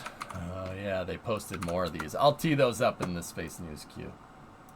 All right, let's see what else we got here. So, yeah, Virgin Orbit is basically out of business, which sucks. Oh. And here we go. Okay, yeah, we'll check that in a moment. So this is Mike Sheets here. Virgin Orbit sold assets to a trio of companies: Rocket Lab, Stratolaunch, and Vast Space's launcher in a bankruptcy auction. Ugh. They sold the 747, man. They sold it to Stratolaunch, though. Stratolaunch also is working on rocket-launched payloads from a big carrier airplane from the Stratolauncher. The unfortunate thing, though, guys, is that I'm pretty dang sure Cosmic Girl is going to be scrapped for parts. Stratolaunch uses 747 engines, and Cosmic Girl has 4 747 engines that are very nice. So I'm pretty sure that we're close to the last time that plane's ever flying. I'm pretty sure it's gonna go to the great hangar in the sky.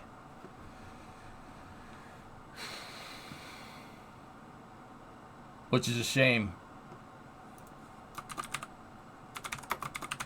It's a shame because Virgin Orbit had a very cool way of launching things into space.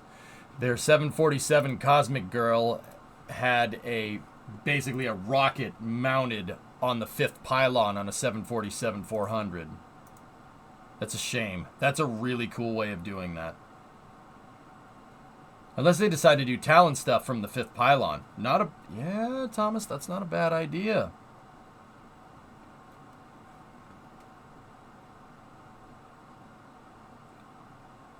Besides being attacked by my truck, Whitney, I dropped the drive shaft from my truck. It slipped. putting the drive shaft back in the truck because it's rear-wheel drive. I was putting the drive shaft back in, and I'm never usually under stuff because of this reason. I was putting the drive shaft in, like, you know, basically this, but upside down. And I had to rotate the drive shaft a little bit to get it to mount on the joint, on the U-joint correctly. And when I turned it, it slipped out of my hand and hit me right off the head. Yeah. Ow. Yeah, that hurt. Yeah, you got a little mark, but your boy will be all right. I'll be fine. How bad is it? Ah, that's not too bad. Yeah, I can see it. Are you okay? I'm not gonna lie, I kind of was for a second, but I'm all right. I did it on stream. It was great. Yeah, you know. And you know what the bad part is? That wasn't even the most embarrassing part of that stream. Yeah. That wasn't even the most embarrassing part. The most embarrassing part was when I decided to put 2 seals on the rear differential pinion seal instead of 1 because the differential pinion seal that was there was so dirty it looked like there was none there, and it was just a bunch of dirt in there. So when I put the pinion seal on the diff, I put it on backwards and up against the other seal. Let's just say I'm not as good of a mechanic as I am a Kerbal player, but I'm getting there.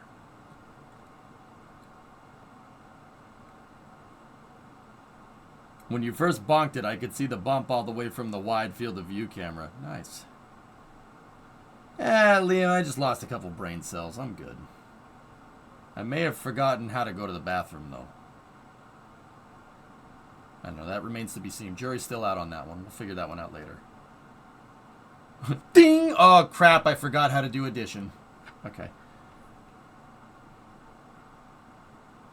How long did you have to time yourself out after that? Not long. I really... Look, man. Every challenge that a project car throws at you is just that. It's a challenge. You chose to work on a project car. There's going to be difficulty because you're doing custom work. It's not just repair and replace parts. In this particular case, it was, but I don't get mad. I don't get mad when I'm working on a car. All right? No, I don't get mad. It's just a waste of time. Getting mad and pretending like you're on some kind of reality show is how nothing gets done. You could sit there and just cry about how hard this is, or you could just go do it. So the drive shaft hit me off the head, and I was just like, wow, that hurt. All right, I got to get up for a second. And then I put the drive shaft in, and it's in. And then I drove the truck around and got it done. And all I got was this damn scar on my, or this damn bruise on my head. I get mad at being stupid enough to get hurt. The only thing hurt was my pride, but like I said, the drive shaft hitting me off the head literally was not the least embarrassing part. Me installing a pinion seal backwards and over the other pinion seal was probably the most embarrassing part. I was literally, it would be like trying to put 2 oil filters on the same thing. Like literally taking an oil filter on the back of another oil filter and twisting it and wondering why it's not going on. Like I said, I'd rather get hit in the face with a drive shaft than have that information out publicly on the internet that I put 2 seals on top of each other like a moron. But hey, you know what? Chat noticed it, backseated me, we're constructive about it, we fixed the problem. And now my rear differential doesn't leak because I put the pinion seal in right. Funny how that works. Funny how that works.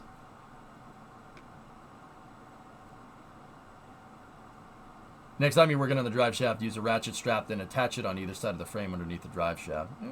I usually put it on a jack stand manner, but I wanted to get that project done because we were a little bit behind schedule. Paid for that one. Anyway, so Virgin Orbit's belly up, guys. That sucks. That's really not good. So Mike Sheets has the scoop here. Let's see. Stratolaunch statement. Stratolaunch continually evaluates ways to increase our Discovery, capacity go to and meet the throttle up. imperative for testing hypersonic technologies via leap-ahead flight demonstrations. We will share more news about this sale as it becomes available. Virgin Orbit statement. Throughout its history, Virgin Orbit has been at the forefront of innovation and has made substantial contributions to the field of commercial rocketry with its Launcher One air launch platform. The company's cutting-edge technology, unmatched expertise, and a commitment to excellence have propelled it to the vanguard of an emerging commercial launch industry. Hey, Maverick. As Virgin Orbit embarks on this path, the management and employees would like to extend their heartfelt gratitude to all stakeholders, including customers, partners, investors, and employees for their support and dedication over the years. It is through their collective efforts that the company has been able to achieve significant milestones and make lasting contributions to the advancement of satellite launch in the United States and the United Kingdom. Virgin Orbit's legacy in the space industry will be forever remembered. Its groundbreaking technologies, relentless pursuit of excellence, and unwavering commitment to advancing the frontiers of air launch have left an indelible mark on the industry.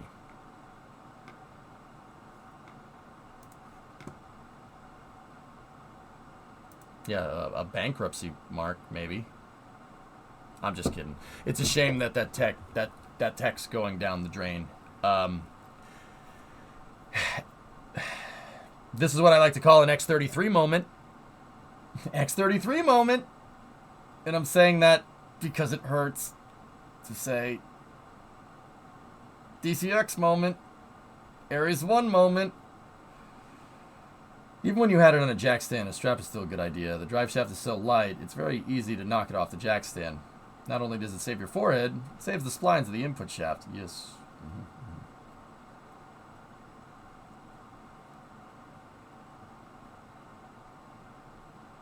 Yeah, that sucks.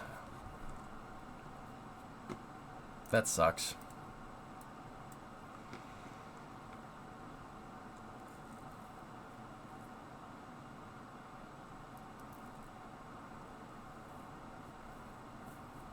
X-33 was still good tech. Air launch was made obsolete.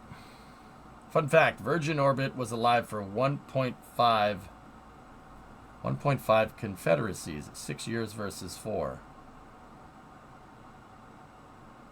Anything but the metric system, man. Doesn't really apply to time, huh? Whatever. Still funny. I got a chuckle. Don't lie. It's because they did it all for show. That's all they really cared about, in my honest opinion. Great idea. Terrible management. What makes you say that, Ace?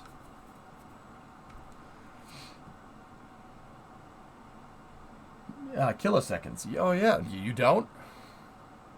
Yeah, of course I do. Anything but the metric system. The metric system is the devil! Anyway. How much more efficient was launching from a 47? XJ, it really... Launching stuff off of a plane really only makes sense if you're using small sat technology. Like a small sat launcher. The reason why is because, well, we don't... I mean, so, can you just make a bigger plane? Sure. Of course you can. But, you make a bigger plane, you need a bigger rocket, and you need a bigger runway. Well, not necessarily a bigger rocket. You make a bigger plane to carry a bigger rocket, you're going to need a bigger runway. And you're going to need more facilities. Bigger runway, more facilities. This stuff starts adding up. Right? So the plane, now you got to make a bigger custom aircraft. Which, alright. Have fun. Not only do you have to make a bigger custom aircraft, you have to make a bigger custom aircraft that is... you have to make a bigger custom aircraft that's designed to launch something, so it is literally a mobile launch pad that can fly around. And on top of all that, you need to make a bigger runway, you need to make a bigger hangar, you need to make a bigger facility. All that stuff starts adding up.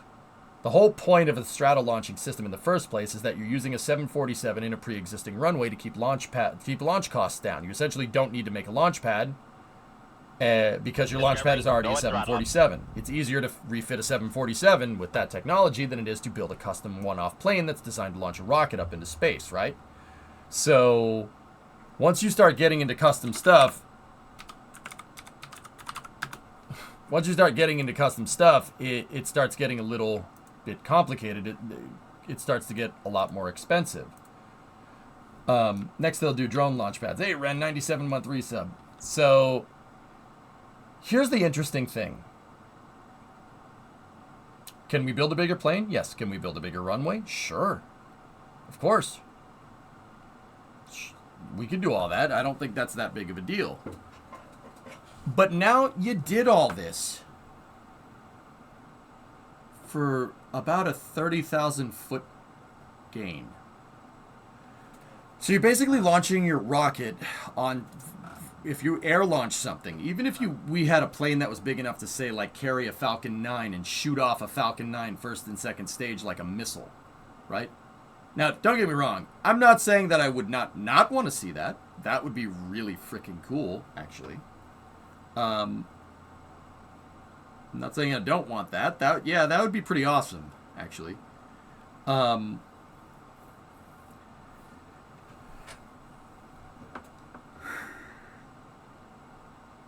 If you're making a rocket as big as Falcon 9, why not just build a launch pad? Literally building a launch pad is less complicated than building a launch pad that can fly and all the facilities to support said launch pad that can fly. That's the problem with stratolaunching. Could we make a bigger plane? Yes. Could we make a bigger runway? Yes. Could we make a bigger hangar? Abso-freaking-lutely. Of course we can. But for all the price to build all that freaking stuff, you could have just made a launch pad. A launch pad is, a runway. This runway, you want to make a runway that's big enough to launch something like Falcon 9. That runway needs to be like 6 or 7 miles long. Right? That's a lot of mass to get up in the air. You're going to need some big, ridiculous Lockheed Star Raker type thing to make it move, right? So, and not to mention the propulsion that you're going to need to pick up like 1 million pounds of Falcon 9, right? Or any like heavy launch vehicle, right? So you got to engineer a plane. You got to engineer a launch pad that can fly to 35,000 feet and then launch a rocket in the air. And, that's not even including like fueling systems, which you already need to make if you're making a launch pad. Fueling depots, tank farms, right? Big hangar to support this whole plane. What? Just build a launch pad. It's easier. Just build a launch pad. And I know people are saying, well, EJ, if you build a launch pad, the plane will still get your payload up to 35,000 feet. That's a big deal, right? No, not really. How long does it take a rocket to get to 30,000 feet? The answer is probably about 45 seconds. That's why go and engineer? Why make a bigger plane? Just build a launch pad. Literally do what Rocket Lab is doing. There's a reason why Rocket Lab is still in business and Virgin Orbit is not, even though they have very similar launch capabilities. All right, Manor. Yeah, Cheech, U-joint's installed, and I had to redo the pinion seal because I installed it wrong. So, yeah, I did all that this morning. It's all done. Now, here's the interesting thing to that, dudes. The interesting thing here is that Virgin Orbit, right? Virgin Orbit just went belly up. And that sucks. But the interesting thing about this whole thing is that they went belly up and the 747 Stratolauncher was acquired by a company that literally just made a bigger freaking airplane and a bigger runway. Interestingly enough.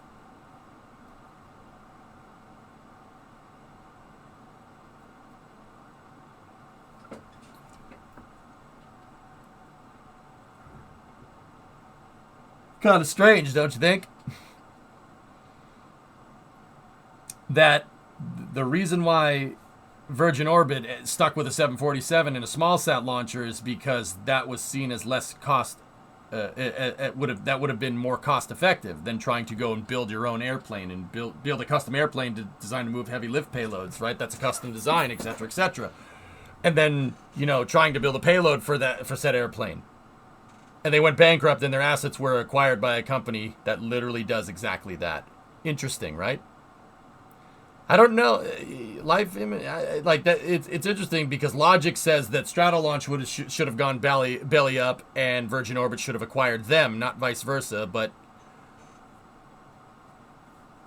Stratolaunch was started by Paul Allen, so they had that Microsoft money. So turns out that if you have more money than the other guy, you'll eventually put it out of business. You don't do anything. And also, Stratolaunch is really cool. But once again, my theory is that Cosmic Girl is going to be partsed out. The reason why is because Stratolaunch uses 747 engines, but it has 6 of them, which is really freaking cool. Stratolaunch probably won't survive either. They have contracts for a hypersonic weapons test platform, Green Dragon. They're not going anywhere. Yep.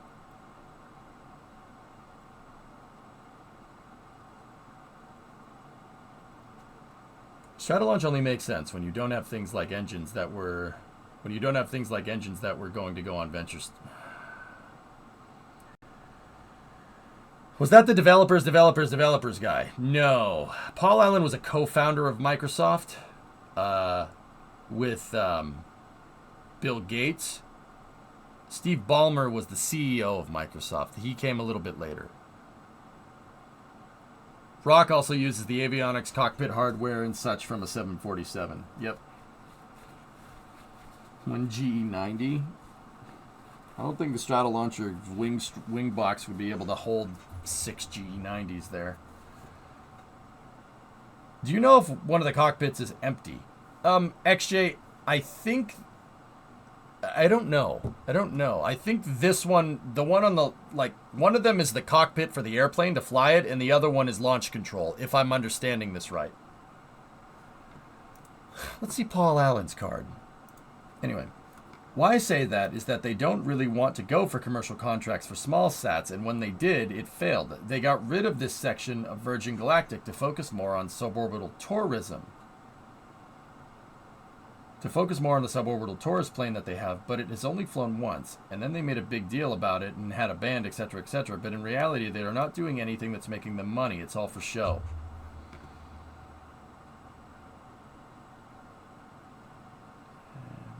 Interesting point of view, Ace. I mean, now I'm not trying to be a jerk here. I think, ironically, that I think you're right, but you know, you'd think that Virgin Galactic would be the all-show, no-go project, and Virgin Orbit would be the actual one that's supposed to make you money, because that one actually does something that the commercial market needs. You don't necessarily... Space tourism is not there yet, guys. It's close. With the Axiom 2 mission, we're getting there. And with New Shepard, we're getting there. Virgin Galactic, yeah, we're getting there. But I would say there's more profitability in launching small satellites nowadays than there is in launching people on suborbital trajectories. Interesting, right? Left cockpit is unpressurized and it holds computers. Okay. But when Rolls-Royce F-130? I don't know. One cockpit on Strato is just instruments and the other one is people flying and launching stuff. Got it. There you go. Yeah. I could have sworn Stratolaunch went under. Paul Allen passed away, Bill, and the company almost dissolved. But in the 0 hour, they got new leadership, and that new leadership started positioning Stratolaunch for hypersonic defense contracts. And we saw with Ursa Major at the beginning of this Space News segment that hypersonic weapons research is the new hotness right now if you want contracts. So, yeah, they got a contract, and Stratolaunch will basically serve as a hypersonic drone launcher.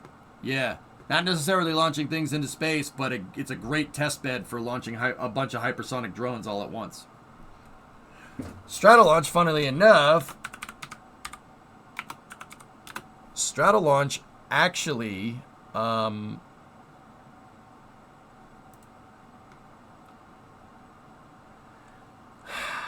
I think I was at my bachelor party when this happened, but Stratolaunch actually had a drop test for one of their hypersonic drone tests, the Talon A.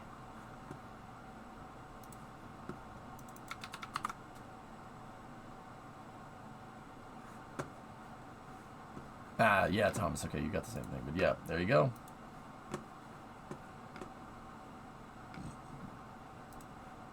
When do you think we'll hear any news about Sabre? Or is it in an information black hole since the military got involved? Stratolaunch bought Cosmic Girl too. Ian, I fear that Cosmic Girl might get parted out because Stratolauncher uses a lot of 747 equipment.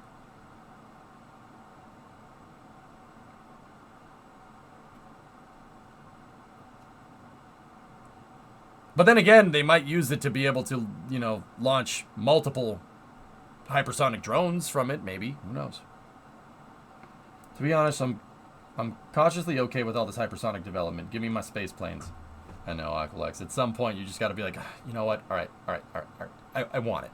I want it.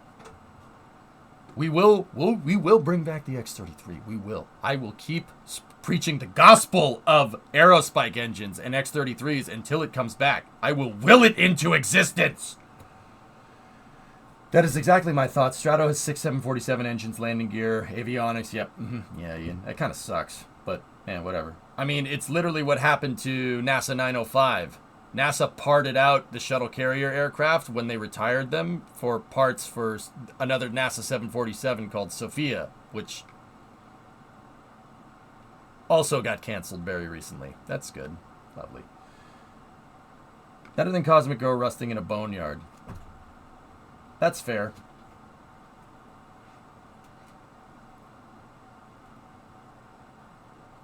ICBMs, launchers, so hypersonic missiles equals space planes. Travis, I talked a little bit about like modern day defense doctrine, and kind of the new hotness right now is hypersonic missiles. The reason why hypersonic missiles are the new hotness right now is because hypersonic missiles can go as fast, well, maybe not as fast as an ICBM on a reentry trajectory, but they can go almost as fast, and you can steer them. Think about an ICBM. What does that name mean? Intercontinental Ballistic Missile. Basically, after the nuclear payload separates from the second stage, it's on a ballistic trajectory. It basically flies along its natural arc until it basically lets out a little mini sun. Right? Hypersonic missiles can basically do all that, but turn. Ballistic missiles basically are locked into one trajectory, and other adversaries, and us too, are figuring out ways to counter that with THAAD, Patriot missiles, Iron Dome, stuff like that. Figuring out ways to basically zap ICBMs out of the sky, not with a laser. Star Wars doesn't exist. Or does it?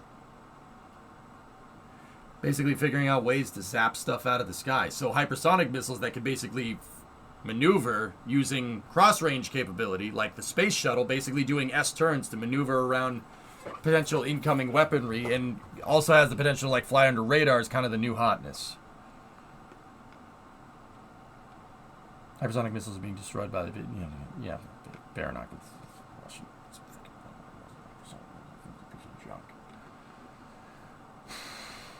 Hypersonic. So hot right now. Hypersonics. Literally, that hypersonics, yeah, you encounter re-entry heating while you're flying through an atmospheric medium. And it's not re-entry heating, it's just heating, because you're not re-entering, you're just flying. Think something like the space shuttle that's designed to fly up there and re-enter, right? But it's not a glider that slows down, it just keeps going. Anyway, somebody asked me about Skylon. Skylon... Dragon... Skylon... Basically... So, here's the thing. Reaction Engines Limited was doing research on helium pre-cooler technology. Basically making an intake for some type of air-breathing motor that could super chill your incoming air. They could super chill your intake air because, well, at hypersonic speeds, the intake air that's going in, even if you can channel a hypersonic boundary layer into the intake, you have to find some way to be able to slow the stupid thing down. So your jet engine can do jet engine things. And they do that by using a pre-cooler. The pre-cooler slows the air down to subsonic speeds after it's gone in, and also cools it so the cold gases, the atmospheric oxygen goes in, actually contracts, and you can basically get more O2 inside. Because it's contracting, it'll pull more oxygen in, because when you take a gas and you cool it, it contracts per the ideal gas law. So you could theoretically make, with that pre-cooler technology, you could theoretically make a jet engine that can operate at like 200,000 feet. No problem. You could literally almost make a plane that flies into space, like perfectly up into space. Like perfectly up into space. And then basically has a little rocket engine on it for a circularization burn, right? Like Skylon, for instance. But here's the thing. So, Reaction Engines was doing testing back in... they were doing testing a number of years ago, and as the last thing we heard from them, believe it or not, was that the pre-cooler works on their hybrid jet rocket engine. Hydrogen. They only use the helium in the test to avoid handling hot hydrogen when they don't have to. The actual engine was slated to use hydrogen as fuel and coolant. If I recall correctly, it's a closed-loop helium pre-cooler Aqualex. It's exchanging the heat by heating up hydrogen, and that hydrogen ends up preheated hydrogen ends up being your jet fuel, and then the intake closes and the pre-cooler shuts off and the whole system switches to a closed cycle. It's the Rapier engine from Kerbal. That's what it is. Now, hey, tonight's launch is not looking very promising. Weather is pulling a Florida moment. Yeah, okay. Yeah, I got you, T-Man. Now, Dragon, here's the thing. You'd think that once the pre-cooler technology the closed-loop helium pre-cooler technology is honestly the most hardcore part of the Sabre engine by a long shot. That is the hardest part to get right, and they got that part right. So you'd think that we'd see some pretty hardcore iterations on potential Sabre engines. So a jet engine that, a plane that could take off from a runway like a regular plane, fly up to like 200,000-300,000 feet, right, still on the jet engines, and then switch the jet engines to closed cycle and circularize in low Earth orbit, and then basically come back down and land on a runway. You'd think that's what, you'd see some quick iterations of that coming at you hot and heavy. Here's the thing. Once Reaction Engines proved out that pre-cooler technology worked, Northrop Grumman and Boeing started investing money into the company. And once that happened, that was literally the last thing we heard about it.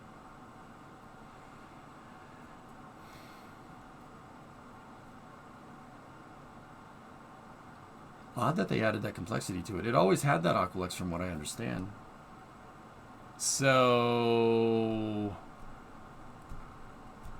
hypersonic seems to be the catch of the day here, Dragon. I did hear some news, believe it or not, some news about Reaction Engines doing something interesting. The last thing I heard about Reaction Engines Limited in any way, shape, or form, and keep in mind, this was just a rumor.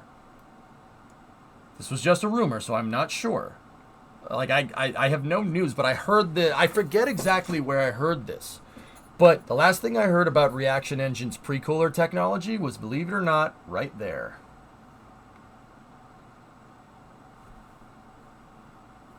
That's I heard the helium tooling tube was more only for testing purposes. I mean, you might be right, maybe. That's the last thing I heard about anything that had to do with Reaction Engines Limited. Now, okay. No, I'm not using this as an excuse to talk about Formula One. Formula One is extremely boring right now, and I honestly have no interest in watching it because it's terrible. It sucks that Imola got rained out, but I feel bad, like worse for the people that actually live there that lost everything, because Emilia-Romagna in Italy got torrential rainfall and flash flooding and mudslides and stuff, California style, and the whole track's caked in mud. I honestly don't care about a Formula One race, that I do care about people losing their houses. That's terrible. So,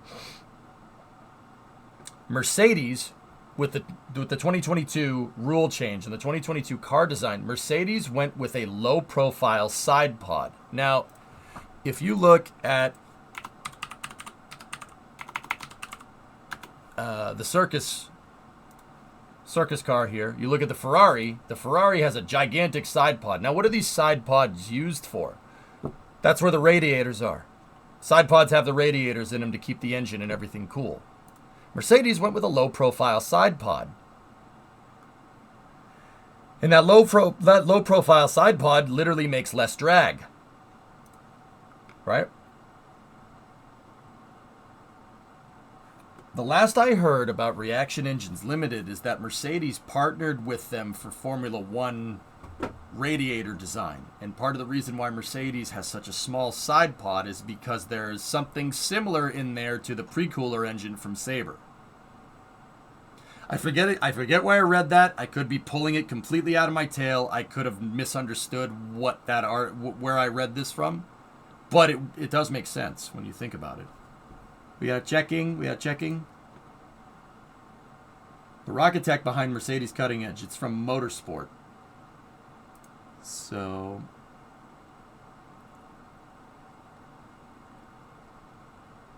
Yeah, reaction engines. That's right. Yeah, okay, cool. It is real. I wasn't pulling it out of my tail. All right, excellent. So that's the last thing I heard about reaction engines. Mercedes has a smaller, purpose-built version of that pre-cooler in there, being used as a radiator, so Mercedes could have low-profile side pods so the car makes less drag, so it goes faster than everybody else. Funny thing is, it didn't work. Yeah, that car ended up being terrible to handle, and one could argue that Mercedes is still reeling from the efforts of the low-profile side pod. I would contend to say that such a drastic aerodynamic change, given the regulations for aerodynamic research in Formula One, just means that it's going to take Mercedes a little bit more time to dial that low-profile pod in, because anytime you change the aerodynamics on something, that is probably the most expensive thing that you could do. It doesn't matter if it's a plane, rocket, Formula One car, regular car, boat, whatever. Aerodynamic research and development takes time. And Mercedes went with an insane change to their side pod in the hopes that the car would make less drag than everybody else's side pods, which has these gigantic scoops in them. Theirs is really tiny. And if those reaction engine pre-coolers work, well, they're not pre-coolers. If the radiators work like the pre-cooler does, then Mercedes doesn't need as much intake air to keep a similar engine cool. But the thing is, Formula One has restrictions on how much aerodynamic research and development you can do. I can tend to say that once Mercedes has it dialed in, and you'd be stupid to say that they don't have the money behind them. Once Mercedes has that dialed in, they will literally go faster than every other car in the field. They're supposedly abandoning the zero-pod design. They were going to bring huge upgrades to Imola, but we'll see. Yeah, maybe James doesn't want it. Mercedes is going to go back to winning. James is back in there. They'll start winning again. Please, somebody take the fight to Red Bull, because Ferrari isn't. Look, Freddie Vassar's a good team principal. He ain't no Binotto, okay? Getting rid of Binotto was a mistake. You should have never done it. It was really stupid. Team is going to be reeling from that power vacuum for the next 5 years. Mark my words. Trust me. I've been watching Ferrari for a long time. This literally happens every single time they decide to can a team principal after a couple of years.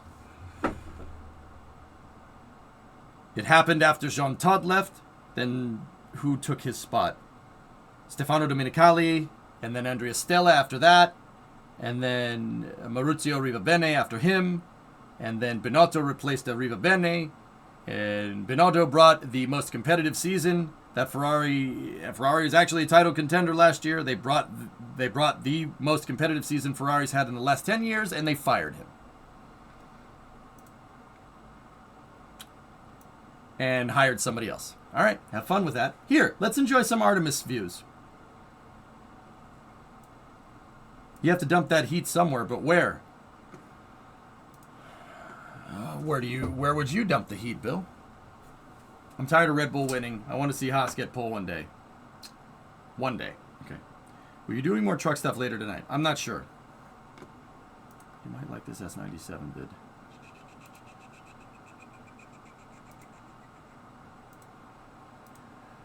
Yeah, we can check that out in a moment.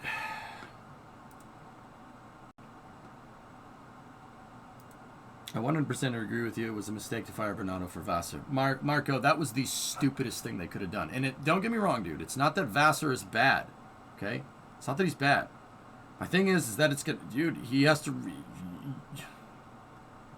Marco, you know good and well, dude, and I know this.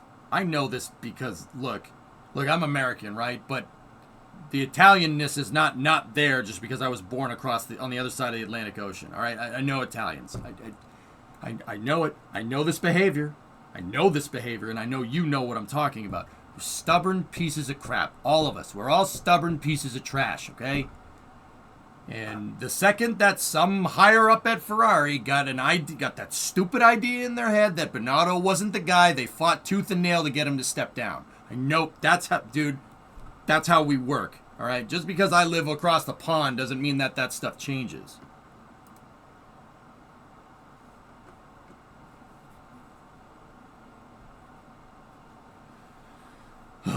Stupid, stubborn Italians. God, I'm so sick of it, man. It always comes back to bite us, man. Every freaking time. They just made too many strategy mistakes last season. Yeah, Quark, you can say that. Sure, that's fine. We could say that, but we have to remember that last year it was strategy mistakes. Before that, it was making sure the car was fast enough.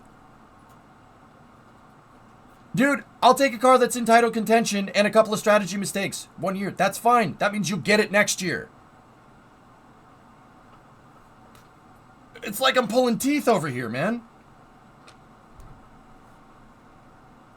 Ugh. Damn stubborn Italians, man. It takes one to know one, man. Before that, I was making sure the engine is legal, dude. And those same stupid forces, are the same people that ousted Vettel, right? The disrespect that they showed Seb really pissed me off. Stupid.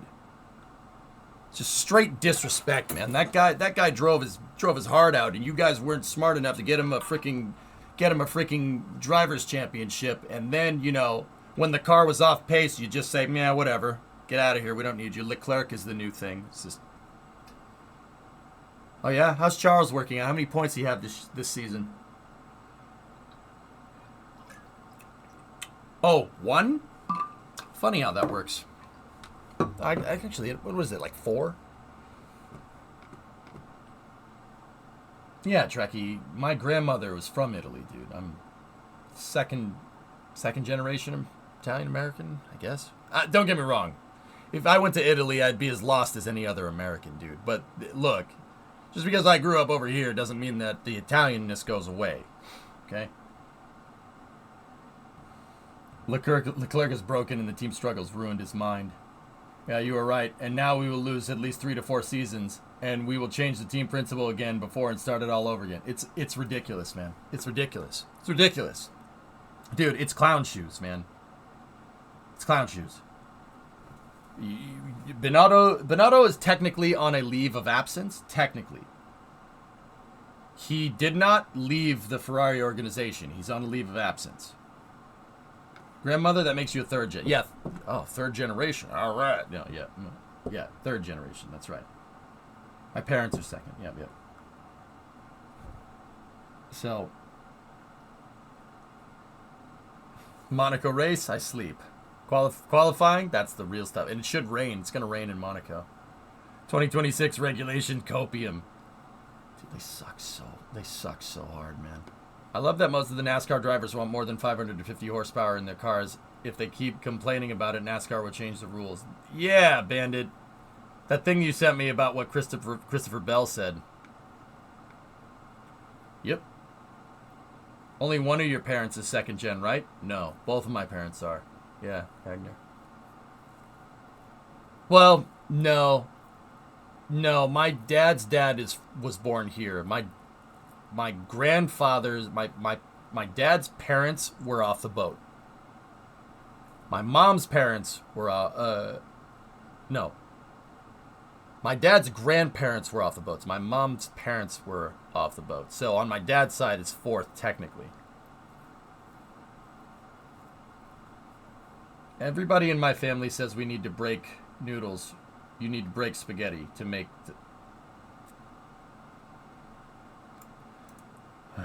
So what does that make us? Absolutely nothing, which is what you are about to become. Yeah, Mukai, you're not wrong. Anyway, all right, dudes. So we have some new Artemis 1 footage teed up here, some Artemis 1 engineering cameras. So let's, we got about 23 minutes of fun here. Let's see what we got. Hydrogen burn-off igniters initiate. 7, 6, 5. Nice, Elfish. 4-stage engine start. 3, 2, 1. Boosters in ignition. And liftoff of Artemis 1. We rise together, back to the moon and beyond. You should come visit Italy. Okay. Gantry, Pantilson. And here we go. 10. Hydrogen burn-off igniters initiate.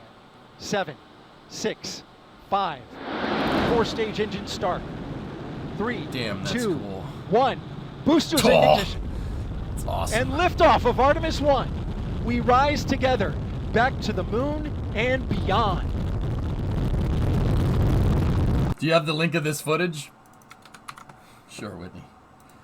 Wait, why do you need it? For research purposes, right? Right? Of course, yeah, okay.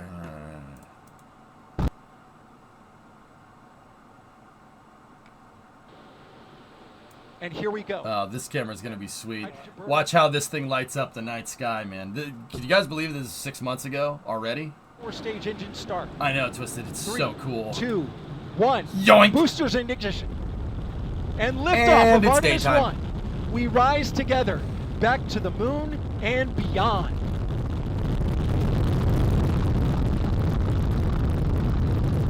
Damn, that's bright. Boosters! Four RS-25 engines on Boosters on a stage and knick-knock. 2 solid rocket boosters now propelling the vehicle at 128 It did, miles Nikita. per hour. Who's that mad lad jumping up and down over there? Ian, I wonder who that is. Who's that guy? Who's that mad lad jumping up and down?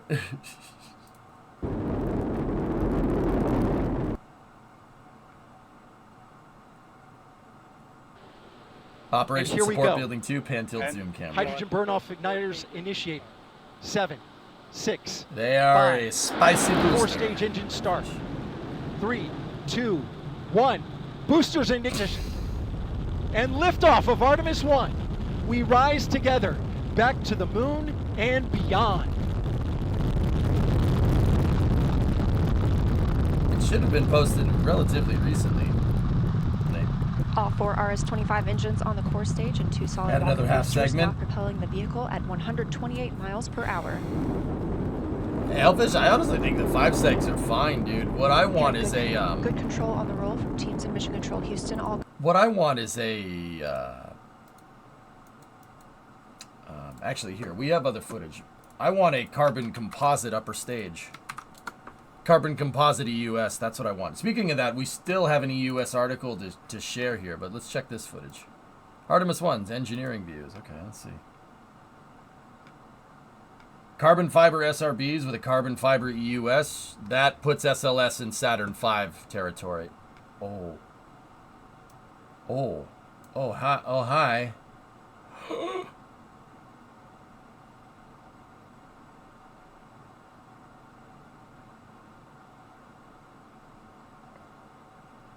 Hydrogen purge igniters are on.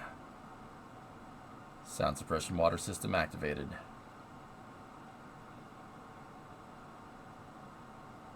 We got 4 engines up and burning.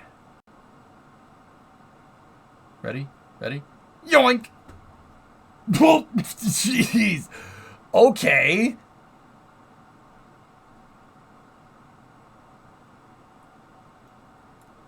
Okay. Yeah. Dude, game coder, what got me is the here, if we go back over to this footage, dude, what got me here is hearing the core stage auxiliary power units turn on and make that very distinctive chugging noise that we heard right before space shuttle launches. When the orbiter APUs, the 3 orbiter APUs on the shuttle started, they always went kind of sounds like a steam engine, right? To hear the core stage auxiliary power units or the CAPUs start on SLS, dude, that brought me back, man. It really made me happy.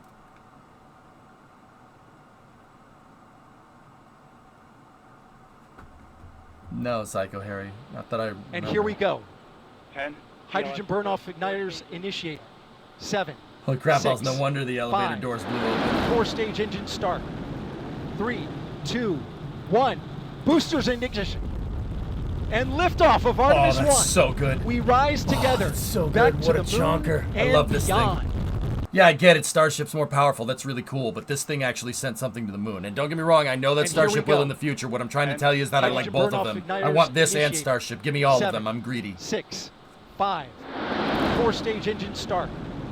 3, Me too, Dragon. 2, 1. Wish I could have done it Boosters for in you guys. ignition. Oh, that's And liftoff of Artemis 1. Boosters in We ignition. rise together. Back to the moon and beyond. Yeah, we need more SLS. Here, let's go back over here. Let's just...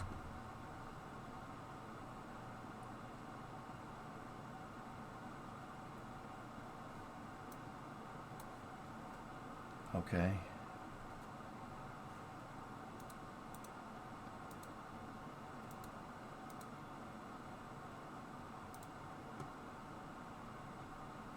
Five, 4, 3, 2,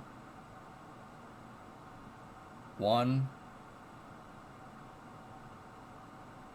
Zing! Oh, what? Oh, there we go. Oh, dude, the rocket was so loud it started screwing with the camera. Whoa, that's awesome. Dude, the vibrations from the rocket screwed with the camera frequency. You see that? I don't know how to say it right. It made the camera click on and off.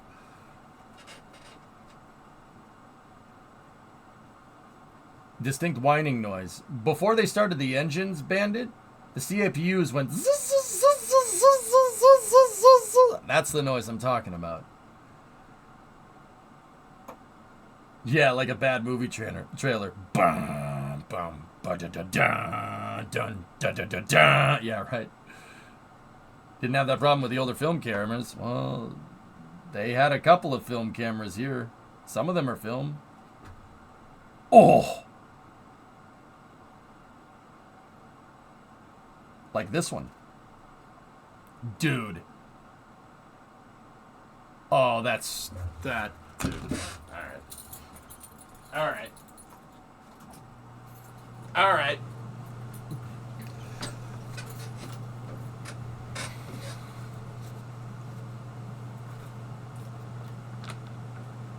Do you feel that thing just ripped itself off the hold downs? There's no hold downs on SLS, Hellfish. Funny story. I actually didn't know this until after Artemis 1. The only thing that's holding Artemis 1 to the pad right now is gravity. Yeah, there's no explosive bolt. There's no explosive nut. It's just the bolts, and they're not explosive. SLS just slips off of its launch mount. Gravity, once the TWR goes higher than 1, it just, yeah, there's nothing holding it to the pad. The reason why is because the shuttle, when it fired the main engines and they were pointed out to the side, the whole stack rocked back and forth. So you didn't want it slipping off the launch mount then, right? So the shuttle needed something to hold those SRBs to the pad so it pivots during the thwang maneuver. SLS doesn't need to do that. There's literally nothing holding this to the pad. It just slips off the launch mount. Yep. SLS, when it fires its engines, well, the 4 shuttle engines ain't moving it. That's like 0.3 TWR at liftoff. It's nothing. You need the boosters to get off the pad. So that means the only way that SLS is getting off of the pad is if both the boosters ignite. It's actually pretty smart when you think about it. You could have, I mean, I don't even want to entertain what happens if you have, thermal curtain failure. Yeah, that was a space camp joke. I mean, theoretically, one booster could ignite and it ain't going anywhere. It'll just sit there until it flames out. You'll probably do some damage to the pad, though. Does that mean if one of the boosters failed to ignite, it's not lifting off? I probably suspect Aqualux that... Okay, if I had to... Let's entertain that scenario. Say there's an Artemis 1... Say there's an Artemis rocket. There's an SLS on the pad and one booster fires. Well, first of all, that's very unlikely from happening. The boosters have redundant double redundant igniters, just in case something like that happens. So let's say that did happen. Say both the double redundant igniters failed. The 2-fault redundant igniters doesn't work. It would stay still, but I'm fairly confident that you would be introducing some torsional load into the stack that would probably rip it apart on the pad. Yeah. Think like if you had a Jenga tower, right? And you had a Jenga tower that was like even just a stack of blocks in your hand, right? And you kind of turned it just even a little bit, the whole thing will just fall over. It's not designed to take force like that, right?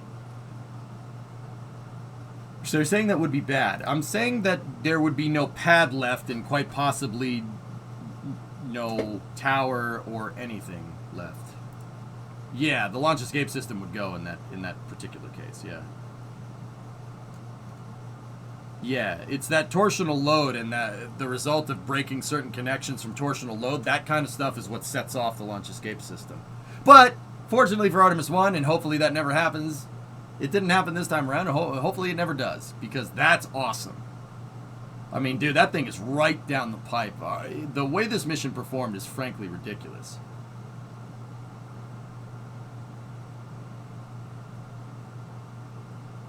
What is this camera looking? Oh, it's looking down.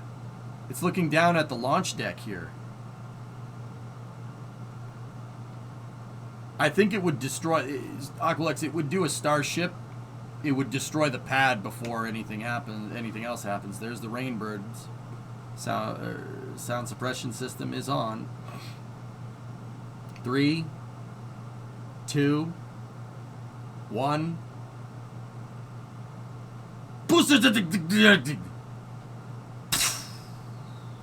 Oh, yep, there. Oh, dude. Look at how violent it gets on this thing. Holy crap, the whole tower's shaking. And no, I'm not just talking about the camera. I can see the pipes and stuff on this thing actually moving around. Look at, dude. Was there a launch today? No, there's one at 11 tonight, Steam. That is insane. Dude. What a crazy amount of power that is.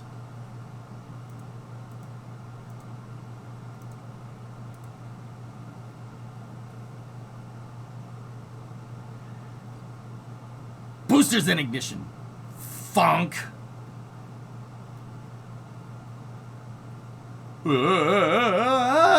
Ludicrous speed. Go. We break for nobody.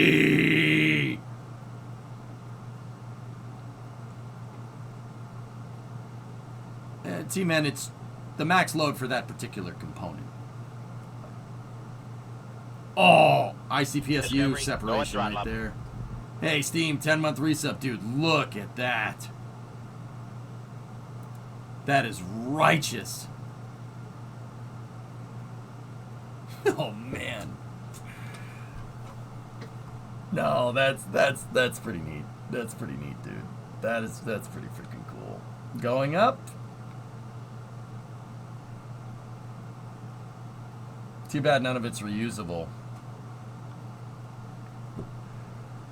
Yeah. Yeah, it sucks, man.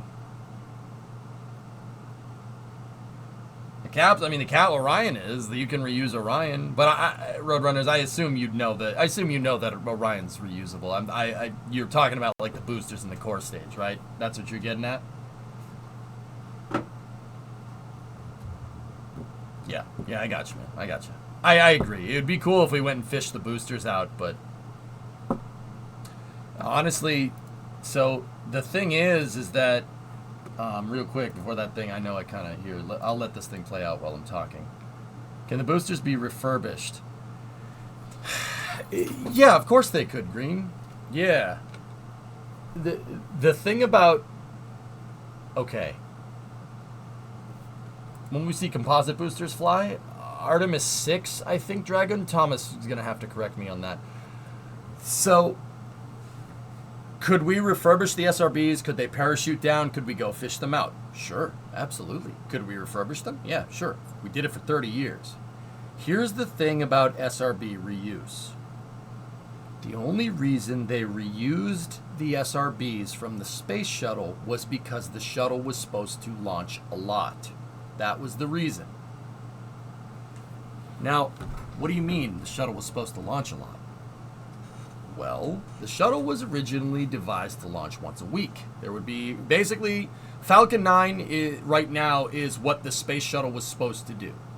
NASA and the government never allowed it to after Challenger, which is very, very annoying, but that's what it was supposed to do. The shuttle was supposed to be basically what Starship is trying to accomplish right now and what Falcon 9 is accomplishing right now.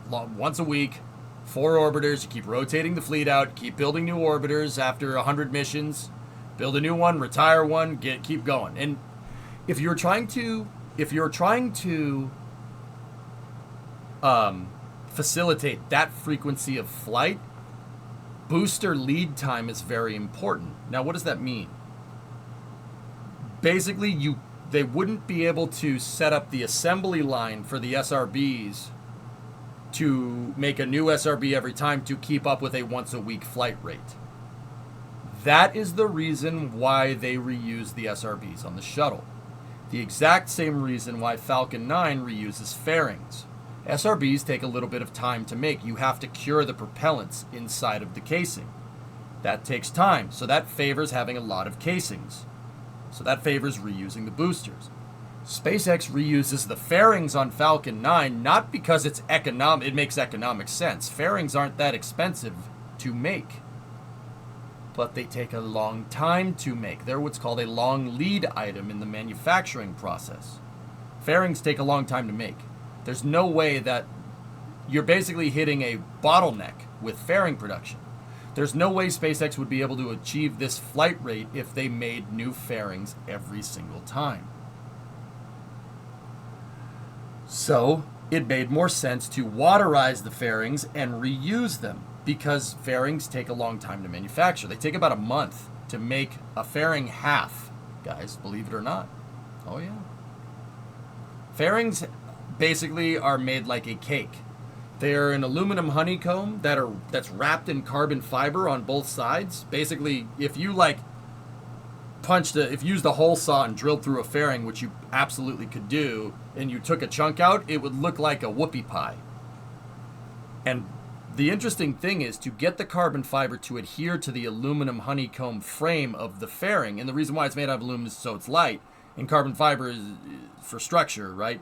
So the aluminum for structure, carbon fiber for lightweight. It's actually super strong, but you have to cook fairings in an autoclave.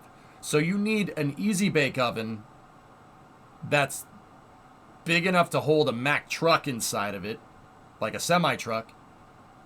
And it's not an easy bake oven. It basically is a blast furnace that you need to bake the fairing in so the carbon fiber cures to the aluminum. You have to do that. It takes like weeks. It takes weeks to bake a freaking fairing. That's why they're reused. That's why Falcon 9 reuses them. Not necessarily because they're expensive to make, because they take a long time to make. Shuttle was the same thing with the SRBs. SRBs aren't that expensive to make, but they take a long time because the propellant needs to cure, just like a fairing needs to bake in an autoclave for a couple of weeks. Same idea. So if the shuttle was flying on a weekly basis, there's no way you would have enough SRB casings. There's no way you would have enough SRB casings to keep flight rate going. The SRBs would become a production bottleneck. That's why reuse makes sense for the shuttle, and it doesn't make sense for SLS, because with SLS, we're launching once a year, which is stupid. But that's what we're doing. It's a giant easy bake oven. Yep. Yeah, there you go, Aqualex. Aqualex has a link in chat if you want to see the sandwich. Yeah. Here, Aqualex, I'm going to use Thomas's footage, or Thomas's picture, because it shows it's an actual cross-section of the fairing. This is the picture that Collect Space took. See? It takes time for that carbon fiber to cure to the aluminum. And you have to bake the fairing for freaking ever. And that's the reason why they reuse them, because they're not necessarily like expensive to make. They just take a while. That's why the shuttle reused SRBs. Basically, economy of scale would have been able to get the shuttle price down to pretty much Falcon 9 pricing if they had allowed it to.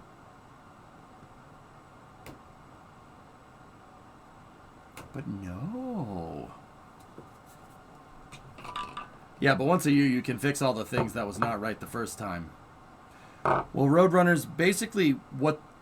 I agree with you. But honestly, the SRBs that are going to fly on Artemis 1, 2, and 3 are not SRBs I would want to reuse. Now, the interesting thing, dude, the interesting thing about that is that those SRBs on Artemis 1, 2, and 3 are made out of the leftover casings from the shuttle program. Just like the RS-25D variants are former shuttle motors. They're former Block 2 SSMEs that have been retrofitted for SLS. So SLS is not only using the shuttle's main engines for its core stage, they're actually using SRB segments. The Artemis 1 SRB segments had flown many times prior. At least all the segments that did fly, they didn't fly all together. Obviously, a 5-segment booster never existed before. But they did all fly. It was all flown hardware on Artemis 1 for propulsion. Yeah. Even the European service module was a shuttle orbiter maneuvering system engine that last flew in 2000. The Orion service module that burned up when Artemis 1 came home had flown many times on the shuttle prior. Don't get me wrong, that hurts. As a shuttle fan, that hurts, man. That hurts a lot. But I'll trade it for boots on the moon.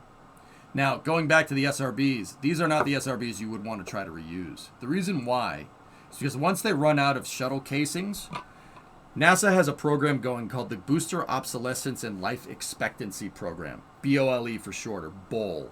Or BOLE, I think is what they call it. The BOLE program is designed to, it basically is out there, and the contract's been awarded. The BOLE program is there to replace the steel SRB casings with carbon fiber casings. Basically, they're making SRBs out of the same material, similar design to the fairings that I just showed you, minus the aluminum. They're carbon overwrapped pressure vessels that are being used for segmented SRBs. It's a technology that Northrop Grumman is introducing, segmented carbon fiber SRBs. Those are the ones those are the ones we would want to reuse. The reason why is because the carbon fiber SRBs probably weigh a good couple, like, I don't know. What do you even guess? Probably like 5,000 pounds less. Because it's carbon fiber and not steel. But even then, reusing those, I'm pretty sure you don't want to do that either. And the reason why you don't want to do that either is because they intentionally made these carbon fiber boosters a lot lighter than they really were compared to their steel counterparts, because they're only designed to be used once. It's one and done. The carbon boosters will have its first flight on Artemis 9. Thank you.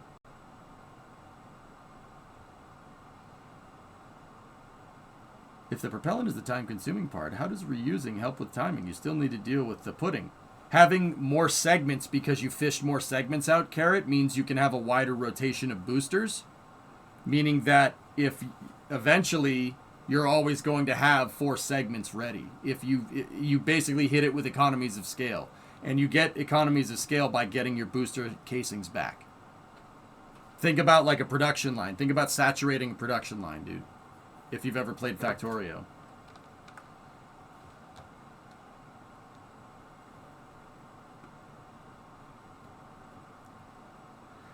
Hey Teague, what's going on? Is there a high heat load on the SRB shells? Yeah, yes and no. So, I mean, Roadrunners, light the candle and forget it. Yeah, Roadrunners, don't get me wrong. I really don't like that NASA has gotten away from reusable launch vehicles. However, they do have 2 reusable lunar landers on the books now. There's the national team revised Blue Moon landers, so the Blue Moon Mark II lander, which is what we saw that contract got awarded the other day, and obviously we have Starship. So I don't necessarily hate that NASA is pivoting towards like reusable on-orbit vehicles. That's fine. That's okay with me. And hey, Orion's reusable. That's nice. Will the lighter boosters translate directly to 5,000 pounds more cargo to space? I don't know if it's 5,000, Game Coder. I've just made that number up based off of some quick math in my head. That's just a made-up number. But yes, absolutely. Your thrust to weight goes up. Or your TWR goes up because the boosters are way lighter. You take mass out of the first stage, that means you can have more mass for your second stage and or more mass for payload. Absolutely, dude. And then there's the second stage here. There's the second stage that will fly on Artemis 4 called the Exploration Upper Stage, which is a 8.4 meter upper stage with payload bay and Orion on top of it. They have, this article is from Space News, right? But Boeing has hinted at wanting to make a carbon composite version of the EUS. With SLS, with carbon composite boosters and a carbon composite third stage, puts it well into Saturn V capability. Well into Saturn V capability, like past Saturn V capability. And when I say Saturn V capability, I mean at that point SLS should be able to do everything that the Saturn V could do. Like move a lander and Orion to the moon in one shot. So you could do more. You basically have more capability. But then again, it's from there, the bottleneck is the damn service module on Orion. It needs more Delta V. But we can play with those margins a little bit if we know what we're doing. Does the other company's lander leave the moon, or does it leave the landing leg segment behind like Apollo?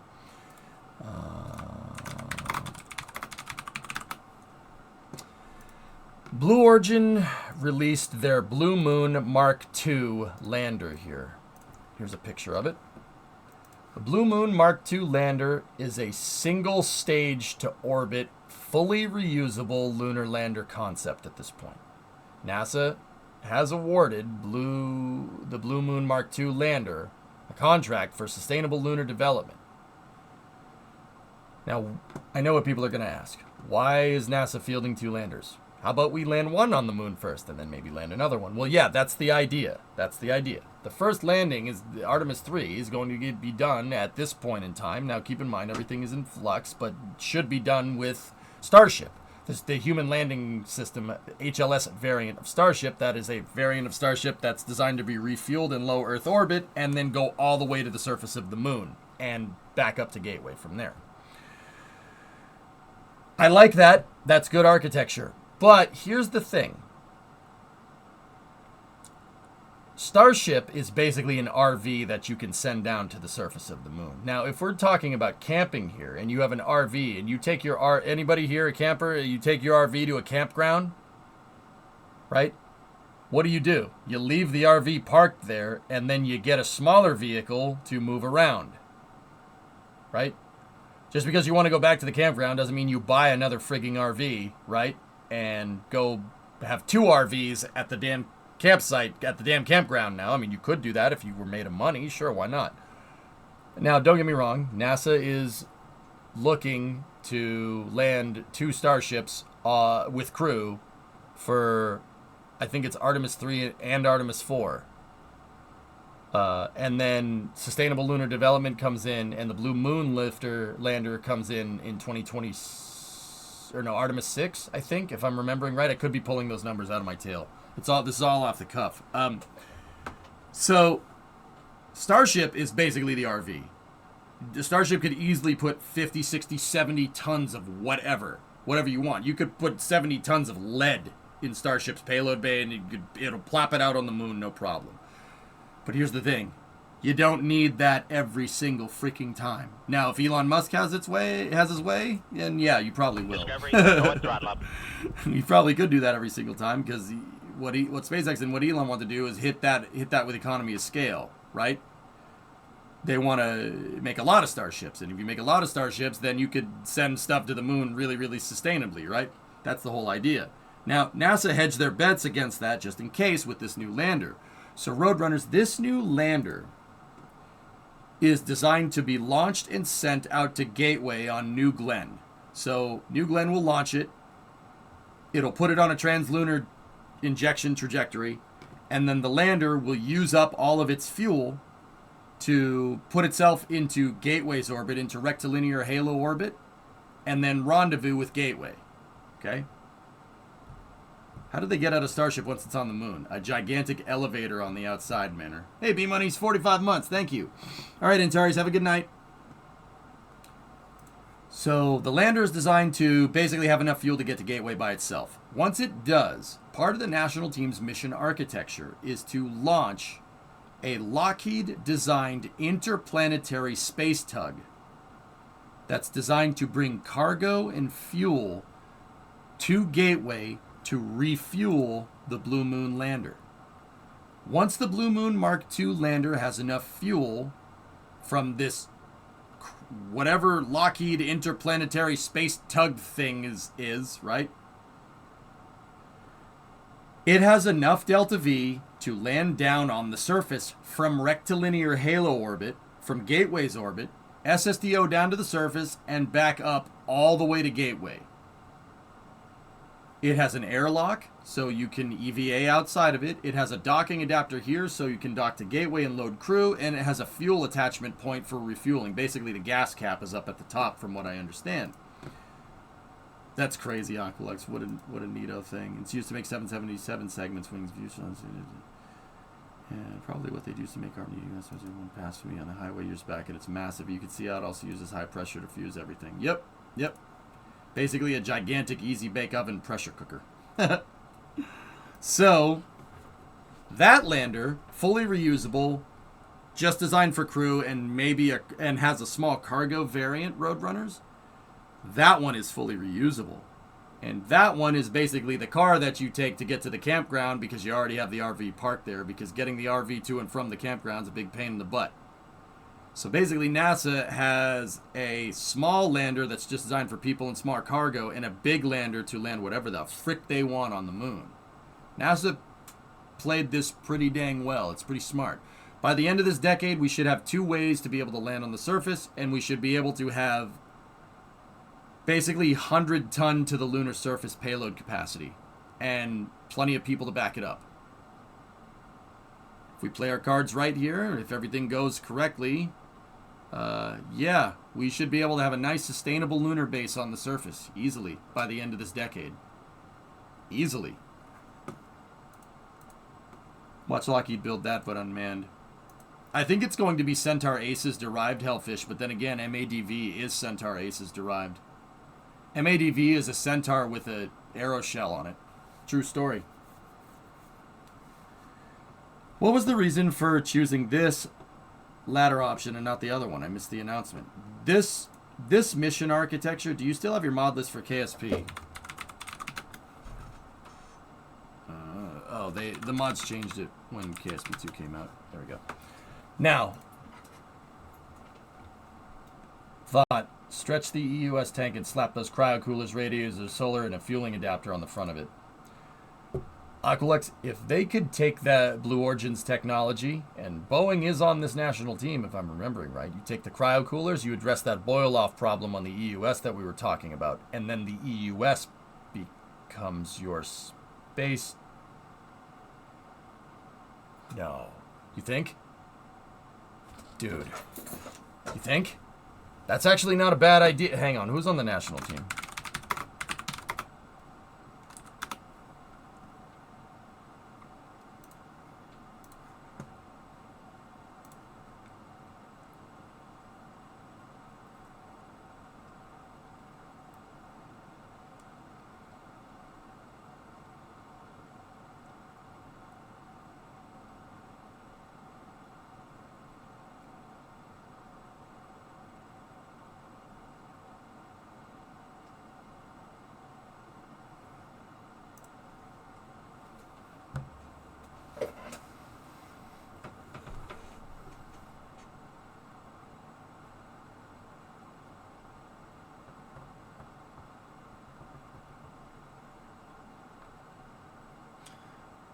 Gamecoder, I'll answer that question in a second. Do you think that Lockheed is going to take the EUS? You think they're going to take the EUS and make that into their reusable stage transfer vehicle? I mean, it's the national team. They're already working with Boeing. I mean, my gut's telling me no. I think their transfer vehicle is specifically designed to fit around the New Glenn architecture. So it's designed to fit around the 7-meter fairing architecture, if I'm remembering the SLD program correctly. Tug is launching on New Glenn, so it can't.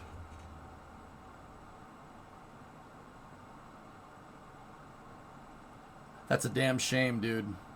That's a damn shame.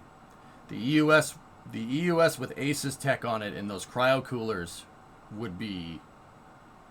So, Ian, consider this. Thomas, consider this. We've done the delta V calculations out before. The EUS, if you could find a way to mitigate boil off, the EUS has enough to circularize Orion, which is 25 tons, and a 20-ton lander in low lunar by itself, if you can manage the boil off problem. If.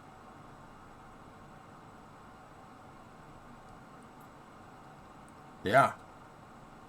The only problem with the EUS is that, I mean, it has the Delta V. But it has the Delta V, but there's no way to mitigate boil off. Like I said, we've done the math out. I've had SLS engineers help me with the math before. And we simulated it in Kerbal, like as best as we could. It was an approximation in Kerbal, I will admit, but it proved my point. The EUS has an insane amount of Delta V. I was never sold on it, dude. I always thought the Earth departure stage was a better idea. The exploration upper stage is not a joke when it comes to Delta V. It has way more Delta V than the Earth departure stage does. Way more. We're talking like 150% more. Hey, Racer, what's going on? We have a Starliner launch date, too, if I recall correctly. Yeah. What I'm saying is, what Alcoholics and I are kind of, theory crafting out here was taking the EUS, right, and putting the cryo coolers from this Blue Moon lander on the EUS and making an interplanetary space tug with the EUS. Wait, I'm confused. The EUS can inject 43 tons to TLI. Orion is 25 tons, so the EUS would be out of juice injecting 25 plus 20 to TLI alone.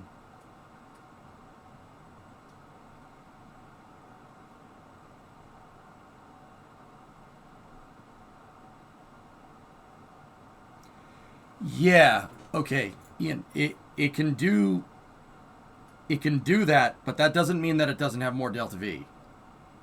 It can inject 43 tons to TLI, right? But see, here's the thing. You only need a certain amount of Delta V for translunar injection. Hear me out. So say we're playing RSSRO in KSP, okay? We have an EUS, and the EUS with a 20-ton lander and Orion on it, 45 tons, it can send it to TLI, right? Which, what is translunar injection in real life? Like 3 or 4 kilometers a second, something like that? Screw it, we'll use Kerbal terms. It's 800 meters a second to get to MUN in KSP, right? That doesn't necessarily mean that the EUS doesn't have 1600 meters a second Delta V. That means that it can throw 45 tons TLI and then can't really do any more burns after that, right? Now, you could make the argument here. That, well, why doesn't it just use up all the Delta V? Couldn't you theoretically launch heavier stuff then after that? Well, with the EUS, you're running into boil-off problems now, aren't you? Why? Well, you're running into boil-off problems because the EUS is very low energy transfer because 4 RL-10s, but very high specific impulse because RL-10s. It doesn't have the TWR. And if it doesn't have the TWR, it has the Delta V. But the limiting factor is boil-off. I'm pretty damn sure, dude. I mean, feel free to double-check my math. I'm pretty sure the boil-off is the problem. The EUS will be peak chemical upper stage until nuclear takes over. Yep. Leo to TLI is 3.2 kilometers a second. Yeah. Well, yeah, but then if we had extra Delta V, then 43 tons wouldn't be its max TLI. I think, yeah, I understand that, Ian. But here's the thing. What happens when you have a low TWR stage in Kerbal and you're trying to shoot for the moon? You have to boost AP, go around, boost AP again, boost AP again, boost AP again. If the EUS did that, right, like what Bereshit did, for instance, you'd boil off all your propellants. The 43 metric tons is taking 45 ton TLI is taking into account one burn. I'm pretty sure we did this. I'm pretty sure we did this math out right, because I remember running into asking these same questions. I'm like, that makes no sense. And then we went and looked at different infographics that tell the EUS's mass, specific impulse, engine, stuff like that. Honestly, it can move way more. Boil off is the bottleneck, dude. It's the bottleneck. Yeah.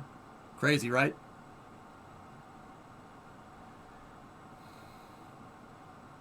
Speaking of, will you ever play an RSSRO install? I don't know.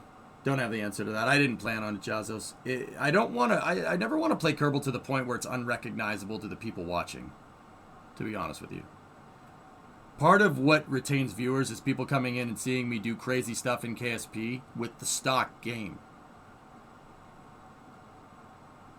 What's the boil-off percentage for second stage? No idea. Depends on the trajectory.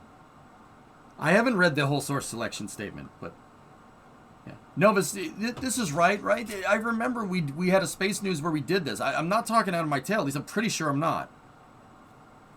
Because I remember we had a conversation and I was like, oh, the EDS is better. And chat was like, nah, no, it's not. The EUS is better.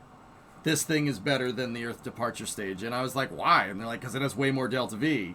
And then I was like, well, okay, if it has more delta V, why is it so limited compared to the EDS? And the reason is the TWR.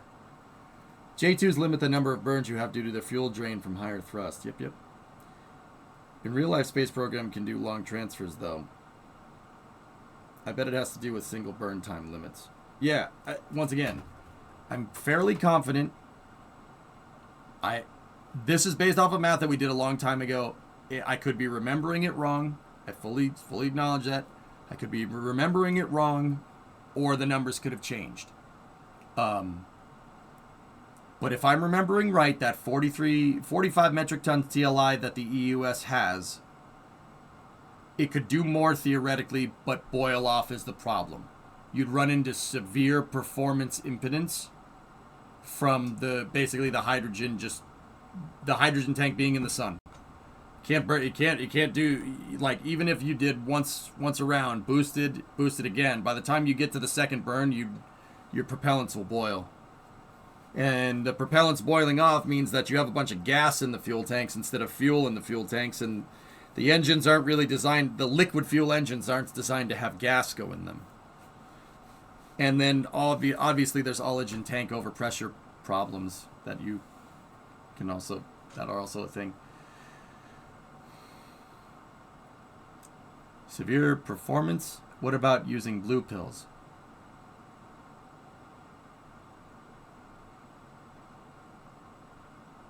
If your translunar injection burns last more than 4 hours, consult a propellant specialist.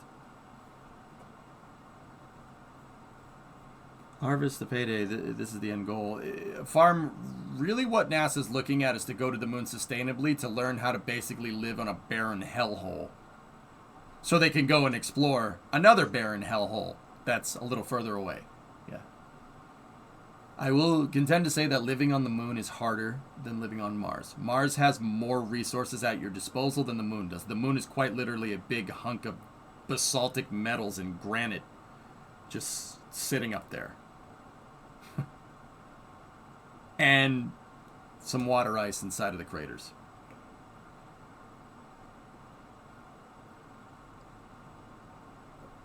Well, they can learn that in the desert. I'm not going to sit here, Farmer, and pretend like the desert isn't trying to kill you all the time. What I am going to say is that the moon is trying to kill you 10 times over.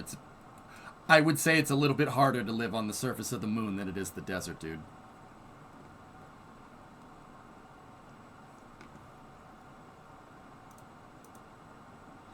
Mars has more comparable gravity, atmosphere, and more interesting soil and geology. Why go to the moon? Cerebral, this might be a little bit of a hard sell to people that are set on going to Mars, but long story short, the moon is probably harder to live on than the surface of Mars. Way harder.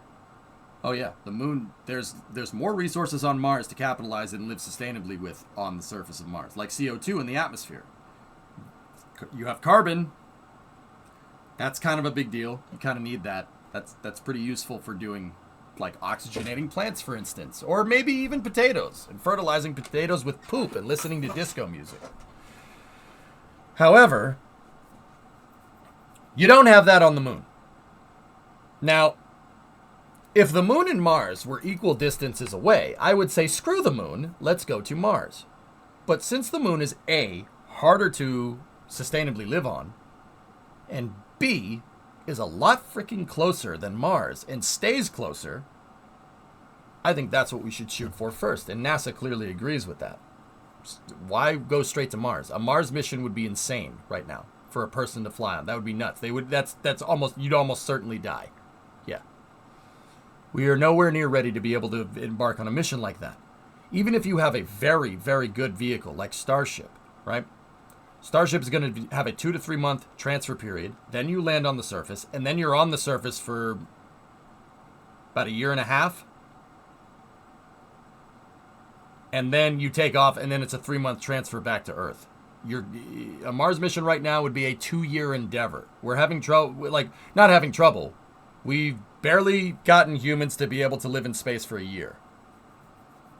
We're not even close to being able to do Mars duration style missions. Not even close. But the moon is a good way to test that. The moon is in deep space. It's beyond the Earth's magnetic field. Mars is also in deep space, but the moon is a lot closer and a lot easier to get to than Mars. Because it's a lot closer. It's a good place to practice. And you can literally come back from the moon anytime you want. You don't have to worry about a transfer window. The moon is orbiting around Earth. In order for a camping trip to go correctly, you'd start camping in the backyard.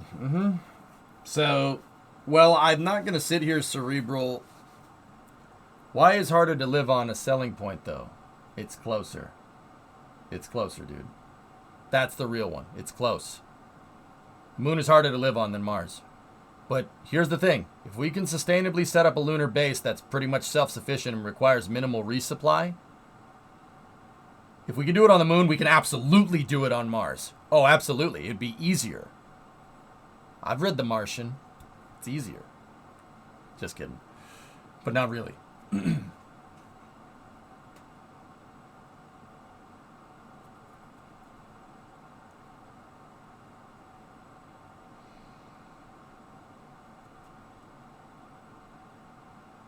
That's with regular resupply on Mars. You can't do that. You have to take everything with you. Starship is a much better architecture for Mars in that regard, Panza. Yeah. How does the Millennium Falcon fly through asteroid belts at the speed of light?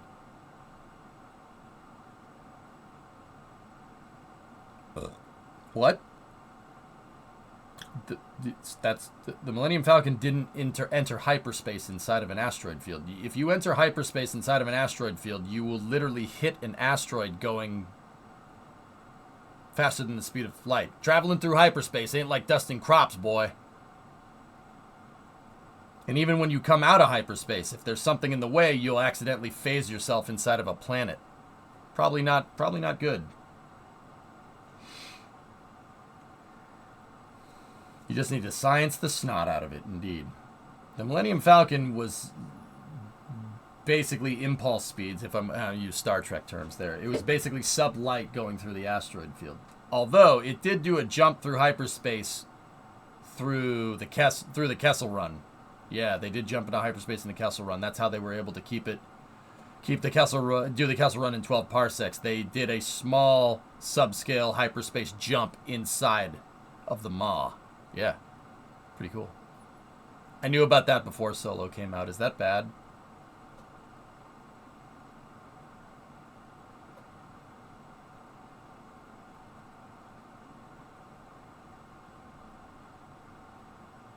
Parsec is a unit of measurement of distance, not time. Yeah, and in Star Wars, ships fly around in space like airplanes. That's where you draw the line at an arbitrary form of measurement. X-Wings can move around like a F-15 in space in the vacuum. No, that's good, but no, parsecs is time, not distance. Distance, not time. Nope, totally unrealistic. That's where we draw the line, guys. You feeling okay?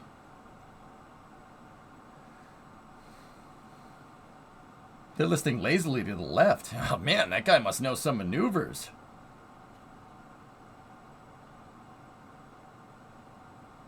Never tell me the odds. The odds of successfully navigating an asteroid field, sir, is approximately 3,720 to 1. Yeah, whatever, Nova, it's fine. But that's not Star Wars. This will cheer you up. I'm not mad! Oh, jeez. Yep, nope. Okay, yep, that's, we're not playing that.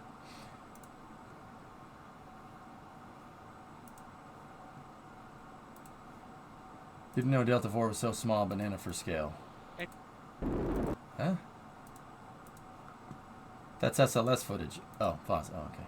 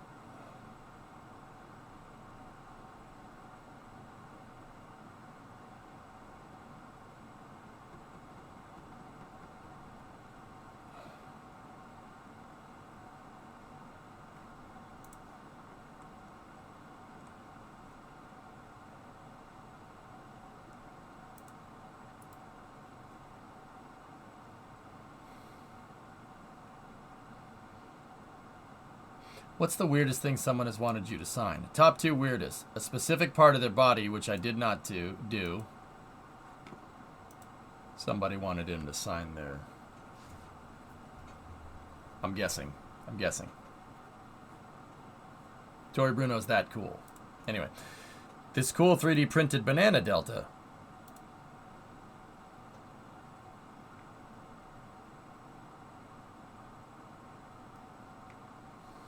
Yeah, maybe that. He didn't say plural Aqualux, so yeah, that's awesome. I kind of want that.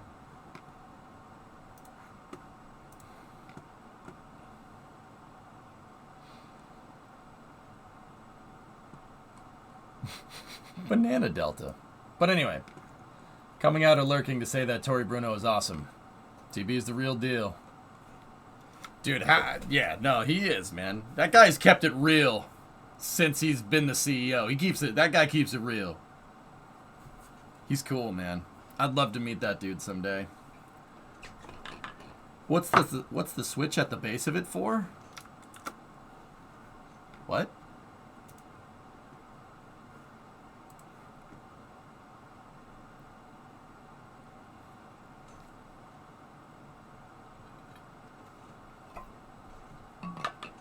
He used each if you want to redo the math. Propellant mass. Interesting, Ian. The BLE takes TLI from 42 to 46.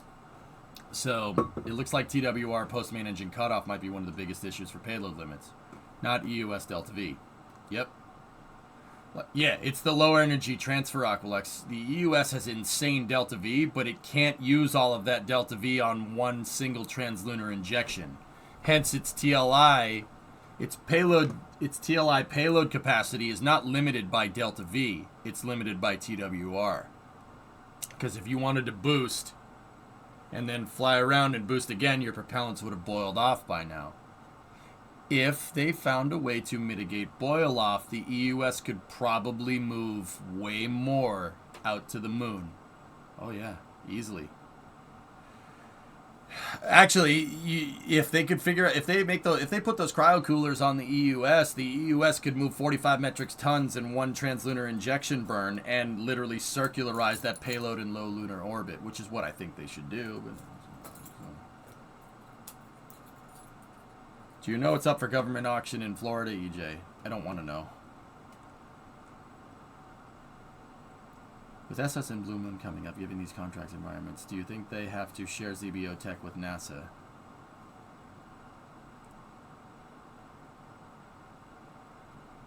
NASA set the contract requirements to be able to do that under Next Step Appendix P, Graph Shark, so yes, absolutely.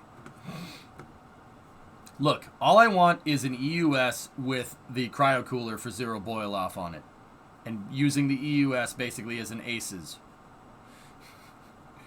Basically using it as a reusable on-orbit tug vehicle that can go between low Earth orbit and low lunar orbit.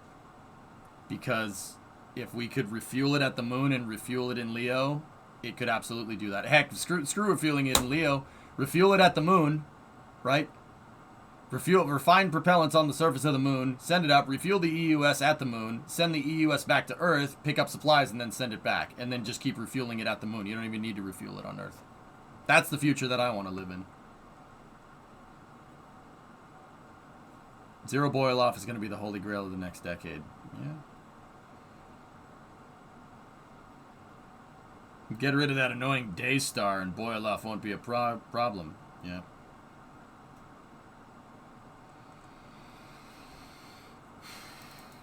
There you go. Great space news, guys. Good discussion. Good stuff, man. Good stuff. There is still one more thing about the EUS that I kind of want to check out.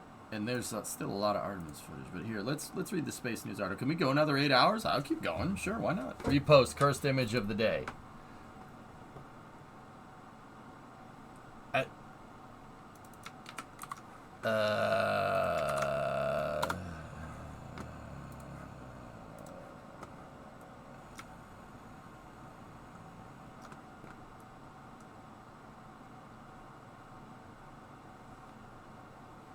Hours. Have you taken a break? Worked on the truck. Yeah, I took a break after I worked on the truck, Hokey. I started at 10:30 and worked on it till 1:30 and then took a 30-minute break and started Space News at 2. I don't hate it. If they paint if this thing was painted all one color, it'd actually be kind of cool. It's actually, that is a from the front, that's a K50, I think. I think that's a 1978 K50. I think it's a K50. Oh, maybe not. Maybe they called it something different. Nope, that's right. It's a K50. Oh, it's a C50, not a K50, excuse me. Yeah, there you go. Cool truck. Yeah, that's pretty rad. It's a square body on a truck chassis. Yeah, I don't hate it. I don't hate it. It's a long box, like it's supposed to be like a box truck. Like a U-Haul. Here, let's see. U-Haul.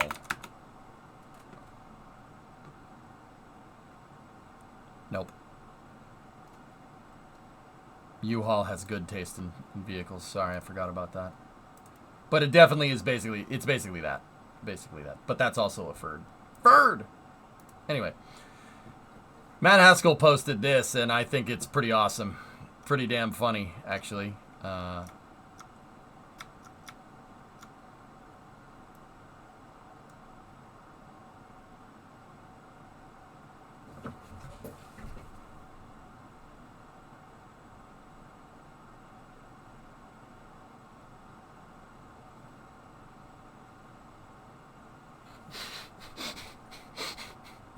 made me laugh.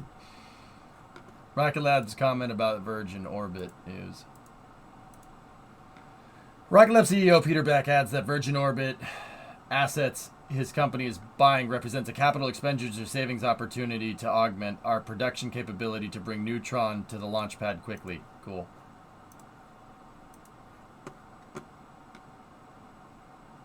Yeah, I got mine.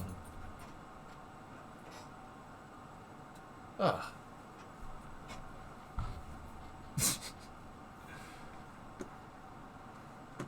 Okay, apparently people didn't find that as funny as I thought. Anyway, moving on. Just to be clear, when EJ refers to boil off, he isn't referring to a stovetop in which someone forgets about a pot of water that was boiling, or is the interpretation subjective to the listener?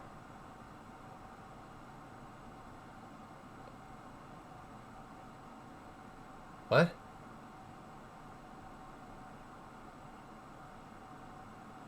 Okay, Navy Vet. Yeah, that's cool. It's funny to me and you. I thought it's hilarious. That was really funny, man. Just the turn the man, you know. Like...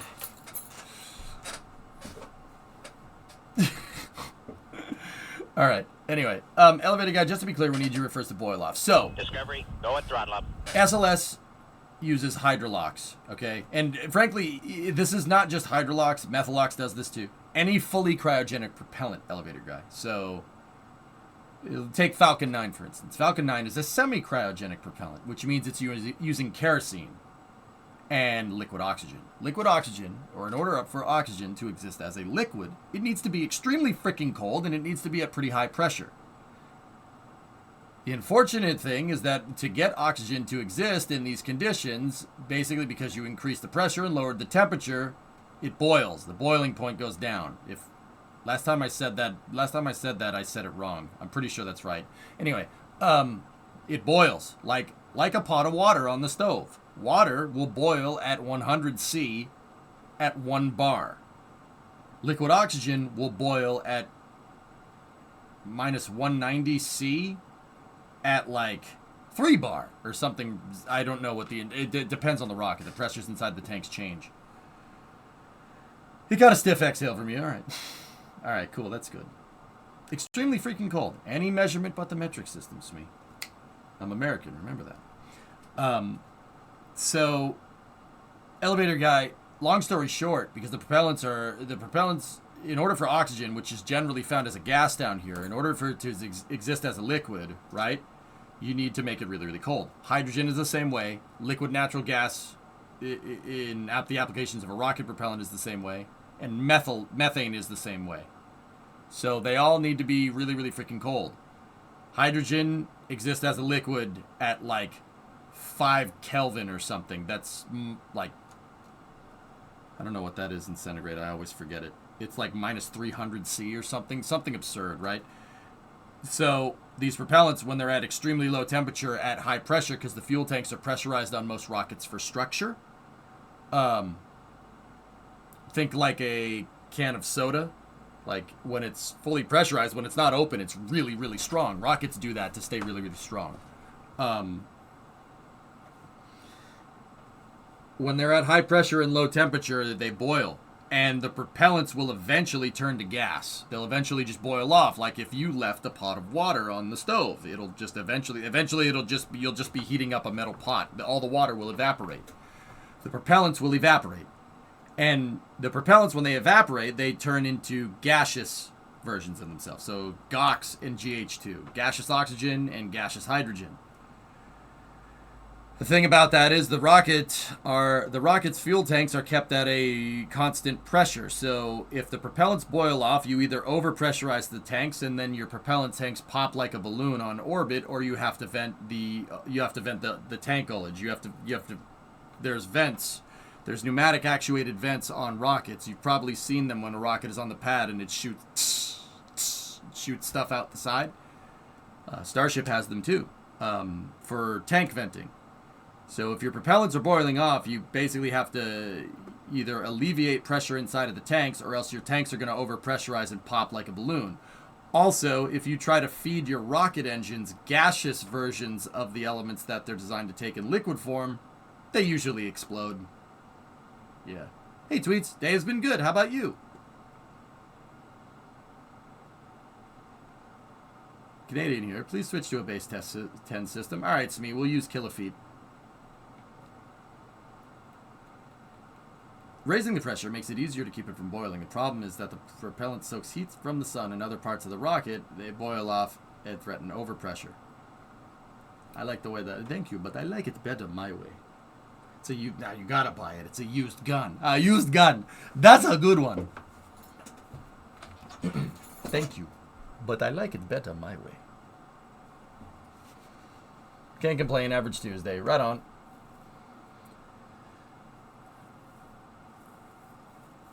Kilofeet is what my wife claims my feet smell like after work.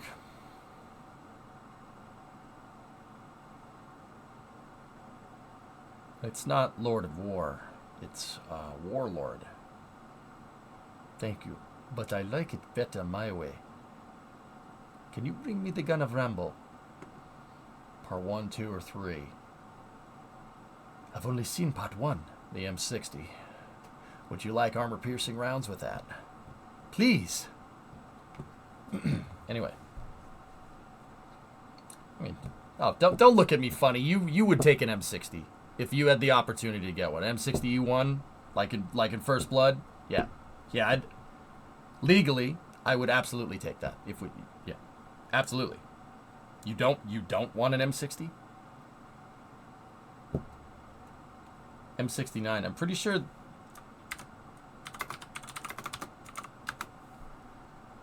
I'm pretty sure. Yeah, okay. The M69 is not a weapon. It's a piece of body armor. It's a flak jacket from the Vietnam era. MG3 is better than M60.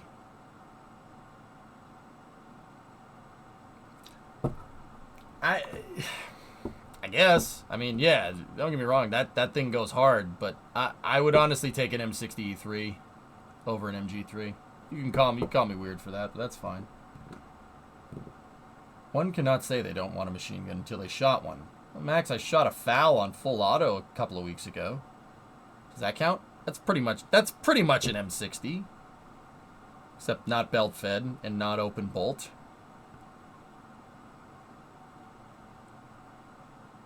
What about an M1? An M1 Garand? I'd rather have a 249.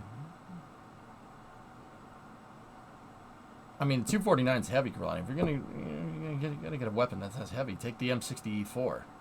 It's got a forward grip on it, so you can Chicago typewriter people just tick, tick, tick, tick, tick, tick, tick, tick. What about a Mark 17? Have fun carrying that around. Okay. At least mine has the forward grip on it. You know, just saying. 240 Bravo is a favorite, but Mark 19s are great when they don't jam. Yeah, something 20 millimeter, something blowback, something feed, something. I have 4 words for you: minigun jetpack. I remember this from frickin' What If, dude. Guns are just little SRBs. I've decided. A shell casing is just a little solid rocket booster. It's just not doing solid rocket boosters correctly, but yeah, pretty much the same idea. Do rocket engines have a theoretical propulsion limit? Yes. Every different type of propellant pop has a limit. Yeah, absolutely. But then again, it depends on what you're using to heat up said matter and shoot it out the back. But there are material limits, yeah. Like hydrogen, you're not gonna like any Hydrolox engine where you take liquid hydrogen and liquid oxygen. Basically, there's only so many ways you can take hydrogen and oxygen, mix it together as efficiently as possible, and then explode it and shoot it out the back. You're never gonna get over 460 specific impulse. You'd be very hard pressed to get a specific impulse higher than that. Just because there's really no better way to combine hydrogen and oxygen. Like I'm not saying this very scientifically, but that's basically it, dude. There's only so many ways you can fit those things together fast enough to make it more efficient. Like every propellant has its theoretical maximum efficiency, sure. 240B is a hoot. I would like to let loose on one of those, Victory, but I don't have an extra $1,000 for the 30 seconds of fun that I would have. What are hypergolics' main advantages and disadvantages? Hypergolics are not as efficient, but they don't boil off, Erudite, which is why the lunar lander and the service module that went to the moon used them. And that's why Dragon uses them too, and the space shuttle. The question is related to Raptor 3. Oh, Pop, your limiting factor in the case of Raptor is literally how efficiently you can take methane and gaseous methane and combine it with gaseous oxygen. Now, I know I just got through telling people that gaseous versions of your propellants going into a rocket engine aren't a good idea. But, Pop, for the people that are uninitiated, the Raptor engine takes liquid propellants that go into the motor, turns them into gas, and then combines the gaseous methane with gaseous oxygen, and then puts that in the combustion chamber instead. Basically, Raptor is 2 jet engines. One is running super oxidizer, lean, and the other one is running super fuel rich. And the fuel rich exhaust from one jet engine and the oxygen lean exhaust from the other, or the oxidizer rich exhaust from the other one, combine inside of the combustion chamber and then get shot out the bottom. That's why what I like to say is that it's 2 afterburning jet engines feeding into a rocket engine. But here's the thing. Your main combustion is what's going on inside of the rocket engine. So Raptor's power heads are not called turbo pumps, and they're not afterburners either. They're called pre-burners for that exact reason. It is an afterburning jet engine that shoots its exhaust into a rocket engine, and then the rocket engine makes a splody and go out the bottom. Your limit here basically is how efficiently you can combine gaseous methane with gaseous oxygen. There's a theoretical maximum somewhere for specific impulse. So you asked about theoretical efficiency. Methane can only combine so well with liquid oxygen, and it'll basically, the theoretical maximum for methane is like 380 seconds specific impulse. There's literally no way you can get those things to combine faster and explode faster. Right? It does take a second to get them to stick to each other and then explode. So you really can't go higher than 380 second specific impulse. That doesn't necessarily mean that you can't make a Raptor engine that makes more thrust. Now, you can't change the time it takes for the propellants to atomize and deflagrate, but you can increase the amount that's going on. Oh, absolutely. That's what Raptor 3 is doing. It's able to deliver more methane and more oxygen out of the pre-burners into the main combustion chamber. And that's why they're able to sustain such high pressure, because their power heads can feed a lot faster than anybody else. The reason why they can feed a lot faster is because of that whole pre-burner system. Gases move faster than liquid. But if you're going to atomize your liquid fuel and oxidizer before you combust them, you're going to need to be able to handle an insanely high feed rate. Because taking a liquid, changing it to gas, and then pumping it into a jet engine is asking a lot for material science. But that's where the hydrostatic bearings come in on Raptor's pre-burners. Raptor uses the propellants as a hydrostatic bearing, basically submerging the turbopump inside. Submerging the turbopump inside of its housing. So there's no friction, there's no bearing. You won't spin a bearing on Raptor. As long as there's propellant in it, it'll work. You'll never spin the bearings on it because there are none. The propellant is the bearing. That's Raptor's big breakthrough. And that's how it's able to achieve the flow rates that you need for stage combustion cycle. So there's a theoretical specific impulse maximum because methane can only combine with gaseous oxygen so much that always is going to take a certain amount of time. So your efficiency is limited to about 380 seconds specific impulse. However, you can deliver more methane and more gas by getting those things to spin faster. And if you do that, if you do more of that, that's more methane and more oxygen combining and then exploding, then deflagrating after that, and that creates a lot more hot gases, and that shoots a lot more hot gases out the bottom, giving you a higher chamber pressure, higher mass flow rate, higher exhaust velocity, more thrust. But it'll never go above 380. Sorry for all the questions. I'm just amazed how much performance they got out of Raptor 3 versus 2. It's really magical stuff, Pop. That integrated power head is... The hydrostatic bearing design is a game changer. It's a game changer. That is... Hydrostatic turbo pump, or hydrostatic power packs, are quite literally to rockets what electronic fuel injection is to cars. Oh, yeah. Oh, yeah. Yeah. Yeah, EFI. For a car. Completely changed the game.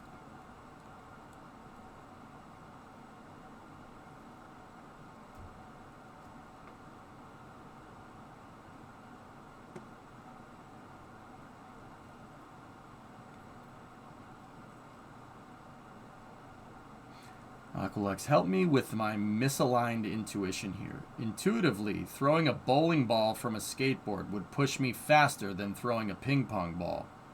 Why is it different on a molecular level? Molecules have more mass in a bowling ball.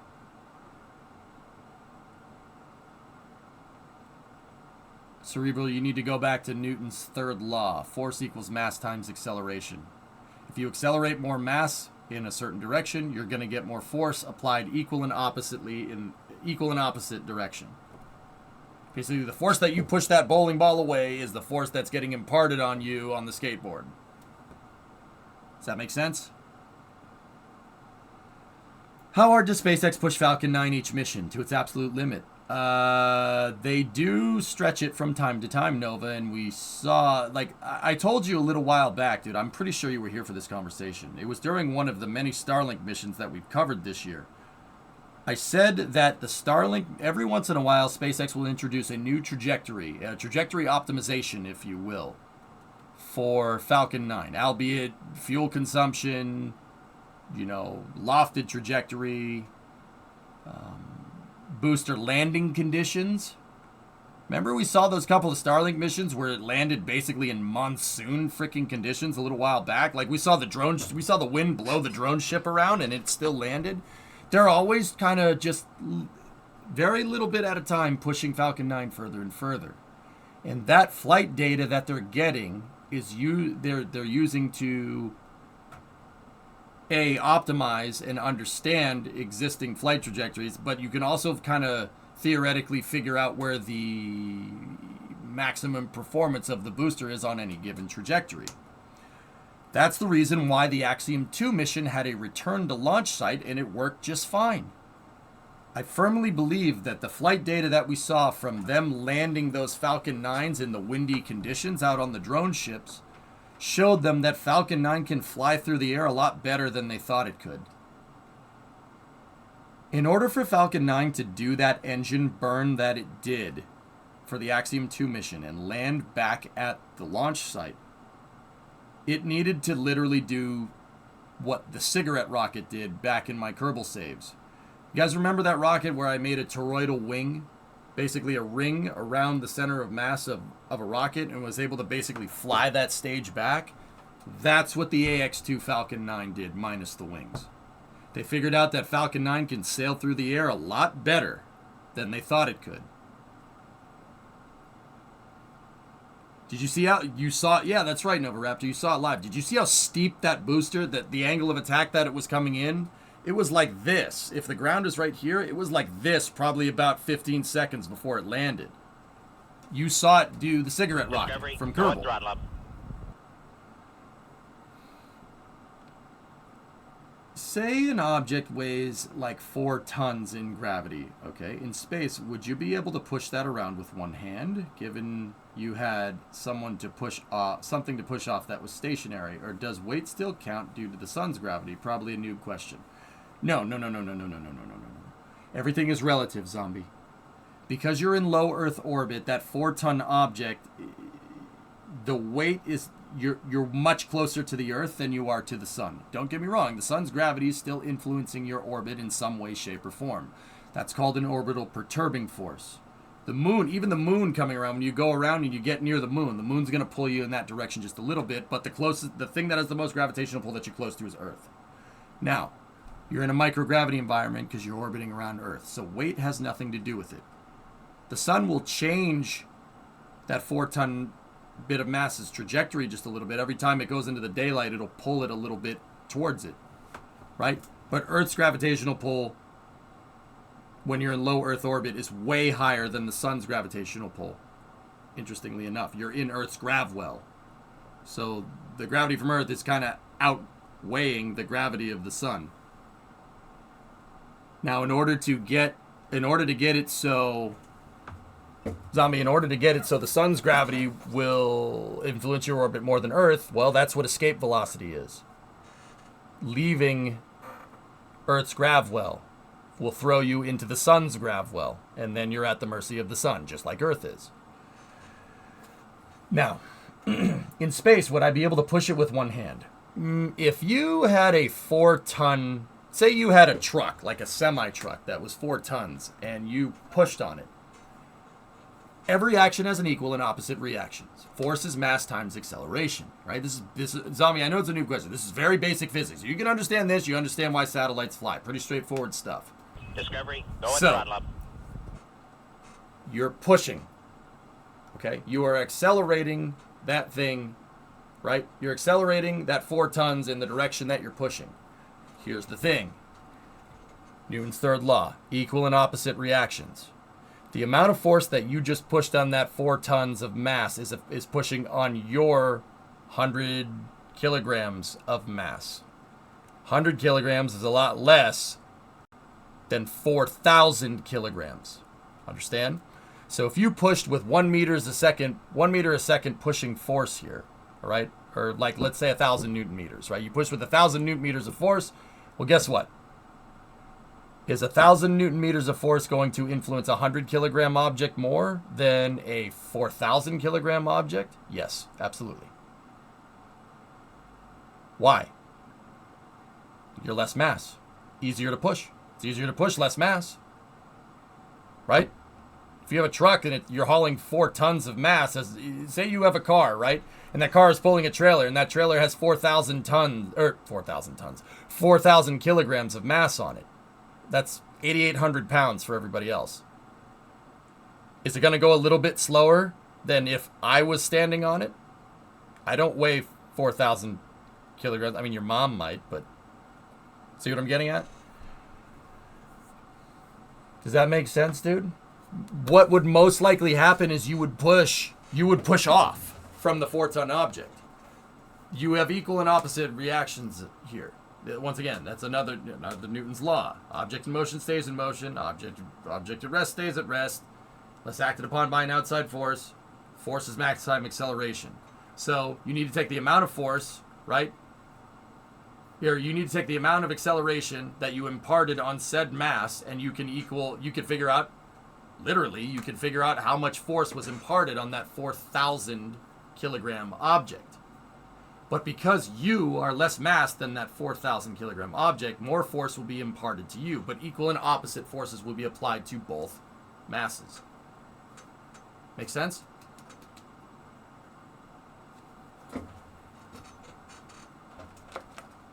If you were on the ISS and you had a box with exactly the same mass as your body and you kick off, both you and the box would go in opposite directions at the same speed. Yes.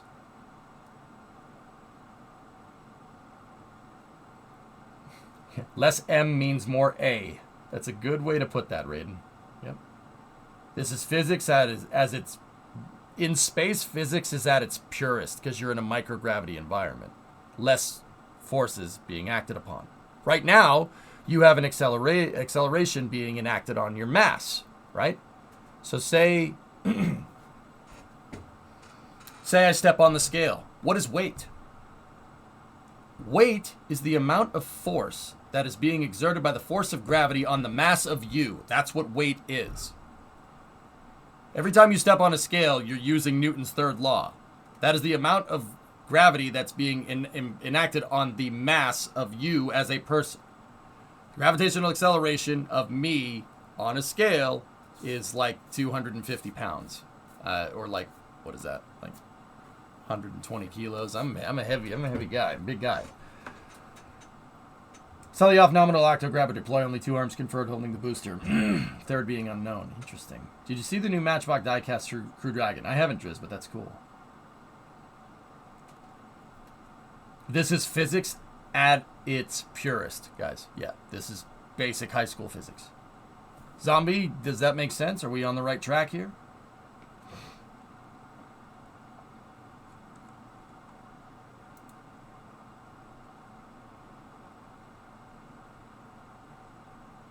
I mean, think about it. When you step on a scale, it's the force of gravity affecting on the mass of you, pushing down on that scale. That's what weight is. That's why you don't say weight when we're talking about space. Because when you're up in space around low Earth orbit, you're in a microgravity environment. The orbital trajectory that you're on means you're falling around Earth constantly. Basically, your outward angular momentum is pretty much equivalent to the inward gravitational pull of Earth. So you just kind of stay up there until acted upon by an outside force, right? Or the atmosphere slows you down, which is another perturbing force. But basically, that's air molecules hitting you, and basically you're imparting motion onto the air molecules and decelerating because of it. You're imparting acceleration onto the air molecules, and that decelerates you. That is aerobraking, pretty much.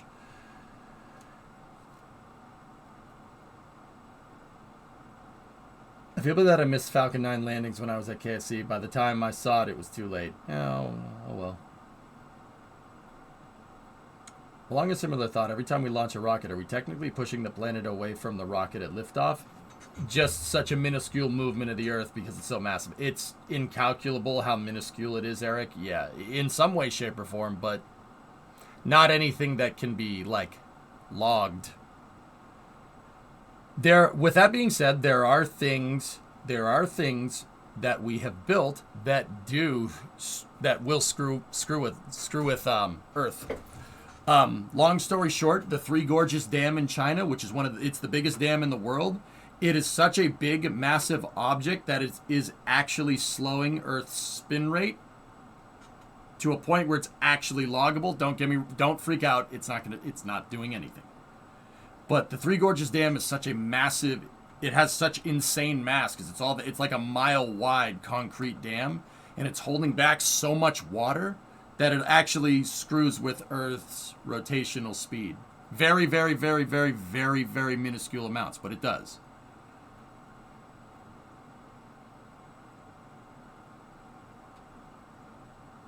Same sort of thing happens a lot with gravity assist. That's correct, Aqualux. Yeah, anytime we grav assist off of a planet, like if you use the moon to slingshot somewhere, yeah, you slowed the moon down a little bit because you accelerated. But once again, the sheer mass of Earth, dude, we don't get how big of a mass Earth actually is. The Earth doesn't care. It doesn't care.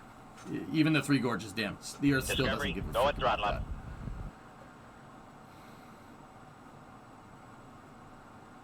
Yeah, Driz, it's something that is enough to actually be, like, it's enough to be noticeable. It's enough that we can actually, like, graph it out, but who cares? It's minuscule. Yeah, kind of. So say there was a wall behind me that couldn't be moved, and I push the 4,000 kilogram cube. Would that apply the full force of the push, or what would happen?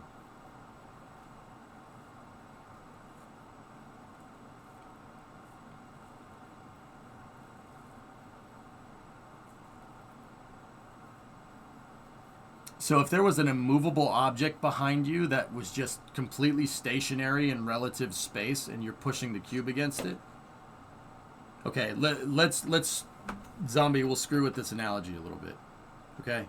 Say that wall, say you're at a space station and there's a Borg cube behind you. A Borg cube is like 4 million tons or 4 bajillion tons, right? So now your back is up against a Borg cube, right? And you have your little 4-ton object, right? And you pushed, yes. Yeah, you would be able to push that thing. But here's the thing. You're still trying to impart force on something that has a mass of 4,000 kilograms. You'll be able to push it, but it wouldn't be like, ha! It wouldn't be like that. Because you need to apply more force if there's more mass. So you'd be like, ugh! It would really take a lot of force to get that thing to start going in a different direction. But yes, that would happen. Do you think we'll ever see a human mission to Mars? Monkey, if we keep going down the path that we're going, barring no, like, catastrophic event like a nuclear war or an asteroid hitting us and just wiping us off the face of the Earth, I'd say a couple of years. Not a couple of years. A couple of decades. Sorry. I screwed up years and decades. Hey, I'm not perfect, man.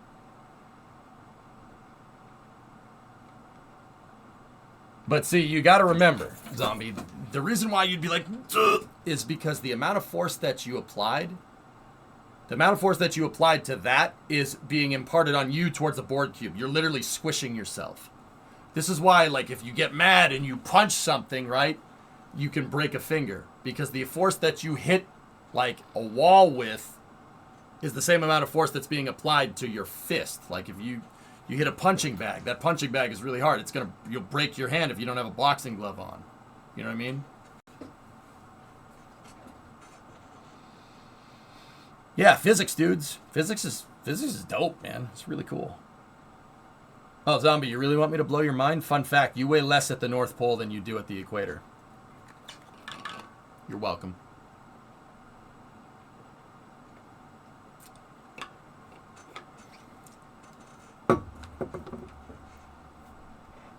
Do you know why?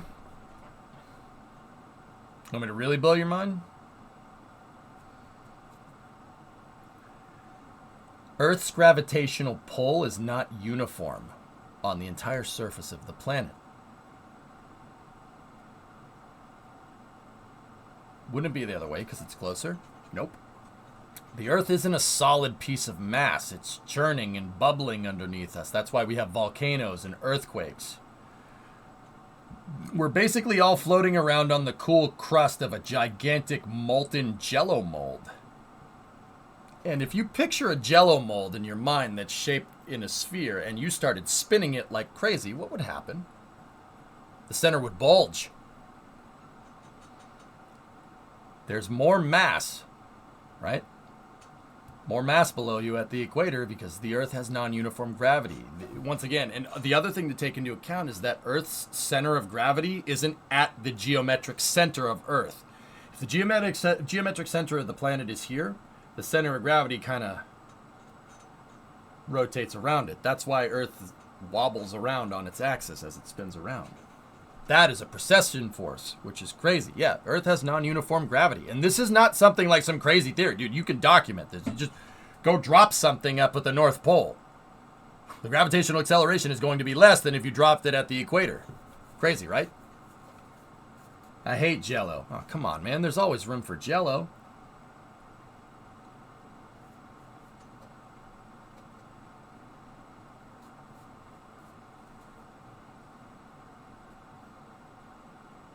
Yeah, Earth's don't get me wrong, Zombie. It's not like you can go up to the North Pole or go somewhere where the gravity is less and walk around like you're on the moon.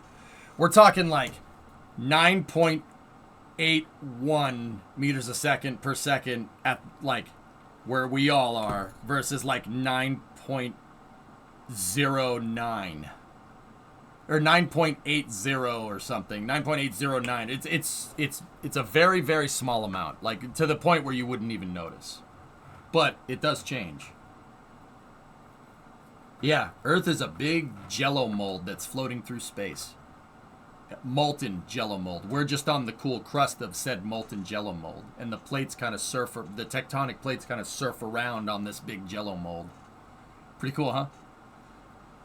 Yeah, weird, right? But see, here's the cool part, Zombie. We'll take this thing back to spaceflight. That weeble wobble that Earth does, right? That is a precession force. Okay, it's a precessional force. Think about if you have a top and you spin the top around, right? You know, if it stays spinning, it'll just do this, and then once it starts to slow down, it'll start doing this. See that right there? That is exactly what Earth does. It precesses. The cool part is that you can use that precession to your advantage. This is how spy satellites work, dude. Long story short. There's a type of orbit that you can go into called a sun-synchronous orbit.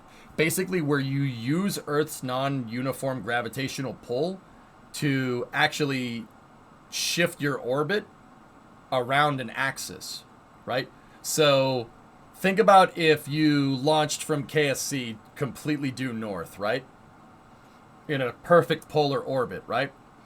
The Earth's precession will actually rotate your orbit around, and it'll tilt it a little bit too over time because Earth's gravity is non-uniform, right? In the 60s, they figured out a way to use that to their advantage. You can actually use precession to perturb a satellite to make it so it flies over the same spot at the same time every day. And the natural non-uniform gravity of Earth actually will shift it. So it times it. So say there's a foreign adversarial military base. It'll time it so that spy satellite goes right over that base at 8 a.m. every day. Pretty cool, huh?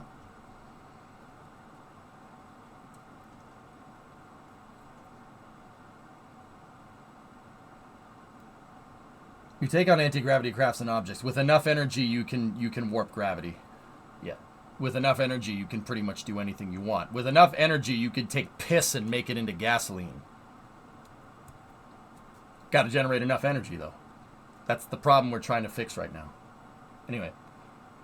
Zombie, another one that gets me. I get that we can't go faster than light because mass, but how does it gain mass in space going faster? That's Einstein's theory. E equals mc squared.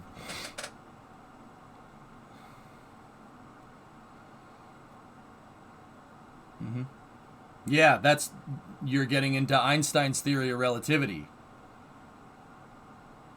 Yep. Now let's see if I remember this off the top of my head. Energy equals mass. Mass times the speed of light squared, right? That's what it is. Energy was mass speed of light.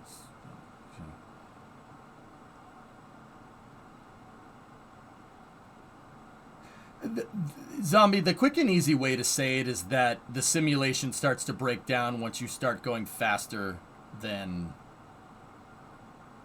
Once you start going faster than basically light, which is like the building blocks for our entire universe. Yeah, once you start going faster than that, the simulation starts to get upset with you. That's why your mass increases.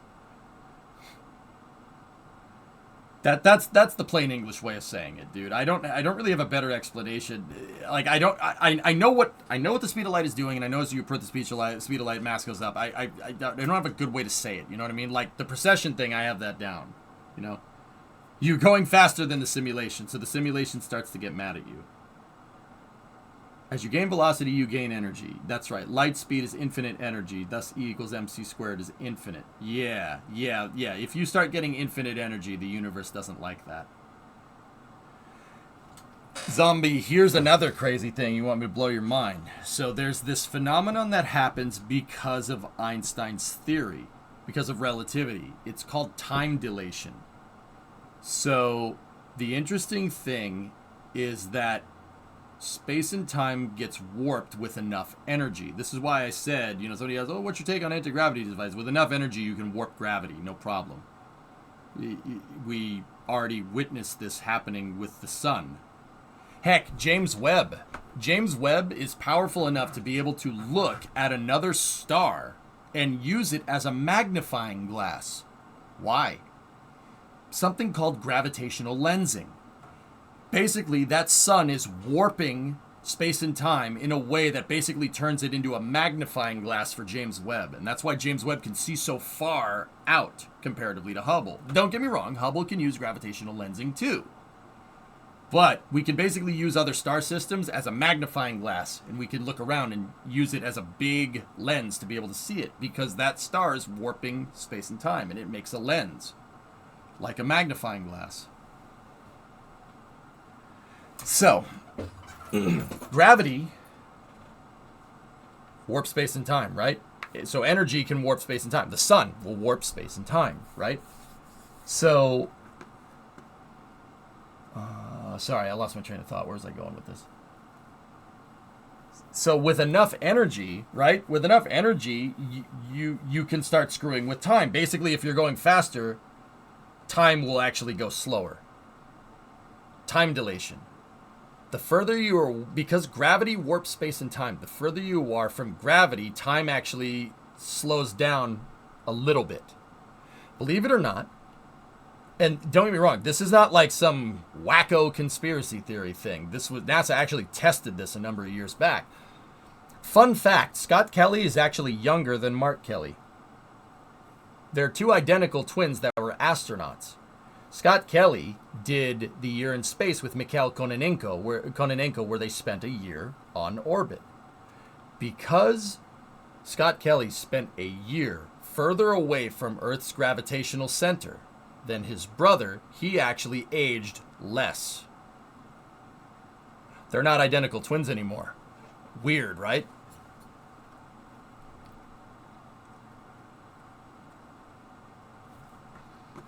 Yeah, Nova, we saw it already.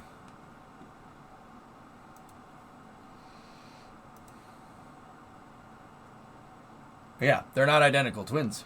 Crazy, huh? So we can live longer in space than on Earth then? If we're going faster, relatively faster, sure, absolutely. Weird, right? Did they measure that genetically? Yes.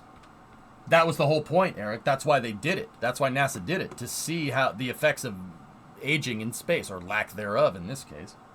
That's why in like Interstellar, right? You know, they've been gone for a bajillion years, but they don't age because they were going so fast. Same idea. And don't get me wrong, guys, this isn't some crazy sci-fi thing. Aqualux already said it, because you jumped the gun on my explanations all the freaking time, man. But this is proven. Global positioning satellites rely on timing. GPS relies on timing between satellites to figure out where things are. It's not so much like triangulation and bouncing signals back and forth to find stuff. That cell tower does that. You don't need to do that. The GPS works on timing, and they have to basically sync the timers on GPS to an atomic clock. Because if they didn't, if they, oh, your time down here is 24 hours, blah, blah, blah minutes, and the GPS, a day for the GPS is a different amount of time than on the surface of Earth. There is a time desync between those. Yeah, it's called time dilation, and it happens because of relativity. They have to account for being further away from Earth's gravity. Correct. Mm-hmm. Physics, man. Isn't that wild? That's cool, dude. I think that's really neat. So, I don't think we'll ever... I mean, going faster than light doesn't seem like a good idea. That probably isn't wise. I think that warp drives are going to be much... like something like the Alcubierre drive, much more realistic, if you will. So, basically what an Alcubierre drive does is generate enough power to make a negative mass density in space and time. Long story short, an Alcubierre drive warps gravity and makes a gravitational, not a black hole in front of it, but a gravitational depression in front of it and a gravitational impression behind it. And it warps space and time. It basically makes a gravity wave, and you ride the gravity wave. Gravitational waves do exist. Basically, picture Earth kind of like if Earth is a ball, like a kickball that's floating in the water, or a buoy that's floating in the water. It leaves ripples. Yeah, that happens with gravity, though. Really cool stuff. That was actually really recent. Relatively, that was actually pretty recent. Gravitational waves are a thing. They're absolutely a thing. Weird, right? Yeah, I did get it backwards. Sorry. I wasn't planning on talking about this today. Like a surfboard. Yep. Space surfboard, John. That's exactly what it is. Yep. Anytime mass accelerated gives off gravity waves. Yep, that's correct. I thought about this when I was at KSC at the Atlantis exhibit. Why didn't we just retire Saturn 1B but keep the Saturn 5 to complement the shuttle? Because there was Nova Raptor, because the shuttle was supposed to launch once a week, and Saturn 5 literally would not be needed because the shuttle could launch just as much mass into space in like a month than getting a Saturn 5 ready for like 6 months. So the shuttle had 25-ton payload capacity, right? The Saturn 5 is 120 tons.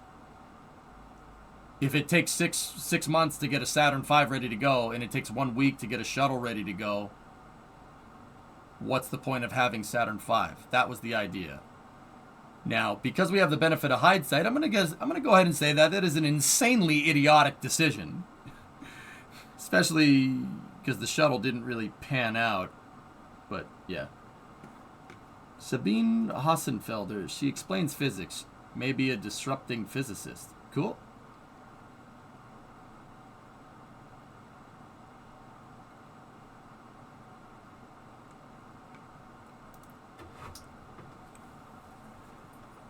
The negative energy part is the hard part for now. But yeah, guys, if an Alcubierre drive, if Michael Alcubierre's math actually works, honestly, the only thing limiting us at that point is the amount of energy that we can generate in space.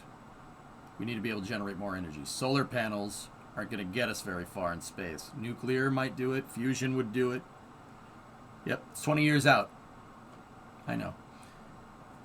What was the max space shuttle launches per year? In 1985, Atlanta, the shuttle launched 9 times. That's one shuttle launch, almost one shuttle launch a month. It's like 0.95 shuttle launches a month. And here's the gross truth: the shuttle could fly on the frequency of Falcon 9 if NASA had stayed hangry. You know what I'm saying? If they'd stayed hangry. The thing is that they weren't hangry like during the Apollo program, mostly because of budget cuts. Turns out underfunding an extremely complicated space machine and expecting it to do what you wanted it to do for half the price that it should have cost NASA wasn't hangry. They didn't have the blank check no more.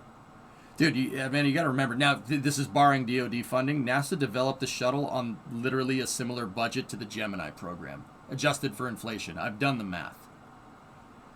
Where that turns into a gray area, though, is the Department of Defense. I don't know how much the DoD sank into the shuttle program. I have no idea. We'll probably never know those numbers. Go figure. The shuttle was quite literally supposed to launch 48 times a year. They were going to basically launch it on the frequency that Falcon 9 is launching right now.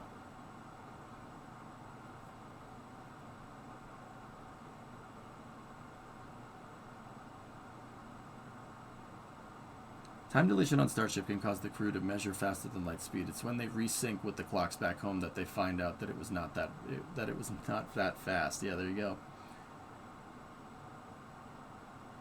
Department of Defense, they do what they want and they pay. Yeah, shout outs. I know, lovely. You know what the crazy thing is, dude? The DoD ain't even the one that's sucking up all the money in this day and age, dude. You know, everybody's like, oh, the Department of Defense gets so much money. It's like 12% of the budget.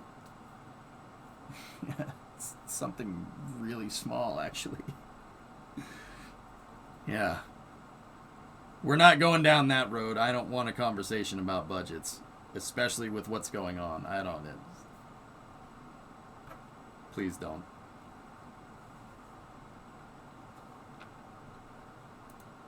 It's been like water out of a faucet. Yep.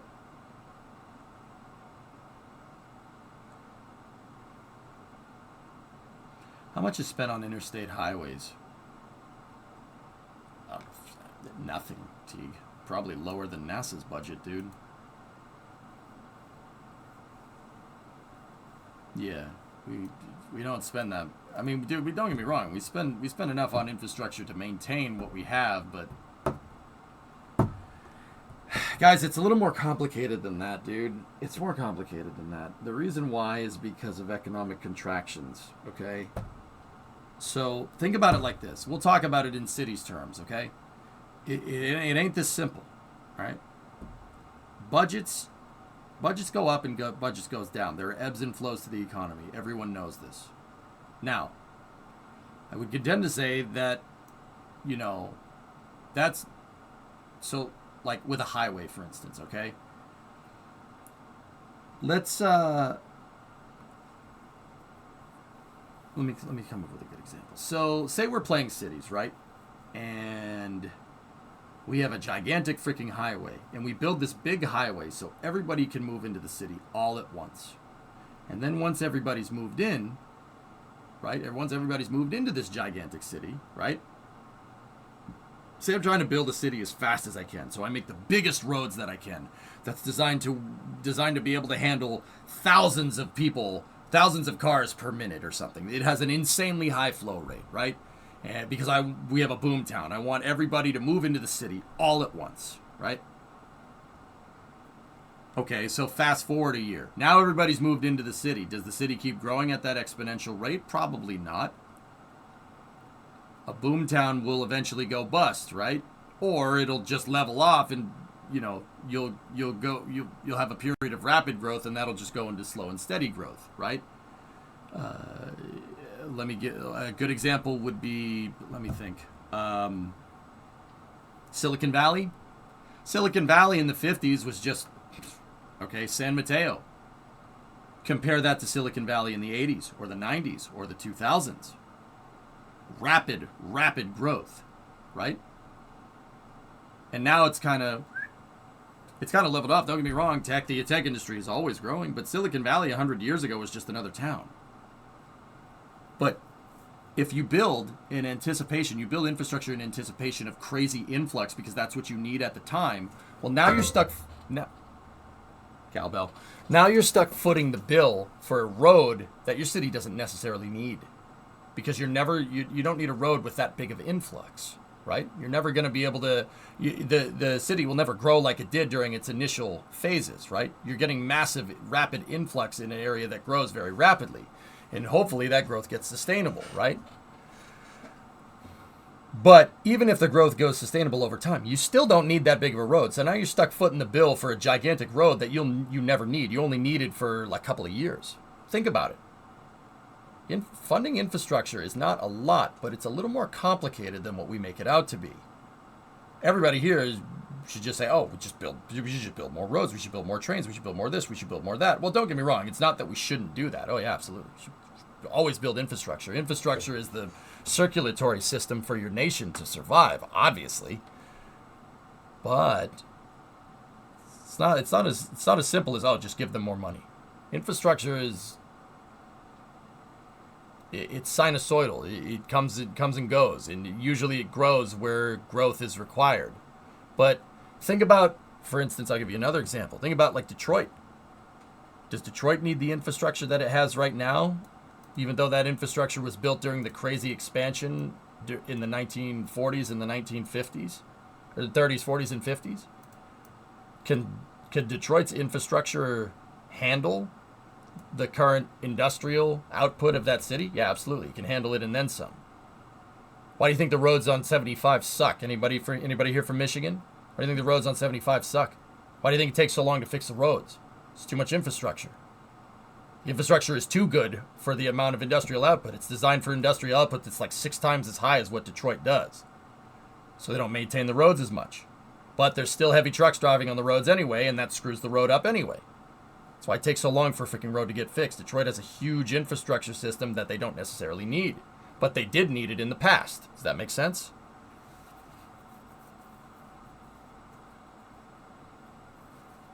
Cincinnati, 75 sucks here too. Well, Magic Hut, you got the same problem.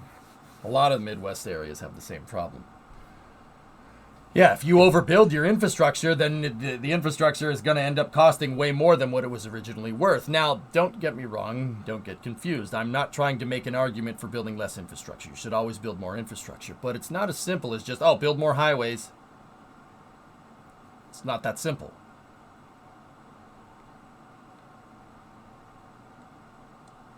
Fiscally, you should build your job to need. If you're doing your job well, trying to predict 5 to 10 years in the future, at most. Too far down the line, too many variables will change in order to effectively plan. Bingo, Magic. And this is why a lot of American cities have really horrible infrastructure systems in them, because most of the cities in this country were born of rapid growth. Los Angeles, good example. LA in 1950 and LA in 1970 is two different things. LA in the 1990s is way different than LA in the 70s. The crazy thing is that they built the highways around Los Angeles and they had them done in the 90s, anticipating 5 to 10 years of population increase. And then the population grew 3 times what they thought it would. It's not that LA's highway systems are bad, it's that there's way too many people. It's not that the highways can't handle that many people. The pipe always has a bottleneck. You know what I mean? The pipe can only flow so much water through it before it clogs. Or bursts, let me put it that way. What I'm talking about is the 405. The 405 is a burst pipe that nobody does anything about because they can't. What are you going to do? Make it wider? What are you going to do? Make it wider? You can't. There's stuff in the way. You'd like the story of Edinburgh. How they joined 2 sections with a bridge, which after a while had merchant shops on the sides, then apartments underneath, and then the ground was filled in, and now it's almost completely covered with newer buildings and roads. Yep. Build underneath it. Well, that was Elon's idea, Bobs. See what I'm talking about, dudes? Just saying, oh, we need more infrastructure. Oh, we need high-speed rail. Oh, we need this. Oh, we need that. That's something that takes... That's not as easy as you think it is. Well, they're actually widening the 405. Yeah, because they're getting rid of the damn breakdown lanes, Evil Rays. I'm sure that'll end well. Take it from somebody that hails from a place where the breakdown lanes end up getting used for traffic. If somebody breaks down, your road clogs instantly because they're clogged in a traffic lane. Not going to end well. But what else can you do? I listened to that while sitting in Silicon Valley traffic. Yeah, the 101. Good times, right, Electro?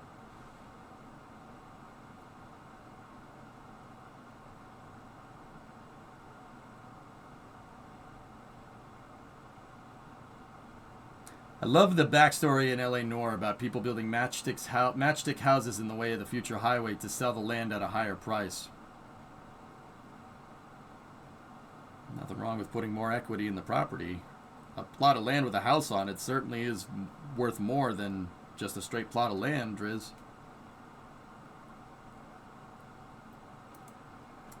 But yeah, guys, I mean, you could make the same argument with space infrastructure. This is why NASA just doesn't build more pads. Because you got to be careful, because just because the industry is expanding like crazy right now,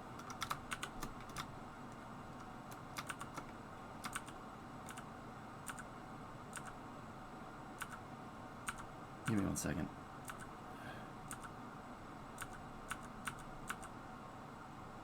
Hang on a minute. Just because the industry is expanding like crazy right now doesn't necessarily mean that it won't contract.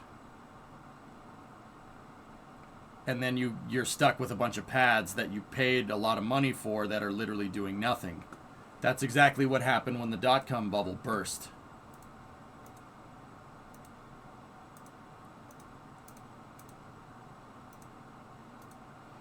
Crazy, huh? Anyway, good questions, dude. I grew up in Huntington Beach. The 405 has been under steady construction for 20 plus years in one form or another.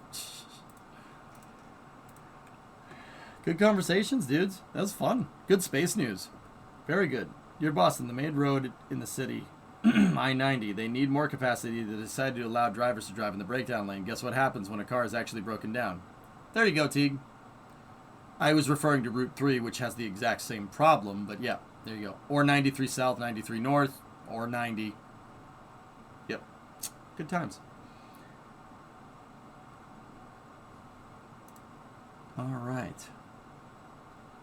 Don't we got a Falcon 9 tonight? Yeah, absolutely. At 11:25. It's 8. We still got 3 hours. 3 hours, 3 whole hours.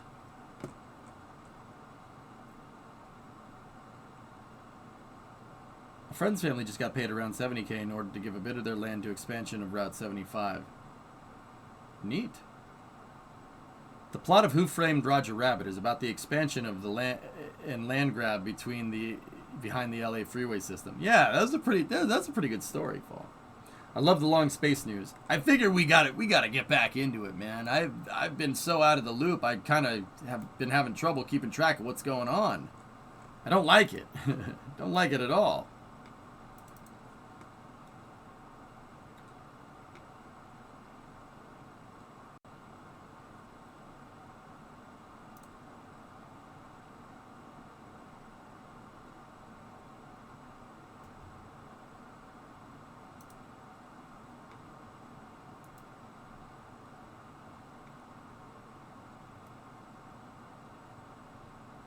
I'm looking through these tabs, making sure I got everything.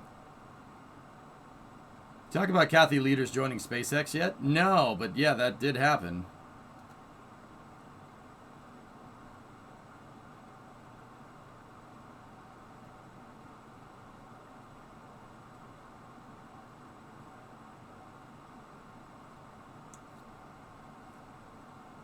No, yeah, Kathy Leaders left NASA and joined SpaceX. It's kind of crazy, dude.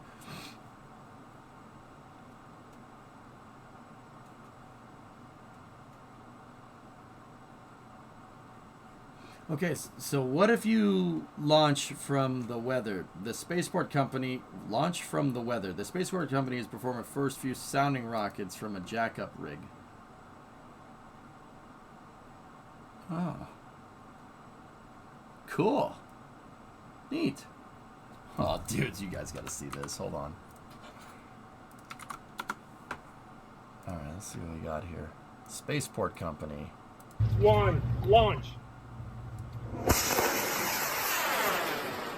Bye-bye. 3, 2, 1, launch. Sure, Sawyer. 3, Damn. 2, 1, launch. Zing! Cool. That's awesome. Where's the SLS footage? I lost it in the tabs, dude. I lost it in the tabs. Give me a second.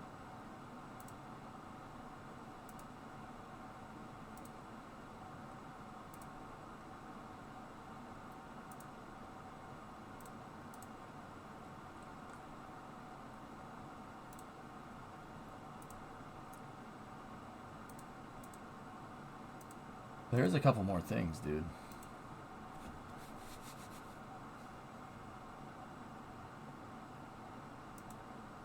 It still makes you sad that SpaceX got rid of their platforms. Just because they got rid of them Pandorific doesn't mean they're not going to do it in the future.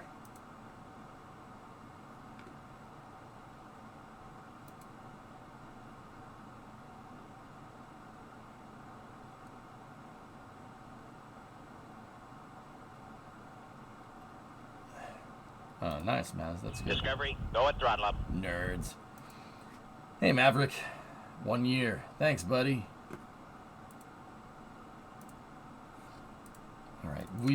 I still haven't read through that EUS article, but yeah, we can check it out here.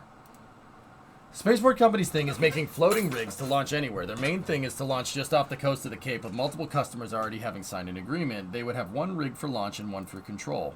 Interesting. With colonies coming to KSP2 down the road, and the fact you can base build on Kerbin, will you make a deep space network on Kerbin?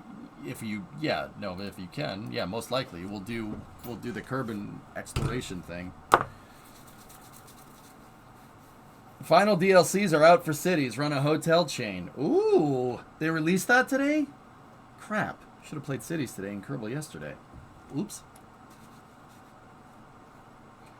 I always thought sea launch was a good idea. Glad to see it's not entirely being given up. Yeah.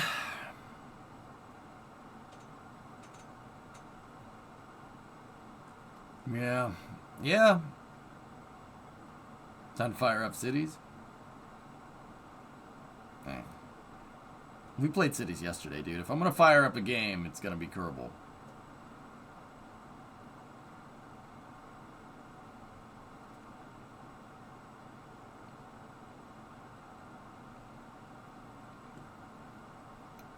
Erudite, some people were saying SpaceX got her for SpaceX to abuse their power. Your thoughts?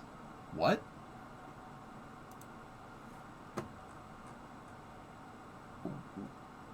Wait. What do you... What conversation was that in reply to, Erudite? Thomas, new weather forecast out for Falcon 9. 70% probability of violation at the opening of the window, with it going down to 50% at the end. Concerns, cumulus clouds, anvil clouds, surface electric. Thunderstorms. Are we going to see any KSP1 gaming in the future? Pop, I kind of wanted to play KSP1 today. The new Starship Troopers game is great. Maybe give it a try. Somebody else did recommend it to me, Admana. Either that or you recommended it to me the other day. Kathy Leaders. You spelled her name right. So... Okay, Erudite, who is saying that SpaceX poached Kathy Leaders, the head of NASA's Human Spaceflight Division, to SpaceX to abuse power? Abuse what power? I'm confused. What does that mean? Well, Dead Crew, we'll figure it out. It's the first time you mentioned it. Okay, so it was somebody else. Somebody else mentioned it to me. I think it was during Saturday Night Racing. Somebody said it like it's made in the style of the movie, so that's like, would you like to know more and stuff? Dude, the sunset tonight was insane. Let me see.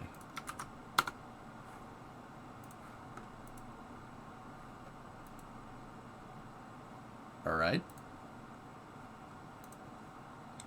Yeah, damn Canadians importing their burnt air. Yeah, it was Predominant that said that. That seems right. Yeah, because I remember saying, he's like, would you like to know more? I did hear a couple of people thinking she might be able to bring NASA secrets. Is that the question? Abusing power, NASA secrets, Pandorific. What does that mean? What is it? I'm not trying to be a jerk here. I don't understand. Common sense skeptic. Oh. And others said they would use her to cut corners with human spaceflight.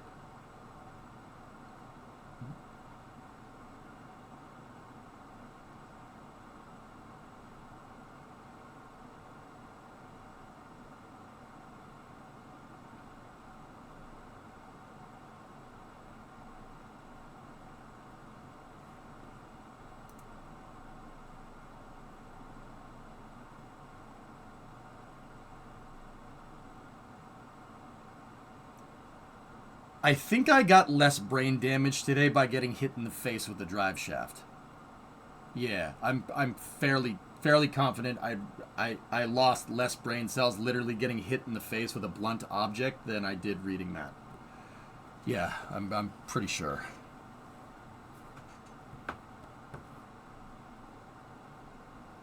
Yeah, I was putting the drive shaft back in the truck today and it slipped out of my hand and hit me in the face. Yeah. I have a nice bruise on my head. I think I lost less brain cells doing that than I did reading what I just read.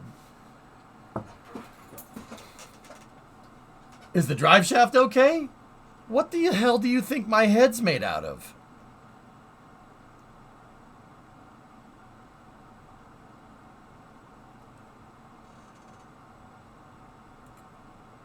So, Erudite, allow me to explain. All right, so I disagree with CSS, though. I just wanted to see your thoughts on it personally. Okay. Kathy Leaders was the head of the Commercial Crew program, basically from its inception till 2018, when the head of NASA's Human Exploration Operations Mission Directorate, or HEOMD, stepped down because of a huge scandal, believe it or not. He basically gave Boeing some insider information on some NASA lander contracts in an effect to get a lander done faster, and yeah, promptly got removed from that position very quickly. That gentleman's name was Doug Lavero.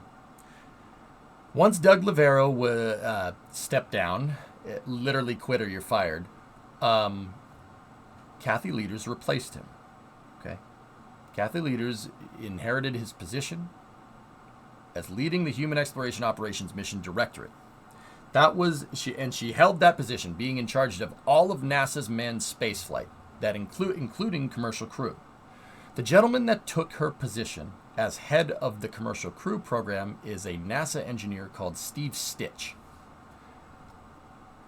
Now, just hold on to Steve Stitch here. He's cool. Trust me. Steve's a cool dude. I don't know him personally, but I've watched a lot of press interviews with him. Just keep him in the back of your mind.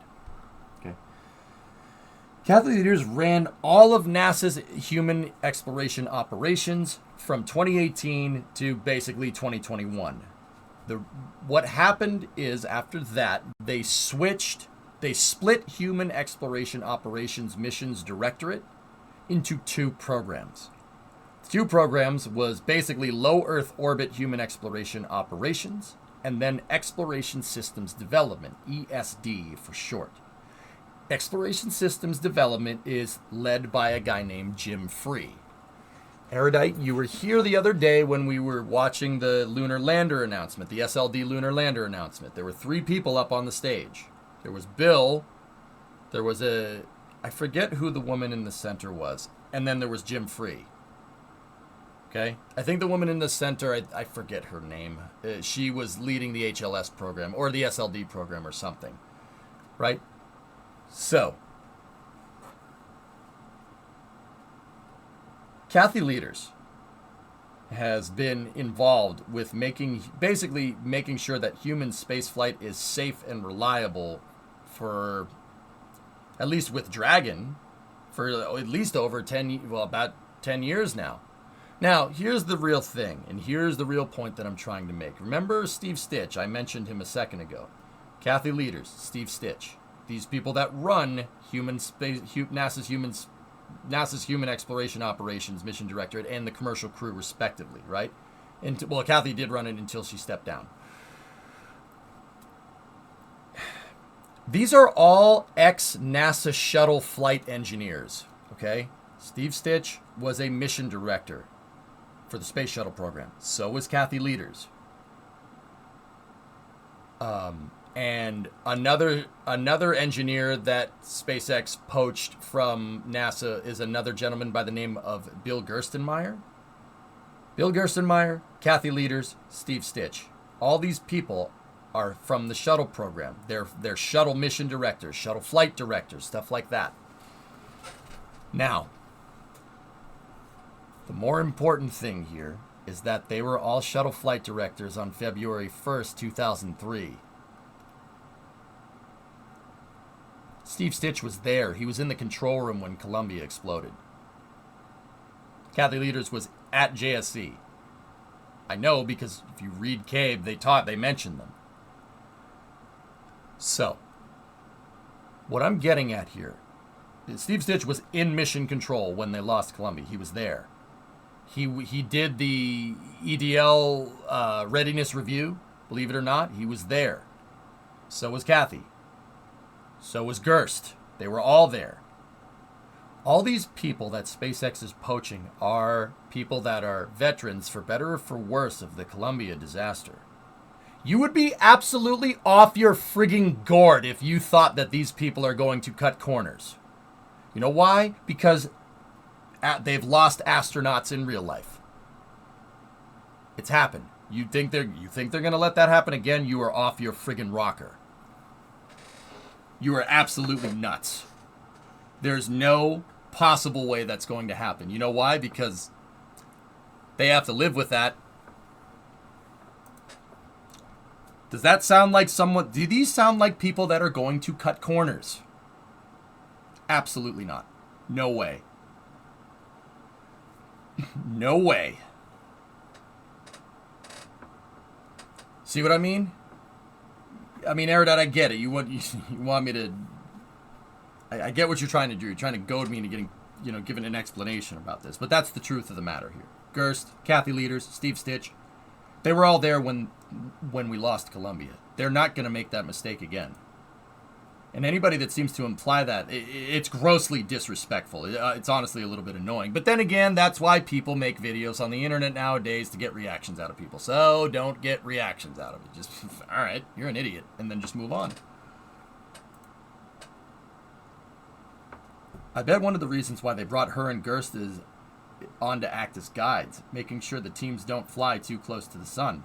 Absolutely, Ian. If anything, it's going to help SpaceX make spaceflight safer and not cut corners. And even to sit there for a second and imply that is disgusting. That is disgusting behavior. Like, it's... idiot. Dude, how tone deaf can you be, man? Unbelievable. Yeah, Chow Dubs, for real. Lurked for a while, talked about the lawsuit. I actually haven't gotten to that, man. Thanks for the insight. I never agreed with comments against septic, and will never... And never will... Yeah, I mean, people have short memories, Erudite. That's the thing. You pretty much have to assume the worst of them to believe that. Yeah, Lay Cozy. Yeah, I know. It's a little bit absurd.